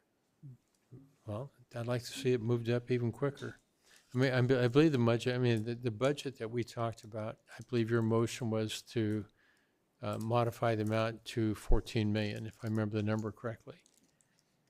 And at the time, I think I proposed a much lower number, which this is closer to. That's in here. But I think the recognition is just that we're trying to be very, very aggressive at moving forward. Now, when you say conduit for the signals, is that to ones where the wire's just buried in the asphalt? Or is that really conduit that's separate, from the conduit we have for high-speed, internet services, which is 1 and 2 gigabyte for residential, and there is 2 conduits through the residential, almost 100% of the whole city.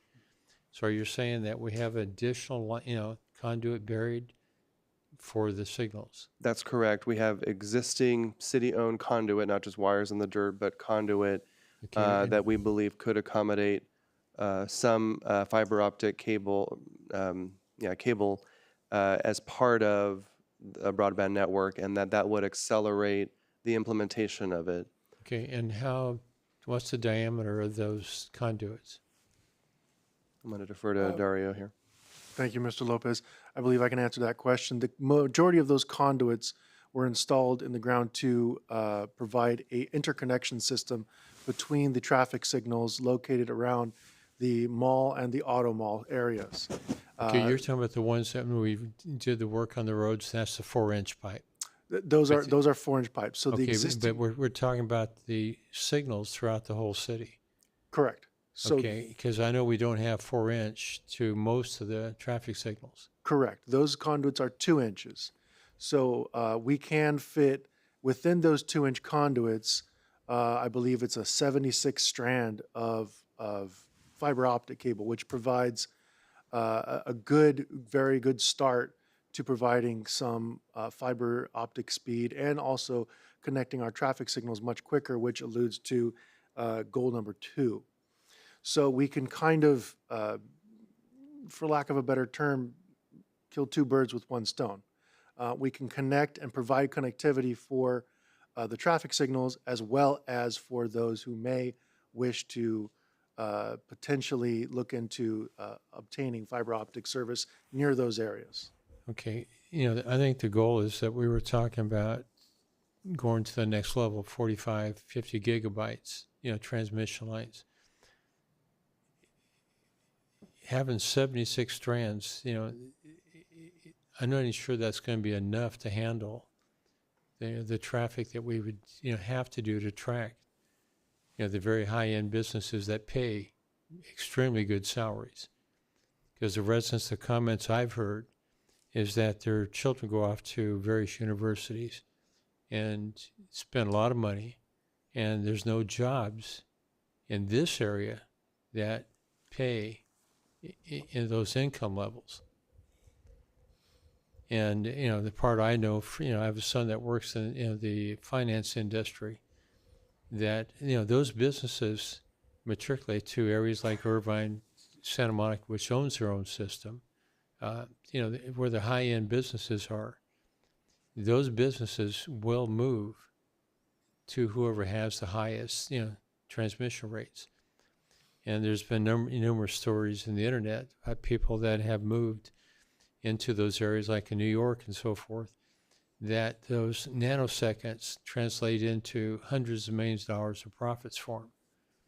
And if we're going to track those businesses that pay higher rates, that will pay for the service, if we just hook up our traffic signals and we don't handle this part, all we're doing is delaying everything for a longer time period. And, I've heard that just as recently, just this past week, businesses saying there's nothing here.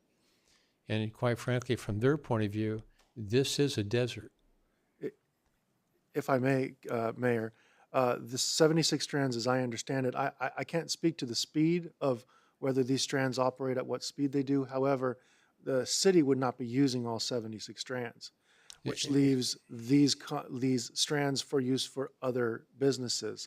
And so this would be a very quick implementation, a very, in comparison, immediate implementation, phase 1, if you will, in order to provide this type of service quicker than not, as quickly as the city possibly can provide. Okay. Well, my question is, and I respect that, but when you look at the number of offices we have just in the town center, and companies, will come in and tear down a building and make it more efficient, just as, we've seen in the town center, AT&T, when they put in what was then the most efficient building in the U.S., for them to start over from where they were to that, they're willing to put money in to have these things happen. And I know we're not going to use all 76, strands, but if there's not enough there to handle the business, it doesn't help us. I'm just very concerned that we're not looking at from the robust side of it. And to be conservative, I think in a day and age where a lot of buildings are going vacant because there's nothing here. And there's a lot of people are moving out of state or expanding their business out of state where they can get their hands on something. But, we're known as a leader. And at one time, our smart park, the town center, is no longer a smart park. It's been abandoned, for years. So, what this council voted on was to be very aggressive and try and shorten that cycle, to get there. And what I don't see that we're doing that. And to do a Band-Aid, to me, is not going to help us. If I may, and hearing the discussion this evening and certainly understanding the direction of the city council, this is the proposed scheme for the upcoming budget year. We have existing activities we are currently undergoing under the current budget. But if the maker of the motion would be amenable, we could increase the dollar amount listed under objective number 1 to either the majority of the 15 million that was specified, or at least or all of it, with the understanding that the direction of the city council is to accelerate these activities. And we are doing a variety of things currently. I mentioned the business plan. There's, of course, looking at these creative existing infrastructure that can help accelerate the process, and also engaging with design firms. So if you'd like, we can increase the number as was mentioned. But just increasing the number is not going to help, Robert. Are we really ready to get this work done? It's the word initiate is where I have a problem, because initiate is very subjective, and you mentioned that goals should not be subjective. Everything here to me is predicated on a subjective statement, and that doesn't coincide with what we were asking for last summer. So it's on that basis that this, we can put the 14 million in, but if we use the word initiate, nothing's going to happen. And the 14 million then is just, it's going to sit there. So if we can't come up with something more concrete, that's why I said this one here is, I think the council said is very, very important. And, I know in the meetings that we had, I know I tried to go ahead and point out that this is a critical issue for the city, one that's extremely timely. And without this in place, I don't believe we're going to go ahead and enhance the business community in ways that's going to generate revenue for us, to pay for everything else that's going on. And by the way, I just want to point out that people don't understand in general, because we haven't discussed it much, but Lucy Jones has made and she's one that talks all about earthquakes and has that, we may want to put a link in on our website. It shows what happens when one starts off of Calexico down south of, the border, and how quick that comes up and what the damage is going to be. If people don't really understand, there hasn't been much written about it, but when the San Fernando earthquake hit, for the first 10 years, they never were able to fix all the broken sewage lines. That went right down to the aquifer system, and that's where a lot of their drinking water out of San Fernando Valley came from. And I said, another councilman brought up to me yesterday that they're very proud that they've grown their reserves from a very low number up to in the 50 million range. He said, we're not quite caught up to Cerritos. And he said, but one thing he's had to explain is that if we have a major earthquake, and Chung, you can go ahead and chime in on this, but the Joint Powers Insurance Authority doesn't, our insurer, doesn't have enough money to fix that infrastructure that's broken. Our cash is not enough. And we've always, what I've heard on council for all the years I've been here, is that that healthy reserve is used as a backdrop, to fill those needs. And we don't want to put ourselves in a position where the day we need it, if we don't have any cash, we're sunk.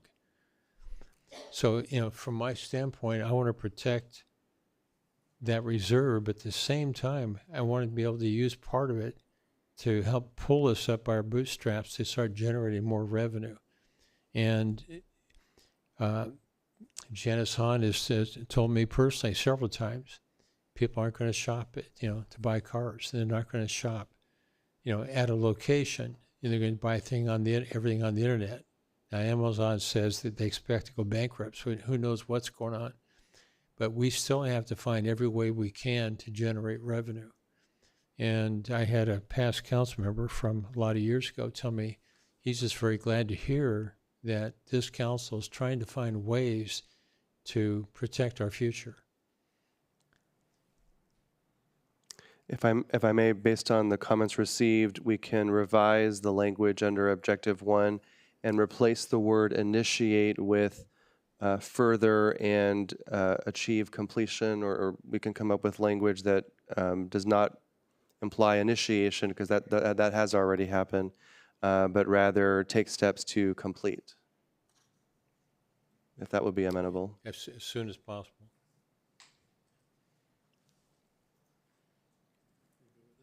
Yeah, I'm good with it. Okay. And what amount we increase, whatever was previously okayed by council, right, was like 15 million or so? My recollection was 14 million. But Peter, what was it? What was the number was given? For the entire project, I believe it was roughly $15 million. Yeah, I think that's what the council was 5 out. And that was, I believe, for the 3 phases. Aaron could probably speak a little bit more on that.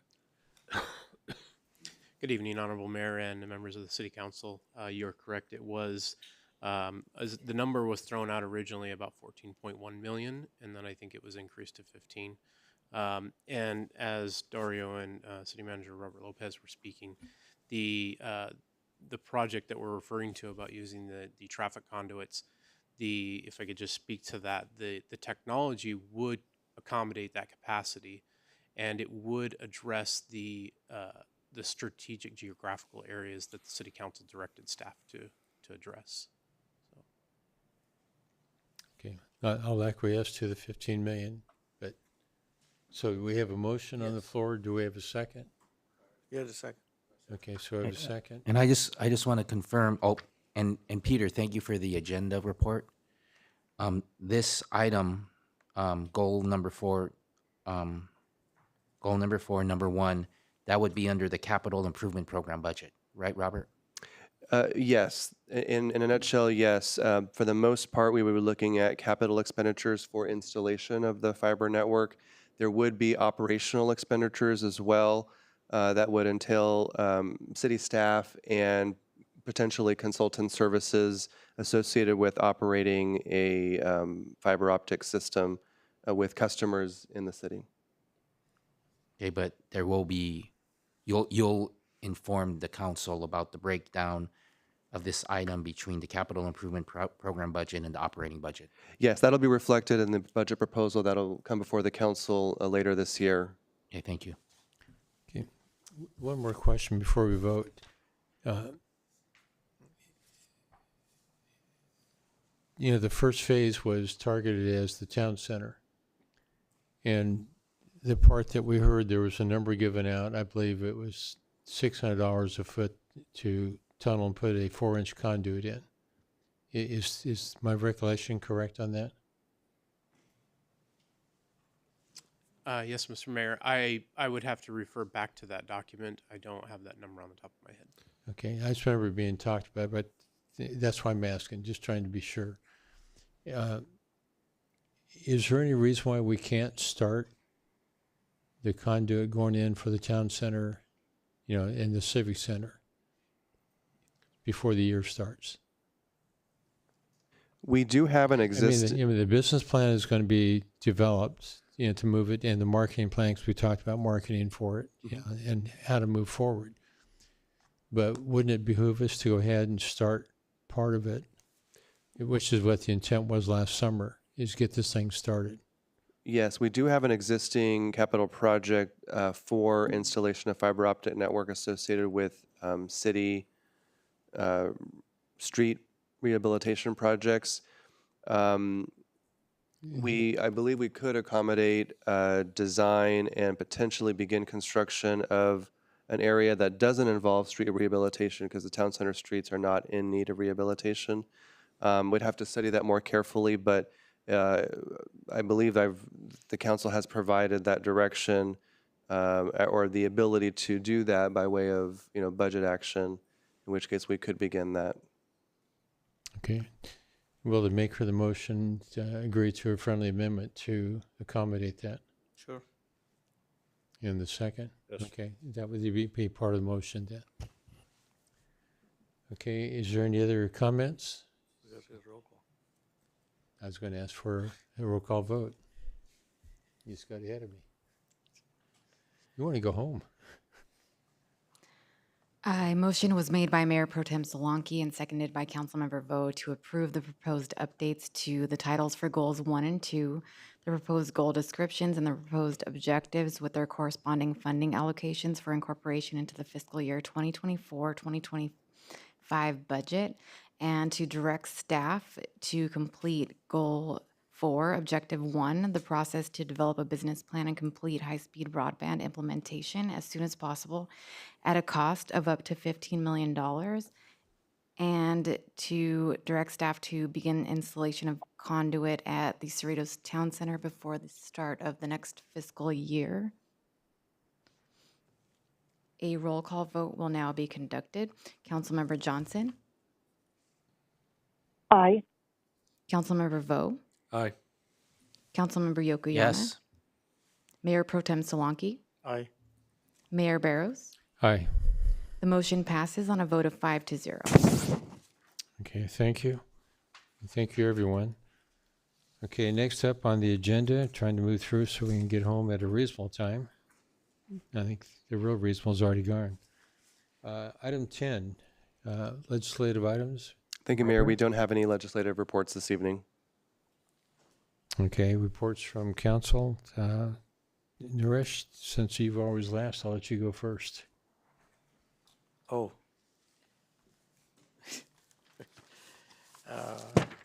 Attended Okay, the. by the way, Metro- I assume there's none from you at this point. Okay. I attended didn't mean the, to assume, but in Bellflower metro meetings regarding renaming the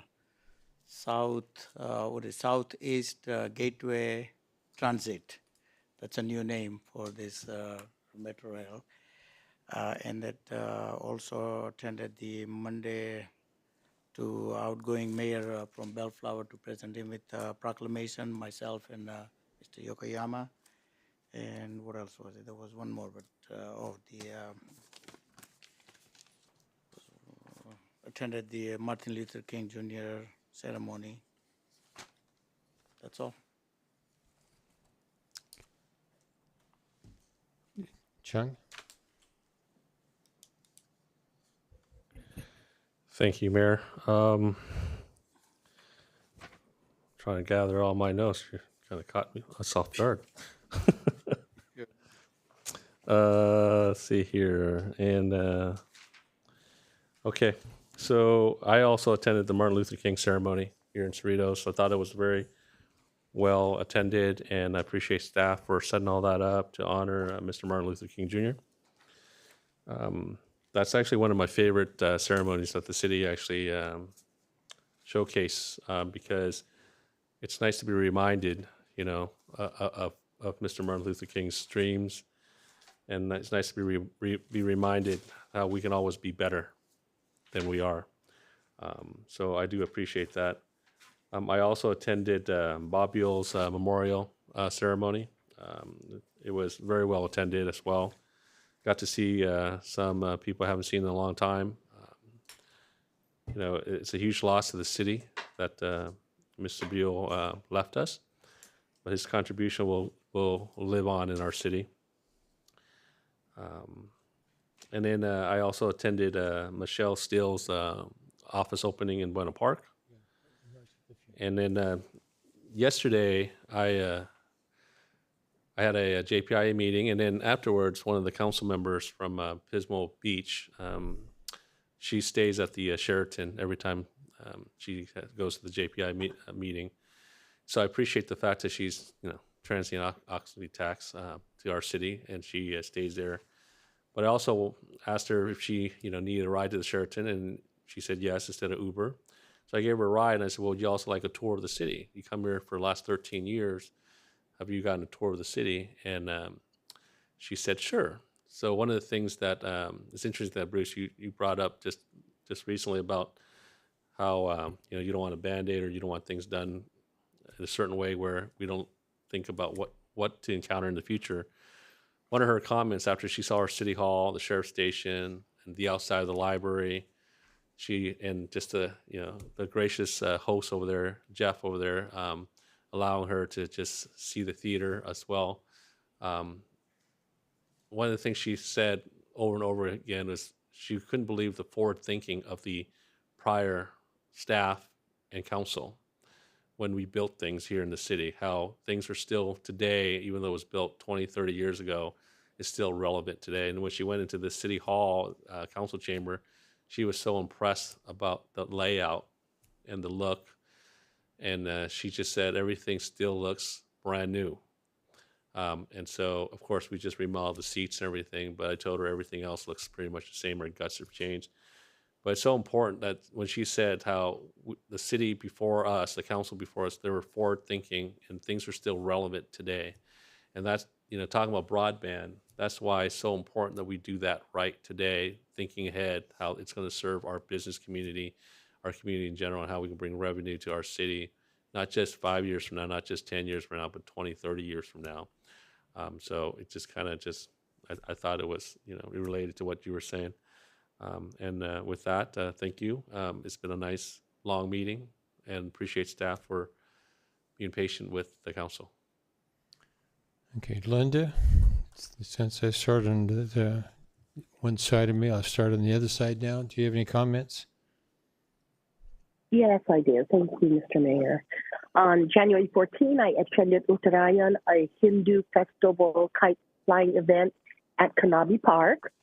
On January 14th, I also attended the performance of the Cerritos Center for the Performing Arts of the Spirits of Harriet Tubman, which was a one-woman show by Leslie McCurdy.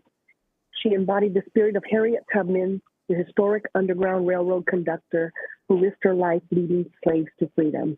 It was an awesome event, presentation. On January 16th, on Martin Luther King Day, I joined in with the Cerritos Area Alumni Chapter of Delta Sigma Theta Sorority and Alpha Kappa Alpha on a march from the Cerritos Town Center to the Cerritos Center for the Performing Arts. It was a march to spread hope, courage, and unity. And then we ended up at the CCPA, where we then honored Dr. King's life in a ceremony with speeches and poems. I do have, though, I want to ask clarification about my consensus request that I made earlier in the meeting for the possibility of creating pickleball courts on the east side of Cerritos. And I know, Robert, you said something that there was consensus back for Liberty Park, which is on the west side, but my request was to have staff come back with the feasibility of creating courts on the east side of Cerritos. That's my. I don't believe I got consensus, or did anybody know I was looking to request for a consensus? Linda, I thought staff So I'd like to ask. I thought staff was bringing back a report, and I thought that would be addressed in that report. If I'm wrong, correct me, please. City staff did receive previous consensus direction related to pickleball courts at Liberty Park. Councilmember Johnson did mention a separate request related to possible pickleball courts in the eastern part of the city. So if the city council wants to provide direction, we can bring back information related to that. At the same time. We could do it at the same time if you'd like. Okay. I agree with Councilmember Johnson's request for consensus. I Okay. concur. Linda, I think you have your Thank you. consensus. Thank you very much, and thank you.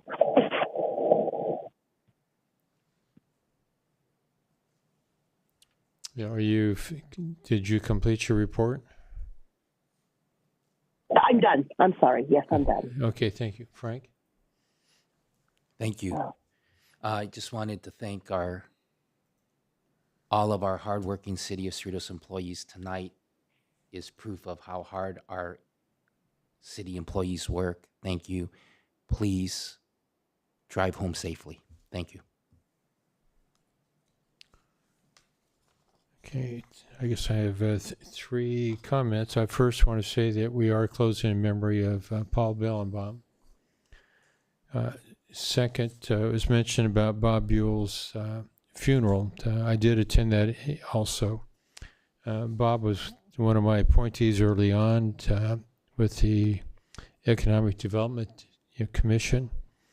He's also a major supporter for the Performing Arts Center, and we can go on with a whole long list of things, but Bob's going to be sorely missed. He's been here since the middle 50s, even before the city became a city. So he's a good historian, had a good memory about it, and unfortunately we're going to miss him greatly. And on the Martin Luther King Day, an hour before the ceremony, I had to call Narish and our city manager and let them know that I couldn't attend. My sister's been in ill health for a while, battling cancer, and she passed away at less than an hour before the meeting started. Narish, I appreciate your handling that for me. And with that, without any more comments, I'll go ahead and close the meeting. And I want to thank the staff for all the work that you put in. It's not just tonight, it's over and over again. We have a long history of the staff doing a phenomenal job for it. And I've had a lot of businesses point out, look at our city and just see this difference. And without our staff, we wouldn't have that difference that people see as soon as they drive into the city. And I just want to say thank you.